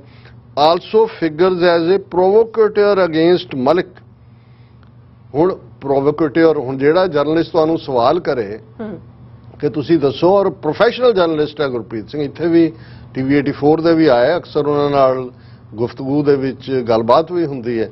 ਤੇ ਨਾਲ ਦੀ ਨਾਲ ਉਹਨਾਂ ਨੇ ਮਨਿੰਦਰ ਬੋਇਲ, ਇਹ ਵੀ ਉਹਨਾਂ ਨੇ ਬ੍ਰਿਟਿਸ਼ ਜਿਹੜੀ ਗੁਰਦੁਆਰਾ ਸਿੱਖ ਕੌਂਸਲ ਹੈ ਉਹਦੇ ਵੀ ਅਹੁਦੇਦਾਰ ਨੇ, ਔਰ ਬੜਾ ਜਿਹੜਾ ਜਾਣਕਾਰੀ ਰੱਖਣ ਵਾਲਾ ਸਪੀਕਰ ਵੀ ਹੈ ਮਨਿੰਦਰ, ਉਹਨੂੰ ਵੀ ਨਾਲ ਜੋੜ ਦਿੱਤਾ ਕਿ ਜੀ ਉਹਨਾਂ ਨੇ ਹਰਪ੍ਰੀਤ ਸਿੰਘ ਨੂੰ ਜਿਹਨੇ ਗਿਆਨੀ ਨੇ ਆਣਾ ਸੀ ਮਲਕ ਦੇ ਸੱਦੇ ਤੇ ਐਬਸਫੋਰਡ ਖਾਲਸਾ ਕਾਲਜ ਦਾ ਉਦਘਾਟਨ ਕਰਨ, ਉਹਨੂੰ ਬੜੀ ਜਿਹੜੀ ਹੈ ਧਮਕੀਆਂ ਵਾਲੀ ਚਿੱਠੀ, ਉਹਨਾਂ ਤੋਂ ਉਹਨੂੰ ਕਿਹਾ ਸੀ ਕਿ ਬਈ ਇਹ ਬੰਦਿਆਂ ਦਾ ਕਿਰਦਾਰ ਦੇਖ ਲਓ ਔਰ ਅਕਾਲ ਤਖਤ ਦਾ ਜਥੇਦਾਰ ਹੋ ਤੁਸੀਂ ਦੇਖੋ ਕਿ ਭਾਈ ਇੱਥੇ ਜਿਹੜੀ ਸੰਗਤ ਇਹਨੂੰ ਪਸੰਦ ਨਹੀਂ ਕਰਦੀ। ਫਿਰ ਇਹ ਜਿਹੜਾ ਇਸ ਸਾਰਿਆਂ ਨੂੰ ਜੋੜ ਕੇ, ਹੁਣ ਮੈਂ ਜਿਵੇਂ ਗੱਲ ਕੀਤੀ ਵੀ ਦਾਦੂਵਾਲ ਦਾ ਮੈਸੇਜ ਕਿੱਥੋਂ ਲਿਆਂਦਾ, ਹੁਣ ਇਹ ਸਟੋਰੀ ਦੀ ਕ੍ਰੈਡੀਬਿਲਿਟੀ ਕੋਈ ਸਬੂਤ ਨਹੀਂ ਹੈ, ਕੋਈ ਗੱਲ ਨਹੀਂ ਹੈ। ਇਹ ਪ੍ਰੋਮੀਨੈਂਟ ਸਿੱਖ ਪ੍ਰੀਚਰ ਬਲਜੀਤ ਸਿੰਘ ਦਾਦੂਵਾਲ, ਪਹਿਲਾਂ ਪ੍ਰੋਮੀਨੈਂਟ ਬਣਾਇਆ ਕਿ ਨੇ, ਉਹੀ ਮੋਲ ਜਿਹੜਾ ਬਿਲਡ ਕੀਤਾ ਹੈ। Baljit Singh Daduwal who is also the president of Haryana Sikh gurdwara management committee, ਉਹਦਾ ਭਾਰ ਬਣਾਉਣ ਲਈ ਉਹਨੂੰ ਉੱਥੇ ਵੀ ਰੱਖਿਆ ਹੋਇਆ ਹੈ, has called out the terror outfit Sikhs for Justice for misguiding Sikh youths especially baptised ones against India. ਹੁਣ ਤੁਸੀਂ ਉਹਦਾ ਨਾਮ ਵਰਤ ਕੇ ਜਿਹੜਾ ਉਹਨੂੰ ਕਿ ਜੀ ਦੇਖੋ ਸਿੱਖ ਕਰ ਰਹੇ ਨੇ। ਹੁਣ ਕੈਨੇਡਾ 'ਚ ਪਹਿਲਾਂ ਹੀ ਫੋਕਸ ਸੀ ਕਿ ਭਾਈ ਉਹਨਾਂ ਨੇ ਕੈਨੇਡਾ ਨੂੰ ਬਦਨਾਮ ਕਰਨਾ ਹੈ, ਸਿੱਖਾਂ ਦਾ ਜਿਹੜਾ ਕਾਫੀਆ ਕੱਸਣਾ ਹੈ। ਔਰ ਹੁਣ ਕਿਉਂਕਿ Sikhs for justice the referendum the campaign Canada ਪਹੁੰਚ ਚੁੱਕੀ ਹੈ, ਨੈਕਸਟ ਮੰਥ ਸਪਟੈਂਬਰ ਦੇ ਵਿੱਚ ਟੋਰਾਂਟੋ ਤੋਂ ਕੈਨੇਡਾ 'ਚ ਵੋਟਾਂ ਹੋਣੀਆਂ ਨੇ। ਹੁਣ ਤੁਸੀਂ ਦੇਖੋਗੇ ਕਿ ਸਿੱਖਸ ਫਾਰ ਜਸਟਿਸ ਉਹਨੂੰ ਇੱਧਰ ਵੀ ਜੋੜ ਦਿੱਤਾ ਹੈ, ਉੱਧਰ ਵੀ ਜੋੜ ਦਿੱਤਾ ਹੈ। ਔਰ ਇਹ ਕਹਾਣੀ ਇੱਥੇ ਮੁਕੰਮਲ ਨਹੀਂ ਹੁੰਦੀ ਜੇ ਪਾਕਿਸਤਾਨ ਦੀ ISI ਵਿੱਚ ਨਾ ਆਏ। ਔਰ ਇਹ ਆਰਟੀਕਲ ਦਾ ਐਂਡ, ਕਿਉਂਕਿ ਜਦੋਂ ਮੈਂ ਕਿਹਾ ਵੀ ਕਿਵੇਂ ਇਹਨਾਂ ਦੇ ਪ੍ਰੋਫੈਸ਼ਨਲ ਜਰਨਲਿਸਟ ਬਹਿ ਕੇ ਲਿਖਦੇ ਨੇ, ਅਖੀਰਲਾ ਉਹਦਾ ਟਾਈਟਲ ਹੈ ISI activities in Canada. It is also N open secret, ਇਹ ਓਪਨ ਸੀਕ੍ਰੇਟ ਹੈ that Pakistan's ISI has its presence in entire Canada in large numbers, ਲੱਖਾਂ ਦੀ ਗਿਣਤੀ 'ਚ ISI ਦੇ ਏਜੰਟ ਜਿਹੜੇ ਨੇ ਉੱਥੇ ਬੈਠੇ ਹੋਏ ਨੇ। ਲਾਰਜ ਨੰਬਰ ਦਾ ਤਾਂ ਇਹੀ ਮਤਲਬ ਹੈ ਨਾ, ਹਜ਼ਾਰਾਂ 'ਚ ਨਹੀਂ, ਲੱਖਾਂ 'ਚ। The spy agencies known for working in close coordination with anti-India and Khalistani elements by providing them with all sorts of aid and advice. ਲੱਖਾਂ ਡਾਲਰ ਅੱਗੋਂ ਦੇ ਰਹੇ ਨੇ ਸਿੱਖਾਂ ਨੂੰ, ਸਲਾਹ ਵੀ ਉਹਨਾਂ ਦੀ ਸਿੱਖ ਮੰਨ ਰਹੇ ਨੇ। ਔਰ ਇਹ ISI ਉੱਥੇ ਐਕਟਿਵ ਹੈ। It is a well-known fact that Canadian authorities have never questioned the disruptive and objectionable activities of ISI being carried out from Canada. ਸਾਰਾ ਮਲਵਾ ਲਿਆ ਕਿ ਕੈਨੇਡੀਅਨ ਗਵਰਨਮੈਂਟ ਦੇ ਇਹ ਹੈ ਕਿਸੇ ਨੂੰ ਡਿਫੈਂਸਿਵ ਕਰਨਾ, ਤਾਂ ਕਿ ਕਿਤੇ ਕੈਨੇਡੀਅਨ ਗਵਰਨਮੈਂਟ ਜੋ ਇਹਨਾਂ ਦੀਆਂ ਏਜੰਸੀਆਂ ਇੰਡੀਆ ਦੀਆਂ ਆਪਣੀਆਂ ਜੋ ਕਰ ਰਹੀਆਂ ਨੇ ਕੈਨੇਡਾ ਦੇ ਵਿੱਚ, ਉਹਦੇ ਤੇ ਆਵਾਜ਼ ਨਾ ਖੋਲਣ। ਇੰਨਾ ਕੁ ਉਹਨਾਂ ਨੂੰ ਗਿਲਟੀ ਬਣਾ ਦਿਓ ਕਿ ਉਹ ਕਹਿਣ ਜੀ ਚੁੱਪ ਰਹਿਣ 'ਚ ਹੀ ਭਲਾ। ਇਹ ਹੈ ਇੰਡੀਅਨਸ ਦਾ, ਉਹਨਾਂ ਦੀਆਂ ਏਜੰਸੀਆਂ ਦਾ ਕੰਮ ਕਰਨ ਦਾ ਢੰਗ। ਔਰ ਅਸੀਂ ਇਹ ਦੇਖੀਏ ਵੀ ਅਸੀਂ ਕਿੱਥੇ ਖੜੇ ਹਾਂ। ਬਿਲਕੁਲ ਡਾਕਟਰ ਸਾਹਿਬ, ਤੁਹਾਡਾ ਬਹੁਤ ਬਹੁਤ ਸ਼ੁਕਰੀਆ। ਸੋ ਥਲੇ ਨੇ ਬ੍ਰੇਕ ਵਿਊਅਰਸ, ਤੁਸੀਂ ਨੇ ਇਸੇ ਤਰ੍ਹਾਂ ਬਣੇ ਰਹਿਣਾ। ਮਿਲਦੇ ਹਾਂ ਛੋਟੇ ਜਿਹੇ ਵਕਫੇ ਤੋਂ ਬਾਅਦ।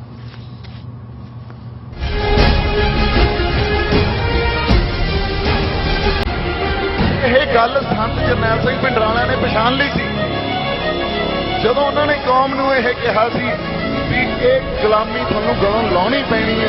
ਗੱਤਕਾ ਅਖਾੜਾ ਸ਼ਹੀਦ ਬਾਬਾ ਅਜੀਤ ਸਿੰਘ ਜੀ ਨਿਊ ਜਰਸੀ ਪੇਸ਼ ਕਰਦੇ ਹਨ ਮੈਦਾਨੇ ਜੰਗ 2022 8ਵਾਂ ਸਾਲਾਨਾ ਨਾਰਥ ਅਮਰੀਕਨ ਗੱਤਕਾ ਟੂਰਨਾਮੈਂਟ, ਜਿਹੜਾ ਸਮਰਪਿਤ ਹੈ ਉਸ ਇਨਕਲਾਬੀ ਸੋਚ ਨੂੰ ਜਿਸ ਨੇ ਸੰਤ ਜਰਨੈਲ ਸਿੰਘ ਜੀ ਭਿੰਡਰਾਂਵਾਲੇ ਦੀ ਜਿਹਨ ਵਿੱਚੋਂ ਜਨਮ ਲਿਆ ਔਰ ਕਿਸਾਨ ਮੋਰਚੇ ਵਿੱਚ ਖੁਦ ਮੁਖਤਿਆਰਗੀ ਵਾਲੀ ਸ੍ਰੇਸ਼ਟ ਬੁੱਧੀ ਲਿਆਈ।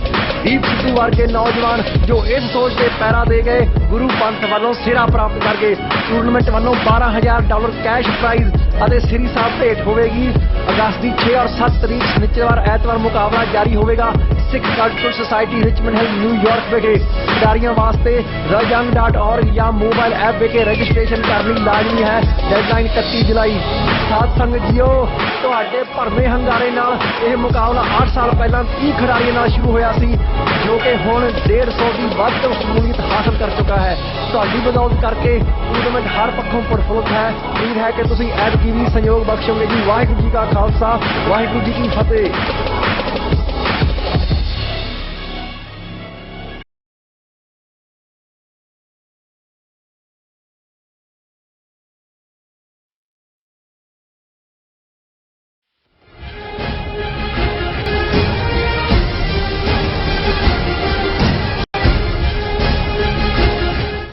ਦਰਸ਼ਕੋ, ਬ੍ਰੇਕ ਬਾਅਦ ਆਪਾਂ ਤੁਹਾਨੂੰ ਸਭ ਨੂੰ ਜੀ ਆਇਆਂ ਕਹਿੰਦੇ ਹਾਂ। ਸੋ ਵਿਊਅਰਸ, ਗੱਲਬਾਤ ਕਰਨ ਜਾ ਰਹੇ ਹਾਂ ਕਿ 15 ਅਗਸਤ ਤੋਂ ਪਹਿਲਾਂ ਭਾਰਤੀ ਏਜੰਸੀਆਂ ਵੱਲੋਂ ਮੀਡੀਆ ਵਿੱਚ ਸਿੱਖਾਂ ਨੂੰ ਬਦਨਾਮ ਕਰਨ ਦੀ ਖੇਡ ਜਿਹੜੀ ਹੈ ਉਹ ਸ਼ੁਰੂ ਹੋ ਚੁੱਕੀ ਹੈ। ਏਜੰਸੀਆਂ ਦੀ ਇੱਕ ਖਬਰ ਅਨੁਸਾਰ ਪਾਕਿਸਤਾਨ ਦੀ ISI ਵੱਲੋਂ ਲਸ਼ਕਰੇ ਖਾਲਸਾ ਨਾਂ ਦੀ ਇੱਕ ਜਥੇਬੰਦੀ ਬਣਾਈ ਗਈ ਹੈ ਜਿਹੜੀ ਕਿ ਭਾਰਤ ਵਿੱਚ ਅੱਡ-ਅੱਡ ਟਿਕਾਣਿਆਂ ਤੇ ਹਮਲੇ ਕਰੇ।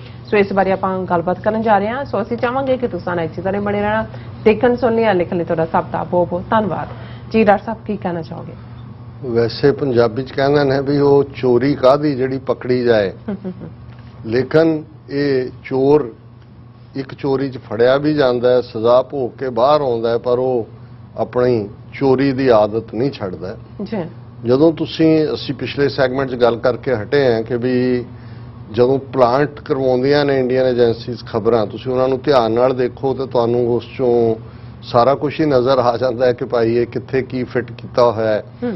ਲੇਕਿਨ ਕਿਉਂਕਿ ਉਹਨਾਂ ਦੀ ਸ਼ਾਇਦ ਜਿਹੜਾ ਜਿਵੇਂ ਚੋਰ ਦਾ ਚੋਰੀ ਕਰਨਾ ਸ਼ਾਇਦ ਸ਼ੌਕ ਨਹੀਂ ਹੁੰਦਾ, ਉਸ ਦਾ ਬ੍ਰੈਡ ਬਟਰ ਹੁੰਦਾ। ਇਸੇ ਤਰ੍ਹਾਂ ਏਜੰਸੀਆਂ ਦੇ ਜਿਹੜੇ ਵਿੱਚ ਬਿਠਾਏ ਹੋਏ ਨੇ ਉਹਨਾਂ ਨੇ ਵੀ ਆਪਣਾ ਕੰਮ ਕਰਨਾ ਹੈ, ਆਪਣੀ ਸਟੋਰੀ ਪਲਾਂਟ ਕਰਕੇ ਉਹਨਾਂ ਨੇ ਆਪਣੀ ਤਨਖਾਹ ਕਲੈਕਟ ਕਰਨੀ ਹੈ ਕਿ ਵੀ ਕੀ ਹੈ। ਅਸੀਂ ਅਜੇ ਕੱਲ੍ਹ ਹੀ ਇਹ ਗੱਲ ਕਰਕੇ ਹਟੇ ਹਾਂ ਕਿ 15 ਅਗਸਤ ਆ ਰਿਹਾ ਕਿ ਹੁਣ ਕੋਈ ਨਾ ਕੋਈ ਖਬਰਾਂ ਆਉਣੀਆਂ ਸ਼ੁਰੂ ਹੋਣਗੀਆਂ ਕਿ ਜੀ ਫਲਾਣੀ ਥਾਂ ਤੋਂ ਖਾਲਿਸਤਾਨੀ, ਫਲਾਣੀ ਥਾਂ ਤੋਂ ਕਸ਼ਮੀਰੀ, ਫਲਾਣੀ ਥਾਂ ਤੋਂ ਜਿਹਾਦੀ ਉਹ ਗਰੁੱਪ ਨਿਕਲ ਆਏ ਨੇ, ਉਹਨਾਂ ਨੇ ਦਿੱਲੀ ਦੀਆਂ ਇੰਸਟਾਲੇਸ਼ਨਸ ਤੇ ਅਟੈਕ ਕਰਨਾ ਹੈ, ਉਹਨਾਂ ਨੇ ਫਲਾਣੇ ਪੁਲ ਉਡਾਣੇ ਨੇ, ਉਹਨਾਂ ਨੇ ਇੱਧਰ ਕਰਨਾ ਹੈ ਉਧਰ ਕਰਨਾ ਹੈ, ਫੜੋ ਫੜੀ ਉਹਨਾਂ ਦਾ ਪੂਰਾ ਮੀਡੀਆ। ਔਰ ਫਿਰ ਹੋਏਗਾ ਜੀ ਅਲਰਟ ਜਿਹੜੀ ਹੈ ਉਹ ਜਾਰੀ ਕਰ ਦਿੱਤੀ ਗਈ ਹੈ, ਐਕਸਟਰਾ ਦਿੱਲੀ ਦਾ ਨੁੱਕਰ ਕੋਨਾ। ਔਰ ਫਿਰ ਜਦੋਂ 15 ਅਗਸਤ ਨਿਕਲ ਜਾਣਾ ਫਿਰ ਉਹਨੂੰ ਇੱਕ ਦੂਜੇ ਨੂੰ ਵਧਾਈ ਦੇਣ ਦੀ ਗੱਲ ਹੋਣੀ ਹੈ ਕਿ ਜੀ ਦੇਖੋ। ਔਰ ਇਸ ਪੀਰੀਅਡ 'ਚ ਉਹਨਾਂ ਨੇ ਬੇਗੁਨਾਹ ਕੋਈ ਸਿੱਖ, ਕੋਈ ਮੁਸਲਮਾਨ, ਕੋਈ ਕਸ਼ਮੀਰੀ, ਕੋਈ ਹੋਰ ਮਾਓਵਾਦੀ ਕਹਿ ਕੇ ਗਰੀਬ ਦਲਿਤ ਨੌਜਵਾਨ ਚੁੱਕੇ ਹੋਣੇ ਨੇ। ਲੇਕਿਨ ਜਿਹੜੀ ਅੱਜ ਜਦੋਂ ਮੈਂ ਖਬਰ ਦੇਖੀ ਮੈਂ ਕਿਹਾ ਵੀ ਇਹ ਸਾਡੀ ਹਰ ਗੱਲ ਨੂੰ ਭਵਿਸ਼ਵਾਣੀ ਕਿਉਂ ਸਾਬਤ ਕਰ ਦਿੰਦੇ ਨੇ। ਪਰ ਜਦੋਂ ਮੈਂ ਹੈਡਲਾਈਨ ਦੇਖੀ ਤੇ ਮੈਂ ਕਿਹਾ ਕਿ ਵੀ ਇਹ ਲਸ਼ਕਰੇ ਤਾਇਬਾ ਤਾਂ ਹੈ ਜਿਹੜੀ ਇਹਨਾਂ ਨੇ ਬਣਾਈ। ਕਸ਼ਮੀਰ ਜਿਹੜੇ 35 ਸਿੱਖ ਮਾਰੇ ਸੀ ਇਹਨਾਂ ਨੇ, ਉਹਦੀ ਜ਼ਿੰਮੇਵਾਰੀ ਵੀ ਇਹਨਾਂ ਨੇ ਲਸ਼ਕਰੇ ਤਾਇਬਾ ਦੇ ਖਾਤੇ 'ਚ ਪਾਈ ਸੀ। ਪਰ ਇਹ ਖਬਰ new terror outfit Lashkar-e Khalsa plans to launch attack in India intelligence report to government ਕਿ 10 ਸਫ਼ਿਆਂ ਦੀ ਰਿਪੋਰਟ ਇੰਡੀਅਨ ਇੰਟੈਲੀਜੈਂਸ ਏਜੰਸੀਆਂ ਨੇ ਗਵਰਨਮੈਂਟ ਨੂੰ ਦਿੱਤੀ ਹੈ ਕਿ ਲਸ਼ਕਰੇ ਖਾਲਸਾ ਬਣਾ ਦਿੱਤੀ ਹੈ ISI ਨੇ। ਔਰ ਉਹ 15 ਅਗਸਤ ਤੋਂ ਪਹਿਲਾਂ ਉਹਨਾਂ ਨੇ ਭਾਰਤ ਦੇ ਵਿੱਚ ਜਿਹੜੇ ਨੇ ਉਹ ਕੀ ਥਾਵਾਂ ਦੇ ਉੱਤੇ, ਪਰ ਜਦੋਂ ਮੈਂ ਖਬਰ ਦੇਖੀ ਉਹਦੇ 'ਚ ਕੋਈ ਵੀ ਸਿੱਖ ਐਂਗਲ ਦੀ ਗੱਲ ਨਹੀਂ ਹੈ ਵਿੱਚ। ਉਹਦੇ 'ਚ ਉਹਨਾਂ ਨੇ ਕਿਹਾ ਜੀ ਇਹ ਜਿਹੜੀ ਬਣਾਈ ਹੈ ਲਸ਼ਕਰੇ ਖਾਲਸਾ, ਇਹ ਜਿਹੜੇ ਸਾਬਕਾ ਅਫਗਾਨ ਜਿਹਾਦੀ ਸੀ ਉਹ ਨੇ ਇਹਦੇ 'ਚ, ਦੂਸਰੇ ਨੇ।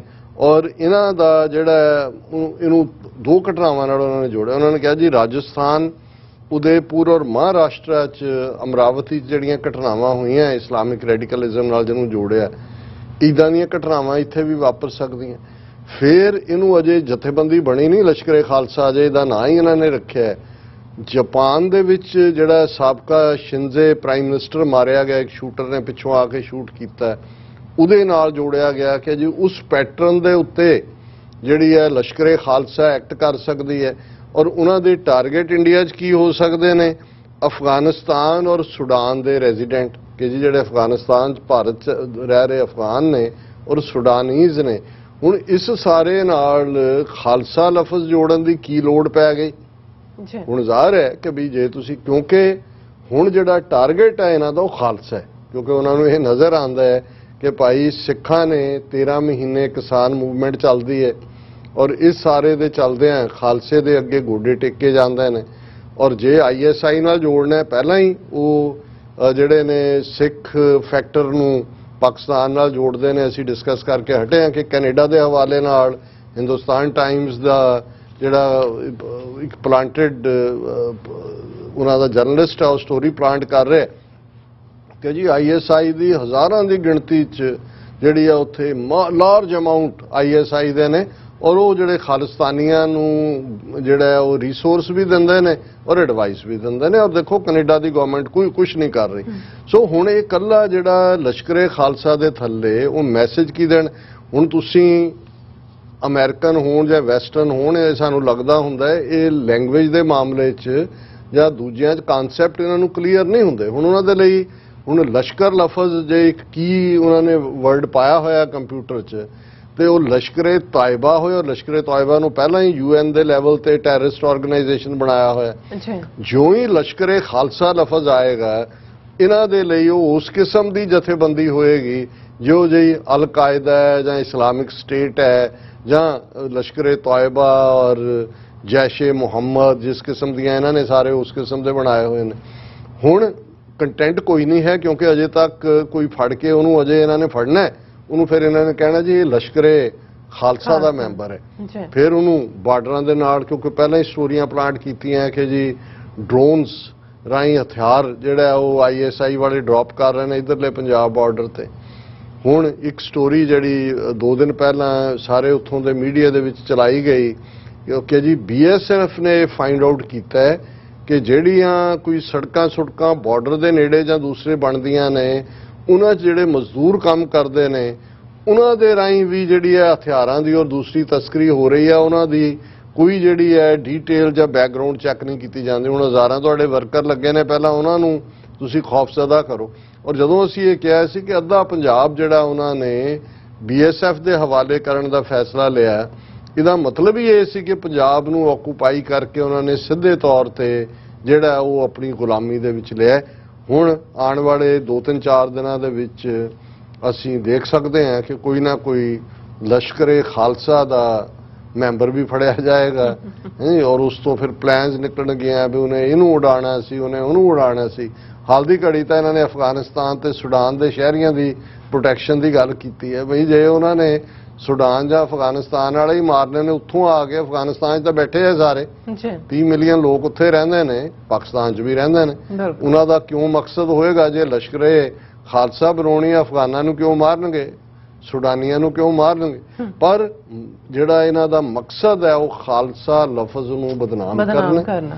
ਔਰ ਇਸ ਦੇ ਥੱਲੇ ਹੀ ਉਹਨਾਂ ਨੇ ਜੇ ਖਾਲਸਾ ਏਡ ਜਿਹੜਾ ਹਿਊਮੈਨਿਟੇਰੀਅਨ ਕੰਮ ਕਰਨ ਵਾਲੀ ਜਥੇਬੰਦੀ ਹੈ ਰਵੀ ਸਿੰਘ ਖਾਲਸਾ ਦੀ, ਉਹਨਾਂ ਦਾ ਟਵਿੱਟਰ ਤੇ ਬੈਨ, ਅਦਰਵਾਈਜ਼ ਬੈਨ। ਸੋ ਇਹੀ ਪਾਰਟ ਜਿਹੜਾ ਅਸੀਂ ਆਉਣ ਵਾਲੇ ਪੀਰੀਅਡ 'ਚ ਦੇਖਾਂਗੇ।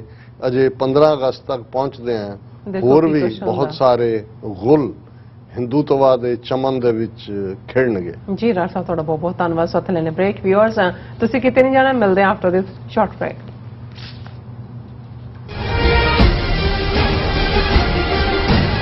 ਬਾਬਾ ਬੰਦਾ ਸਿੰਘ ਬਹਾਦਰ ਇੰਟਰਨੈਸ਼ਨਲ ਸਿੱਖ ਸਟੱਡੀ ਨਿਊਯਾਰਕ ਵੱਲੋਂ ਹਰੇਕ ਸਾਲ ਦੀ ਤਰ੍ਹਾਂ ਬਾਬਾ ਬੰਦਾ ਸਿੰਘ ਜੀ ਬਹਾਦਰ ਦਾ ਸ਼ਹੀਦੀ ਦਿਹਾੜਾ ਤੇ ਸਮੂਹ ਸਿੰਘਾਂ ਦੀ ਯਾਦ ਵਿੱਚ 14 ਅਗਸਤ ਦਿਨ ਐਤਵਾਰ ਨੂੰ ਸ਼ਹੀਦੀ ਦਿਹਾੜਾ ਗੁਰਦੁਆਰਾ ਰਿਚਮੰਡ ਹਿੱਲ ਵਿਖੇ ਮਨਾਇਆ ਜਾ ਰਿਹਾ ਹੈ।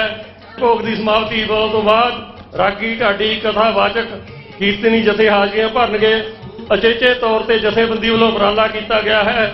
ਡਾਕਟਰ ਸੁਖਪ੍ਰੀਤ ਸਿੰਘ ਜੀ ਉਦਯੋਗ, ਹਰਿੰਦਰ ਸਿੰਘ ਜੀ ਟੈਕਸਸ, ਡਾਕਟਰ ਅਮਰਜੀਤ ਸਿੰਘ ਜੀ ਗੁਰੂ ਨਾਨਕ ਦੀ ਵਿਚਾਰਧਾਰਾ ਨਾਲ ਆਪਾਂ ਨੇ ਕਿੱਦਾਂ ਅਗਾਹ ਰਾਜਪਾਲ ਪ੍ਰਾਪਤ ਕਰਨਾ ਉਸ ਸੰਬੰਧੀ ਚਾਨਣਾ ਪਾਉਣਗੇ। 14 ਅਗਸਤ ਦਿਨ ਐਤਵਾਰ ਨੂੰ ਹਮ ਵਾਕਿਆ ਗੁਰਦੁਆਰਾ ਸਾਹਿਬ ਪਹੁੰਚ ਕੇ ਗੁਰੂ ਸਾਹਿਬ ਦੀਆਂ ਖੁਸ਼ੀਆਂ ਪ੍ਰਾਪਤ ਕਰੋ ਜੀ। ਵਾਹਿਗੁਰੂ ਜੀ ਕਾ ਖਾਲਸਾ, ਵਾਹਿਗੁਰੂ ਜੀ ਕੀ ਫਤਿਹ।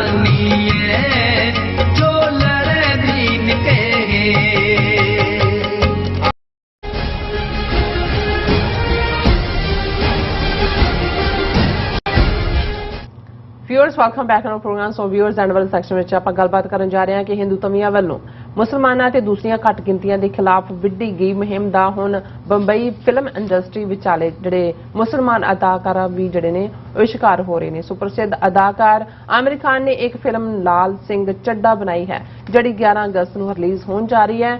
ਸੋ ਇਸ ਵਿੱਚ ਉਸ ਨੇ ਇੱਕ ਸਾਬਤ ਸੂਰਤ ਸਿੱਖ ਦਾ ਕਿਰਦਾਰ ਨਿਭਾਇਆ ਹੈ। ਸੋ ਹਿੰਦੂ ਤਵੀਆਂ ਵੱਲੋਂ ਇਸ ਫਿਲਮ ਦੇ ਬਾਈਕਾਟ ਲਈ ਸੋਸ਼ਲ ਮੀਡੀਆ ਤੇ ਜਿਹੜੀ ਇੱਕ ਪੂਰੀ ਮੁਹਿੰਮ ਚਲਾਈ ਜਾ ਰਹੀ ਹੈ। ਸੋ ਸਿੱਖਾਂ ਨੂੰ ਇਸ ਦਾ ਮੂੰਹ ਤੋੜਵਾਂ ਜਵਾਬ ਦੇਣਾ ਚਾਹੀਦਾ ਹੈ। ਸੋ ਇਸ ਬਾਰੇ ਆਪਾਂ ਗੱਲਬਾਤ ਕਰਨ ਜਾ ਰਹੇ ਹਾਂ, ਨਾਲ ਹੀ ਆਪਾਂ ਗੁਰਬਾਣੀ ਚਾਰਾਂ ਦੀ ਸਾਂਝ ਨੂੰ ਪਾਵਾਂਗੇ। ਸੋ ਅਸੀਂ ਚਾਹਾਂਗੇ ਕਿ ਤੁਸੀਂ ਇਸੇ ਤਰ੍ਹਾਂ ਬਣੇ ਰਹਿਣਾ। ਦੇਖਣ ਸੁਣਨੇ ਜਾਂ ਲਿਖਣ ਲਈ ਤੁਹਾਡਾ ਸਭ ਦਾ ਬਹੁਤ ਬਹੁਤ ਧੰਨਵਾਦ। ਜੀ ਰਾਜ ਸਾਹਿਬ, ਕੀ ਕਹਿਣਾ ਚਾਹੋਗੇ? ਦੇਖੋ, ਮੇਰਾ ਨਾ ਤਾਂ ਬਾਲੀਵੁੱਡ ਦੀ ਫਿਲਮ ਇੰਡਸਟਰੀ 'ਚ ਕੋਈ ਇੰਟਰਸਟ ਹੈ, ਨਾ ਹੀ ਈਵਨ ਹਾਲੀਵੁੱਡ ਦੀ ਫਿਲਮ ਇੰਡਸਟਰੀ 'ਚ ਕੋਈ ਇੰਟਰਸਟ ਹੈ। ਜੀ, ਲੇਕਿਨ ਜਦੋਂ ਮੈਂ ਹਿੰਦੂ ਤਵੀਆਂ ਦੀਆਂ ਹਰਕਤਾਂ ਦੇਖਦਾ ਤਾਂ ਫਿਰ ਕੁਝ ਮੁੱਦਿਆਂ ਦੇ ਉੱਤੇ ਸਾਨੂੰ ਕਮੈਂਟ ਵੀ ਕਰਨਾ ਪੈਂਦਾ ਹੈ ਔਰ ਇਹ ਸਮਝਣ ਦੀ ਵੀ ਅਸੀਂ ਕੋਸ਼ਿਸ਼ ਕਰਦੇ ਹਾਂ ਕਿ ਕਿਵੇਂ ਇਹਨਾਂ ਨੇ ਲੰਬਾ ਵਕਤ ਇਸੇ ਹੀ ਬਾਲੀਵੁੱਡ ਦੀ ਸੌਫਟ ਪਾਵਰ ਨੂੰ ਯੂਜ਼ ਕਰਕੇ ਇੱਕ ਭਾਰਤ ਨਾਂ ਦੇ ਦੇਸ਼ ਦਾ ਕਨਸੈਪਟ, ਭਾਰਤ ਮਾਤਾ ਦਾ ਕਨਸੈਪਟ ਔਰ ਆਪਣੀ ਸੋ ਕਾਲਡ ਹਿਸਟਰੀ ਜਿਸ ਦੇ ਲਈ ਪ੍ਰਾਈਡ ਦੇਣ ਲਈ ਫਿਲਮੀ ਕਹਾਣੀਆਂ ਰਾਹੀਂ ਉਸ ਕਿਸਮ ਦਾ ਇੱਕ ਕਰੈਕਟਰ ਬਣਾਇਆ ਤਾਂ ਕਿ ਉਹਨਾਂ ਦੇ ਇੰਡੀਆ ਦੀ ਜਿਹੜੀ ਕਲਚਰਲ ਯੂਨਿਟੀ ਨੂੰ ਪ੍ਰੈਜ਼ੈਂਟ ਕੀਤਾ ਜਾ ਸਕੇ, ਜਿਹੜੀ ਕਦੇ ਹੈ ਨਹੀਂ ਸੀ। ਔਰ ਉਹਦੇ 'ਚ ਕੋਈ ਦੋ ਰਾਵਾਂ ਨਹੀਂ ਨੇ। ਜੇ ਕੋਈ ਨਿਰਪੱਖ ਤੌਰ ਦੇ ਉੱਤੇ ਦੇਖੇਗਾ ਕਿ ਬਾਲੀਵੁੱਡ ਫਿਲਮ ਇੰਡਸਟਰੀ ਦਾ ਕੀ ਯੋਗਦਾਨ ਹੈ ਪ੍ਰੈਜ਼ੈਂਟ ਡੇ ਜੋ ਸੋ ਕਾਲਡ ਇੰਡੀਆ ਨਾਂ ਦਾ ਮੁਲਕ ਹੈ, ਤਾਂ ਉਹਦੇ 'ਚ ਸਭ ਤੋਂ ਵੱਡਾ ਯੋਗਦਾਨ ਉਹਨਾਂ ਦਾ ਹੈ। ਔਰ ਇਸੇ ਹੀ ਬਾਲੀਵੁੱਡ ਇੰਡਸਟਰੀ ਨੇ ਜਿਵੇਂ ਸਿੱਖਾਂ ਨੂੰ ਡਿਮੋਨਾਈਜ਼ ਕੀਤਾ ਹੈ ਔਰ ਜਦੋਂ ਅਸੀਂ ਫਿਲਮੀ ਦੁਨੀਆ ਦੇ ਵਿੱਚ ਤੁਸੀਂ 60ਵੇਂ 70ਵੇਂ 80ਵੇਂ ਤੱਕ ਦੇ ਕਿਰਦਾਰ ਦੇਖੋਗੇ ਤੇ ਸਿੱਖ ਦਾ ਮਤਲਬ ਹੀ ਇੱਕ ਫਨੀ ਕਰੈਕਟਰ ਦੇ ਤੌਰ ਤੇ ਉਹ ਟੈਕਸੀ ਡਰਾਈਵਰ ਬਣਾ ਦਿਓ, ਕੋਈ ਜੋਕਰ ਬਣਾ ਦਿਓ, ਕੋਈ ਝੂਠਾ ਬਣਾ ਦਿਓ ਤੇ ਜਾਂ ਫਿਰ ਐ ਕਰਨ ਦੇ ਲਈ ਰੱਖੇ ਹੋਏ ਸੀ ਕਿ ਜੀ ਉਹਨਾਂ ਦਾ ਉਸ ਕਿਸਮ ਦਾ ਹਾਂ ਫਿਲਮ ਇੰਡਸਟਰੀ 'ਚ ਪੰਜਾਬੀ ਜ਼ਬਾਨ ਦੇ ਲਫ਼ਜ਼ ਜਾਂ ਬੀਟ ਜਾਂ ਦੂਜਾ ਤੀਜਾ ਜਿਹੜਾ ਵਿਕਦਾ ਸੀ ਉਸ ਕਿਸਮ ਦਾ ਉਹਨਾਂ ਨੇ ਇੱਕ ਜ਼ਰੂਰ ਉਸ ਨੂੰ ਇਸਤੇਮਾਲ ਕੀਤਾ ਔਰ ਇਹਦੇ ਬਾਵਜੂਦ ਕਿ ਬਿਗਨਿੰਗ ਦੀ ਫਿਲਮ ਇੰਡਸਟਰੀ ਪੋਸਟ 47 ਪੀਰੀਅਡ ਦੀ ਉਸ ਦੇ ਵਿੱਚ ਜਿਹੜੇ ਬਹੁਤ ਸਾਰੇ ਐਕਟਰ ਉਹ ਪੰਜਾਬੀ ਮੂਲ ਦੇ ਹਿੰਦੂ ਸੀ ਕਿਉਂਕਿ ਸਿੱਖੀ ਸਰੂਪ ਦਾ ਐਕਸੈਪਟੇਬਿਲਟੀ ਨਹੀਂ ਸੀ ਕਿਸੇ ਵੀ ਹਵਾਲੇ ਨਾਲ ਔਰ ਇਸੇ ਲਈ ਉਹਨਾਂ ਦਾ ਵੀ ਕੋਈ ਜੇ ਤੁਸੀਂ ਦੇਖੋਗੇ ਵੀ ਉਹਨਾਂ ਨੇ ਕੋਈ ਪੰਜਾਬ ਨੂੰ ਵਾਪਸ ਦੇਣ ਦੀ ਕੋਸ਼ਿਸ਼ ਨਹੀਂ ਕੀਤੀ ਉਹਨਾਂ ਨੇ ਵੀ ਉਹੀ ਜਿਹੜਾ ਸੋ ਕਾਲਡ ਸੈਕੂਲਰ ਇੰਡੀਆ ਦੇ ਨਾਂ ਥੱਲੇ ਆਪਣਾ ਉਹਨਾਂ ਨੇ ਕਿਰਦਾਰ ਨਿਭਾਇਆ ਇਹ ਤਬਦੀਲੀ ਜਦੋਂ ਸਿੱਖਾਂ ਦਾ ਜੌਹਰ ਦੁਨੀਆ ਨੇ ਦੇਖਿਆ 80s ਤੱਕ ਚੱਲਦੇ ਆ ਸੰਤ ਭਿੰਡਰਾਂ ਵਾਲਿਆਂ ਦੀ ਆਮਦ ਦੇ ਨਾਲ ਔਰ ਫਿਰ ਜਿਹੜਾ ਦੋਸ਼ੀਆਂ ਨੂੰ ਸਜ਼ਾ ਦੇਣ ਦੀ ਗੱਲ ਫਿਰ ਇੱਕ ਸਿੱਖ ਪ੍ਰਾਈਡ ਜਿਹੜਾ ਦੁਨੀਆ ਭਰ 'ਚ ਸਿੱਖਾਂ ਨੇ ਮਹਿਸੂਸ ਕੀਤਾ ਕਿਉਂਕਿ ਇੱਕ ਗੱਲ ਦਾ ਧਿਆਨ ਰਹੇ ਉਹ ਬਾਲੀਵੁੱਡ ਹੋਏ ਹਾਲੀਵੁੱਡ ਹੋਏ ਆਈਡੀਆਜ਼ ਨਾਲ ਇੰਪੋਰਟੈਂਟ ਮਨੀ ਹੈ ਪੈਸਾ ਬਣਾਉਣ ਵਾਲਾ ਕਿਸ ਥੀਮ ਕਿਸ ਥਾਟ ਚੋਂ ਬਣਦੇ ਨੇ ਔਰ ਜਿਸ ਮੈਂ ਪੀਰੀਅਡ ਦੇ ਦੌਰ ਦੀ ਗੱਲ ਕਰ ਰਿਹਾ ਉਹਦੇ 'ਚ ਜੇ ਕੋਈ ਧਰਮਿੰਦਰ ਲੈਵਲ ਦਾ ਕੋਈ ਪੰਜਾਬੀ ਜਾ ਕੇ ਵੜਦਾ ਉਹਨੂੰ ਉਹਨਾਂ ਨੇ ਕਿਵੇਂ ਪਾਕਿਸਤਾਨ ਦੇ ਖਿਲਾਫ ਵਰਤਿਆ ਫਿਰ ਉਹਦੇ ਮੁੰਡਿਆਂ ਨੂੰ ਉਹ ਬਾਰਡਰ ਫਿਲਮ ਹੋਏ ਉਹ ਗਦਰ ਹੋਏ ਉਹ ਦੂਸਰਾ ਹੋਏ ਉਹ ਇਸ ਕਿਸਮ ਦੇ ਥਾਟ ਲਈ ਤਾਂ ਕਿ ਟਕਰਾਅ ਲਈ ਵਰਤਿਆ ਜਾਏ ਔਰ ਖੁੱਲ੍ਹ ਕੇ ਉਹਨਾਂ ਨੇ ਵੀ ਧਰਮਿੰਦਰ ਉਹ ਆਰੀਆ ਸਮਾਜੀ ਹੈ ਜਿਹਨੇ ਕਿ KP ਗਿੱਲ ਨੂੰ ਸੱਦ ਕੇ ਆਪਣੀ ਫਿਲਮ ਇੰਡਸਟਰੀ ਵੱਲੋਂ ਸੁਪਰ ਕਾਪ ਦਾ ਖਿਤਾਬ ਦਿੱਤਾ ਸੀ ਸੋ ਇਹ ਸਾਰੇ ਰੀਜ਼ਨ ਨੇ ਜਿਹਦੇ ਕਰਕੇ ਸਾਡਾ ਕੋਈ ਇੰਟਰਸਟ ਪਰ ਜਦੋਂ ਉਹਨਾਂ ਨੂੰ ਲੱਗਾ ਕਿ ਭਾਈ ਦੁਨੀਆ ਦੇ ਵਿੱਚ ਪੰਜਾਬੀ ਫੈਲੇ ਨੇ ਸਿੱਖ ਪ੍ਰਾਈਡ ਦੀ ਗੱਲ ਹੁਣ ਹੋ ਰਹੀ ਹੈ ਤੇ ਫਿਰ ਅਸੀਂ ਦੇਖਦੇ ਹਾਂ ਕਿ ਇਹਨਾਂ ਨੇ ਉਹ ਅਕਸ਼ੇ ਕੁਮਾਰ ਹੋਏ ਉਹ ਦੂਸਰੇ ਹੋਣ ਉਸ ਕਿਸਮ ਦੇ ਜਿਹੜੀਆਂ ਨੇ ਜਾਲੀ ਜਿਹੀਆਂ ਪੱਗਾਂ ਬੰਨ੍ਹ ਕੇ ਔਰ ਦੂਜੇ ਤੀਜੇ ਉਸ ਕਿਸਮ ਦੇ ਰੋਲ ਨਿਭਾਉਣੇ ਸ਼ੁਰੂ ਕਰ ਦਿੱਤੇ ਔਰ ਉਸ ਪੀਰੀਅਡ ਦੇ ਵਿੱਚ ਫਿਰ ਕੁਝ ਪੋਜ਼ਿਟਿਵਿਟੀ ਵੀ ਨਜ਼ਰ ਆਈ ਕਿ ਵੀ ਜਿਸ ਦੇ ਵਿੱਚ ਇਹ ਆਇਆ ਕਿ ਜੀ ਇਹਦੇ 'ਚੋਂ ਪੈਸੇ ਵੀ ਬਣਦੇ ਨੇ ਇਹ ਸਾਰੇ 'ਚੋਂ ਔਰ ਅਸੀਂ ਜੇ ਸੰਘਰਸ਼ ਦੇ ਹਵਾਲੇ ਨਾਲ ਗੱਲ ਕਰੀਏ ਤੇ ਫਿਰ ਇਹ ਜਦੋਂ ਸਾਡਾ ਹੱਕ ਔਰ ਇਸ ਕਿਸਮ ਦੀਆਂ ਫਿਲਮਾਂ ਬਣਦੀਆਂ ਨੇ ਪੰਜਾਬੀ ਦੇ ਵਿੱਚ ਵੀ ਮਨੀ ਮੇਕਿੰਗ ਵੀ ਹੋਈਆਂ ਹੁਣ ਉਸ ਸਾਰੇ ਨੇ ਔਰ ਇਹਦੇ 'ਚ ਵੀ ਕੋਈ ਸ਼ੱਕ ਨਹੀਂ ਹੈ ਕਿ ਪਹਿਲੀ ਜਨਰੇਸ਼ਨ ਜਿਹਦੇ 'ਚ ਕਿ ਦਲੀਪ ਕੁਮਾਰ ਤੋਂ ਲੈ ਕੇ ਮੀਨਾ ਕੁਮਾਰੀ ਔਰ ਦੂਸਰੇ ਜਿਹੜੇ ਸਾਰੇ ਮੁਸਲਮਾਨ ਕਿਰਦਾਰ ਸੀ ਸਰਵਾਈਵਲ ਲਈ ਹਿੰਦੂ ਨਾਂ ਰੱਖ ਕੇ ਉਹਨਾਂ ਨੇ ਆਪਣੀ ਪਹੁੰਚ ਬਣਾਈ ਔਰ ਦੂਜੇ ਉਹਨਾਂ ਦੀ ਜਿਹੜੀ ਹੈ ਔਰ ਫਿਲਮੀ ਇੰਡਸਟਰੀ 'ਚ ਵੱਡੀ ਉਹਨਾਂ ਦੀ ਜਿਹੜੀ ਹੈ ਧਾਕ ਜੰਮੀ ਰਹੀ ਫਿਰ ਉਹ ਪੀਰੀਅਡ ਆਇਆ ਜਦੋਂ ਕਿ ਅਫਗਾਨਿਸਤਾਨ ਨਾਲ ਤਾਲੁਕ ਜਿਨ੍ਹਾਂ ਦੇ ਵਡੇਰੇ ਉੱਥੋਂ ਆਏ ਸੀ ਪਰ ਉਹਨਾਂ ਦੇ ਅੱਗੋਂ ਆਲ ਔਲਾਦ ਜਿਹੜੇ ਜ਼ਾਹਰ ਹੈ ਹੈਂਡਸਮ ਵੀ ਹੁੰਦੇ ਨੇ ਉਹਨਾਂ ਦਾ ਕੁਦਰਤੀ ਅੰਦਾਜ਼ ਵੀ ਉਸ ਕਿਸਮ ਦਾ ਹੈ ਉਹ ਆਮਿਰ ਖਾਨ ਹੋਏ ਉਹ ਸ਼ਾਹਰੁਖ ਖਾਨ ਹੋਏ ਤੇ ਹੋਰ ਕਿਹੜੇ ਖਾਨ ਤਿੰਨ ਚਾਰ ਖਾਨ ਜਿਹੜੇ ਨੇ ਬਾਲੀਵੁੱਡ ਇੰਡਸਟਰੀ ਨੂੰ ਖਾਨ ਇੰਡਸਟਰੀ ਕਹਿਣ ਲੱਗ ਗਏ ਸੀ ਹਾਲਾਂ ਉਹਨਾਂ ਸਾਰਿਆਂ ਦਾ ਵੀ ਰੋਲ ਜਿਹੜਾ ਹੈ ਉਹ ਅਖੀਰ ਤੱਕ ਜਾ ਕੇ ਭਾਰਤ ਮਾਤਾ ਕੀ ਜੈ ਤਿਲਕ ਵੀ ਲਾਣੇ ਘਰਾਂ 'ਚ ਵੀ ਹਿੰਦੂ ਵਾਈਵਸ ਰੱਖੀਆਂ ਹੋਈਆਂ ਉਹ ਪੂਜਾ ਵੀ ਕਰਦੀਆਂ ਮੁੰਡੇ ਕੁੜੀਆਂ ਵੀ ਅੱਧ ਪਜੱਦੇ ਉਹ ਜਿਹੜੇ ਨੇ ਨਾ ਚਿੱਟੇ ਨੇ ਨਾ ਕਾਲੇ ਨੇ ਡੱਬ ਖੜੱਬੇ ਫੇਥ ਤੇ ਪੱਖੋਂ ਸ਼ਕਲ ਨਾਲ ਨਹੀਂ ਸ਼ਕਲ ਤਾਂ ਰੱਬ ਦੀ ਦਿੱਤੀ ਹੁੰਦੀ ਹੈ ਪਰ ਇਹ ਦੱਸਣ ਦਾ ਕਿ ਜੀ ਦੇਖੋ ਅਸੀਂ ਤਾਂ ਲੇਕਿਨ ਅੱਜ ਜਿਹੜੀ ਇਹ ਹਿੰਦੂਤਵਾਦੀ ਵੇਵ ਹੈ ਇਹਨਾਂ ਨੂੰ ਇਹ ਵੀ ਡਾਈਜੈਸਟ ਨਹੀਂ ਹੁੰਦੇ ਜੇ ਹੁਣ ਨਸੀਰੁਦੀਨ ਸ਼ਾਹ ਹੈ ਉਹਨੇ ਇਹ ਇਸ ਦੇ ਹਾਲਾਂ ਖੁਦ ਨਾਸਤਕ ਕਹਿੰਦਾ ਆਪਣੇ ਆਪ ਨੂੰ ਲੇਕਿਨ ਉਹਦੇ ਪਿੱਛੇ ਕਿਵੇਂ ਪਏ ਆਮਿਰ ਖਾਨ ਹੁਣ ਆਮਿਰ ਖਾਨ ਜਿੰਨਾ ਕਿ ਮੈਨੂੰ ਪਤਾ ਹੈ ਇੱਕ ਅੱਧਾ ਸ਼ਾਇਦ ਹਾਕੀ ਦਾ ਮੈਚ ਖੇਡਣ ਵਾਲੀਆਂ ਕੁੜੀਆਂ ਜਾਂ ਉਹਨਾਂ ਤੋਂ ਲੈ ਕੇ ਜਾਂ ਭਲਵਾਨੀ ਨੂੰ ਲੈ ਕੇ ਤੇ ਉਹਦੇ ਬਾਰੇ ਕਿਹਾ ਜਾਂਦਾ ਵੀ ਬਹੁਤ ਮਿਹਨਤੀ ਐਕਟਰ ਹੈ ਉਹ ਜਿਹੜਾ ਉਹਨੇ ਕਿਰਦਾਰ ਨਿਭਾਉਣਾ ਉਹਦੇ 'ਚੋਂ ਪੂਰਾ ਉਹਦੇ 'ਚ ਪੂਰਾ ਡੁੱਬ ਜਾਂਦਾ ਫਿਰ ਉਹ ਟੀਵੀ ਦੇ ਉੱਤੇ ਸੋਸ਼ਲ ਇਸ਼ੂਜ਼ ਨੂੰ ਵੀ ਲੈਂਦਾ ਰਿਹਾ ਜਿਹਦੇ ਕਰਕੇ ਉਹਦੀ ਪਪੂਲੈਰਿਟੀ ਹੋਈ ਪਰ ਜਦੋਂ ਹਿੰਦੂ ਤਵੀਆਂ ਦੀ ਮੁਸਲਮਾਨਾਂ ਦੇ ਖਿਲਾਫ ਨਫ਼ਰਤ ਚੱਲ ਰਹੀ ਸੀ ਇੱਕ ਸਟੇਜ ਤੋਂ ਉਹਨੇ ਕਿਹਾ ਕਿ ਭਾਈ ਮੇਰੀ ਵਾਈਫ ਕਹਿੰਦੀ ਹੈ ਵੀ ਕੀ ਸਾਡੇ ਬੱਚੇ ਇੱਥੇ ਸੇਫ ਹੋਣਗੇ ਉਦੋਂ ਤੋਂ ਹਿੰਦੂ ਤਵੀ ਉਹਦੇ ਪਿੱਛੇ ਪਏ ਔਰ ਇਹਦੇ ਬਾਵਜੂਦ ਕਿ ਉਹ ਆਊਟ ਆਫ ਦਾ ਵੇ ਜਾ ਕੇ ਆਪਣਾ ਪ੍ਰੋ ਇੰਡੀਆ ਸਟਾਂਸ ਦੇਣ ਦੀ ਸਾਰੇ ਹੀ ਖਾਨ ਜਿਹੜੇ ਨੇ ਸਲਮਾਨ ਖਾਨ ਸ਼ਾਹਰੁਖ ਖਾਨ ਉਹ ਤਾਂ ਬਿਲਕੁਲ ਹੀ ਉਲਟਵਾਜ਼ੀਆਂ ਲਾ ਰਹੇ ਹੁੰਦੇ ਨੇ ਆਮਿਰ ਖਾਨ ਨੇ ਵੀ ਇਸ ਲੈਵਲ ਦੇ ਉੱਤੇ ਆਪਣਾ ਰੱਖਿਆ ਲੇਕਿਨ ਫਿਰ ਤੁਸੀਂ ਇਹ ਦੇਖੋ ਕਿ ਭਾਈ ਹਿਰਨ ਦਾ ਮਾਰਿਆ ਜਾਣਾ, ਦੂਜਾ ਉਹਨੂੰ ਲੈ ਕੇ ਇਹਨਾਂ ਗੈਂਗਸਟਰਸ ਰਾਹੀਂ ਖਾਨ ਇੱਕ ਨੂੰ ਮਰਵਾਉਣ ਦੀ ਲਾਈਨ। ਹੁਣ ਜਿਹੜੀ ਗੱਲ ਕਰਕੇ ਅੱਜ ਇਹ ਖਬਰ ਨੂੰ ਮੈਂ ਇਵਨ ਡਿਸਕਸ ਵੀ ਕਰ ਰਿਹਾ ਹਾਂ, ਅਦਰਵਾਈਜ਼ ਮੇਰੇ ਲਈ ਕੋਈ ਉਹ ਇੰਟਰਸਟ ਦਾ ਵਾਇਸ ਨਹੀਂ ਹੈ। ਅੱਛਾ। ਔਰ ਇਹ ਕਾਫੀ ਦੇਰ ਤੋਂ ਕੁਝ ਜਦੋਂ ਖਬਰਾਂ ਆਉਂਦੀਆਂ ਨੇ, ਤੁਸੀਂ ਫਿਲਮੀ ਦੁਨੀਆ ਦੀਆਂ ਖਬਰਾਂ 'ਚ ਨਾ ਵੀ ਜਾਓ, ਆਮ ਮੀਡੀਆ 'ਚ ਵੀ, ਤੇ ਲਾਲ ਸਿੰਘ ਚੱਢਾ ਫਿਲਮ ਦੀ ਚਰਚਾ ਰਹੀ ਹੈ ਪਿਛਲੇ ਪੀਰੀਅਡ 'ਚ, ਉਹਦੇ ਨਾਲੋਂ ਵੀ ਜ਼ਿਆਦਾ, ਕਿਉਂਕਿ ਜਿਵੇਂ ਆਮਿਰ ਖਾਨ ਦਾ ਅੰਦਾਜ਼ ਹੈ, ਉਹਨੇ ਜੋ ਅਦਾਕਾਰੀ ਕਰਨੀ ਹੈ ਉਹਦੇ 'ਚ ਵੜਨਾ ਹੈ। ਹੁਣ ਬਹੁਤ ਸਾਰੇ ਜਿਹੜੇ ਅਕਸ਼ੇ ਕੁਮਾਰ ਤੇ ਦੂਜਿਆਂ ਤੀਜਿਆਂ ਤੋਂ ਲੈ ਕੇ ਜਾਲੀ ਸਿੱਖ ਬਣੇ ਹੁੰਦੇ ਨੇ, ਜਾਲੀ ਦਾੜੀਆਂ ਲਾ ਕੇ, ਆਮਿਰ ਖਾਨ ਨੇ ਇਸ ਫਿਲਮ 'ਚ ਲਾਲ ਸਿੰਘ ਚੱਢਾ 'ਚ ਸਿੱਖ ਦਾ ਕਿਰਦਾਰ ਹੈ, ਸੋ ਉਹਨੇ ਆਪਣੀ ਦਾੜੀ ਵੀ ਵਧਾਈ, ਆਪਣੀ ਦਸਤਾਰ ਬੰਨਣੀ ਕਿਵੇਂ ਹੈ, ਦੂਸਰਾ ਕਿਵੇਂ ਹੈ, ਉਹਦੇ 'ਚੋਂ ਖੁੱਭਿਆ। ਔਰ ਜਿਹੜੀ ਇਹ ਫਿਲਮ ਲਾਲ ਸਿੰਘ ਚੱਢਾ, ਮੈਨੂੰ ਨਹੀਂ ਪਤਾ ਇਹਦਾ ਕੀ ਥੀਮ ਹੈ, ਲੇਕਿਨ ਇਹ 11 ਅਗਸਤ ਨੂੰ ਰਿਲੀਜ਼ ਹੋਣ ਜਾ ਰਹੀ ਹੈ। ਅੱਛਾ। ਹੁਣ ਹਿੰਦੂ ਤਵੀਆਂ ਨੇ ਇਸ ਦੇ ਉੱਤੇ ਇੱਕ ਪੂਰਾ ਜਿਹੜਾ ਇੱਕ ਟਵਿੱਟਰ ਟ੍ਰੈਂਡ ਚਲਾ ਦਿੱਤਾ ਹੈ ਕਿ ਬਾਈਕਾਟ ਕਰੋ ਇਹਦਾ, ਹਾਂਜੀ, ਇਸ ਫਿਲਮ ਦਾ। ਉਸ ਤੋਂ ਪਹਿਲਾਂ ਵੀ ਕਿਸੇ ਰੀਜ਼ਨ ਕਰਕੇ ਈਵਨ ਜਿਹੜੀ ਇਹਨਾਂ ਦੀ ਚਹੇਤੀ ਕੰਗਨਾ ਰਣੌਤ ਹੈ, ਉਸ ਦੀ ਵੀ ਇੱਕ ਫਿਲਮ ਦਾ ਕਿ ਜੀ ਉਹਨੇ ਆਮਿਰ ਖਾਨ ਦੀ ਤਾਰੀਫ ਕੀਤੀ, ਪਤਾ ਨਹੀਂ ਕਿਹੜੇ ਮੌਕੇ ਤੇ, ਈਦ ਕੇ ਕਿੱਥੇ ਜਾ ਕੇ, ਉਹਦੀ ਵੀ ਇੱਕ ਫਿਲਮ ਇਹਨਾਂ ਨੇ ਫਲॉप ਕਰਵਾਈ, ਇਹ ਕਹਿ ਕੇ ਕਿ ਜੀ ਇਹ ਕਿੱਥੋਂ ਚਹੇਤੀ ਬਣ ਗਈ ਆਮਿਰ ਖਾਨ ਦੀ। ਹੁਣ ਇਸ ਸਾਰੇ ਨੂੰ ਲੈ ਕੇ ਜਿਹੜਾ ਇੱਕ ਟ੍ਰੈਂਡ ਚੱਲ ਰਿਹਾ ਹੈ, ਦੇਖੋ ਕਿਸੇ ਲਈ ਵੀ ਜਿੱਥੇ ਤੁਹਾਡੀ ਇਨਵੈਸਟਮੈਂਟ ਹੁੰਦੀ ਹੈ ਭਾਰੀ, ਫਿਰ ਹਰ ਕੋਈ ਜਿਹੜਾ ਇੱਕ ਕਾਮਯਾਬ ਆਮਿਰ ਖਾਨ ਹੈ ਜਾਂ ਜਿਹੜੇ ਵੀ ਨੇ, ਉਹਨਾਂ ਨੂੰ ਇਹ ਲੱਗਦਾ ਹੈ ਕਿ ਭਾਈ ਇਹ ਸਾਨੂੰ ਇਸ ਨਫ਼ਰਤ ਦਾ ਸ਼ਿਕਾਰ ਬਣਾਇਆ ਜਾ ਰਿਹਾ। ਸੋ ਉਹ ਆਲ ਦਾ ਵੇ ਆਮਿਰ ਖਾਨ, ਔਰ ਇਹ ਖਬਰ ਟ੍ਰਿਬਿਊਨ ਦੀ ਹੈ, ਉਹਨੇ ਇੱਕ ਜਲੰਧਰ ਦੇ ਵਿੱਚ ਆਪਣੀ ਫਿਲਮ ਨੂੰ ਉਹਨੇ ਜਿਹੜਾ ਉਸ ਦਾ ਪਲੇ ਕੀਤਾ, ਬੀਬੀ ਜਗੀਰ ਕੌਰ ਜਿਹੜੀ ਸਾਬਕਾ ਪ੍ਰਧਾਨ SGPC, ਉਹ ਵੀ ਮੌਜੂਦ ਸੀ, ਇੱਕ ਮਿਸ਼ਨਰੀ ਕਾਲਜ ਦੇ ਵੀ ਕੁਝ ਲੋਕ ਸੀ, ਔਰ ਇਸੇ ਤਰ੍ਹਾਂ ਸਾਬਕਾ ਇੱਕ ਜਥੇਦਾਰ ਵੀ ਸੀ। ਔਰ ਉਹਨਾਂ ਨੇ ਫਿਲਮ ਲਾਲ ਸਿੰਘ ਚੱਢਾ ਜਿਹੜੀ ਹੈ ਉਹਦੀ screening of the film for SGPC members at multiplex of Curo mall here on Wednesday, Jalandhar ਦੇ ਵਿੱਚ ਹੀ ਹੋਇਆ। ਔਰ ਉਹਨਾਂ ਸਾਰਿਆਂ ਨੇ ਦੇਖ ਕੇ ਕਿਹਾ ਕਿ ਭਾਈ ਅਸੀਂ ਵੀ didn't find anything objectionable in the film, ਕੁਝ ਮਾਈਨਰ ਮਾੜੇ ਮੋਟੇ ਨੇ, ਉਹ ਦੇ will be taken care of. ਔਰ ਇਹ ਜਿਹੜੀ ਹੈ ਫਿਲਮ, ਇਸ ਨੂੰ 11 ਅਗਸਤ ਨੂੰ ਰਿਲੀਜ਼ ਕੀਤਾ ਜਾਣਾ।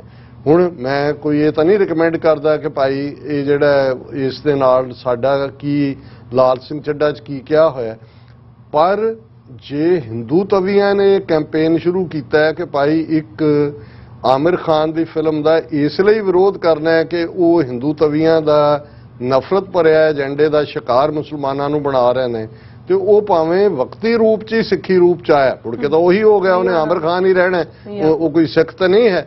ਲੇਕਿਨ ਮੈਂ ਇਹ ਸਮਝਦਾ ਹਾਂ ਕਿ ਜਿਹੜੇ ਕਾਰਨਾਂ ਕਰਕੇ ਉਹ ਵਿਰੋਧ ਕਰ ਰਹੇ ਨੇ, ਉਸੇ ਥੱਲੇ ਸਾਡੀ ਫੁੱਲ ਫਲੈਜਡ ਹਮਾਇਤ ਹੋਣੀ ਚਾਹੀਦੀ ਹੈ। ਉਸ ਦੇ ਲਈ ਜੇ ਉਸ ਫਿਲਮ ਨੂੰ ਦੇਖਣਾ ਪੈਂਦਾ ਹੈ ਜਾਂ ਉਸ ਦੀ ਪ੍ਰਮੋਸ਼ਨ ਦੇ ਲਈ ਈਵਨ ਸੋਸ਼ਲ ਮੀਡੀਆ ਦੇ ਉੱਤੇ, ਜੇ ਹੁਣ ਹਿੰਦੂ ਤਵੀਆਂ ਨੂੰ ਇਹ ਟ੍ਰੈਂਡ ਖੜਾ ਕਰਕੇ ਲੱਗਦਾ ਹੈ ਕਿ ਭਾਈ ਉਹ ਕੁਝ ਹਾਸਲ ਕਰ ਰਹੇ ਨੇ, ਤੇ ਸਾਨੂੰ ਵੀ ਉਸੇ ਸਪਿਰਿਟ ਦੇ ਵਿੱਚ ਹੀ ਕਿ ਹਿੰਦੂ ਤਵੀਆਂ ਨੂੰ ਇਹ ਸਬਕ ਜ਼ਰੂਰ ਸਿਖਾਉਣਾ ਚਾਹੀਦਾ ਹੈ ਕਿ ਭਾਈ ਤੁਸੀਂ ਭਾਵੇਂ ਵਿਰੋਧ ਵੀ ਕਰ ਰਹੇ ਹੋਵੋ, ਜੇ ਸਿੱਖ ਖਲੋ ਜਾਣ ਤੇ ਉਹ ਤੁਹਾਡੇ ਵਿਰੋਧ ਦੇ ਬਾਵਜੂਦ ਕਿਸੇ ਚੀਜ਼ ਨੂੰ ਕਾਮਯਾਬੀ 'ਚ ਬਦਲ ਸਕਦੇ ਨੇ।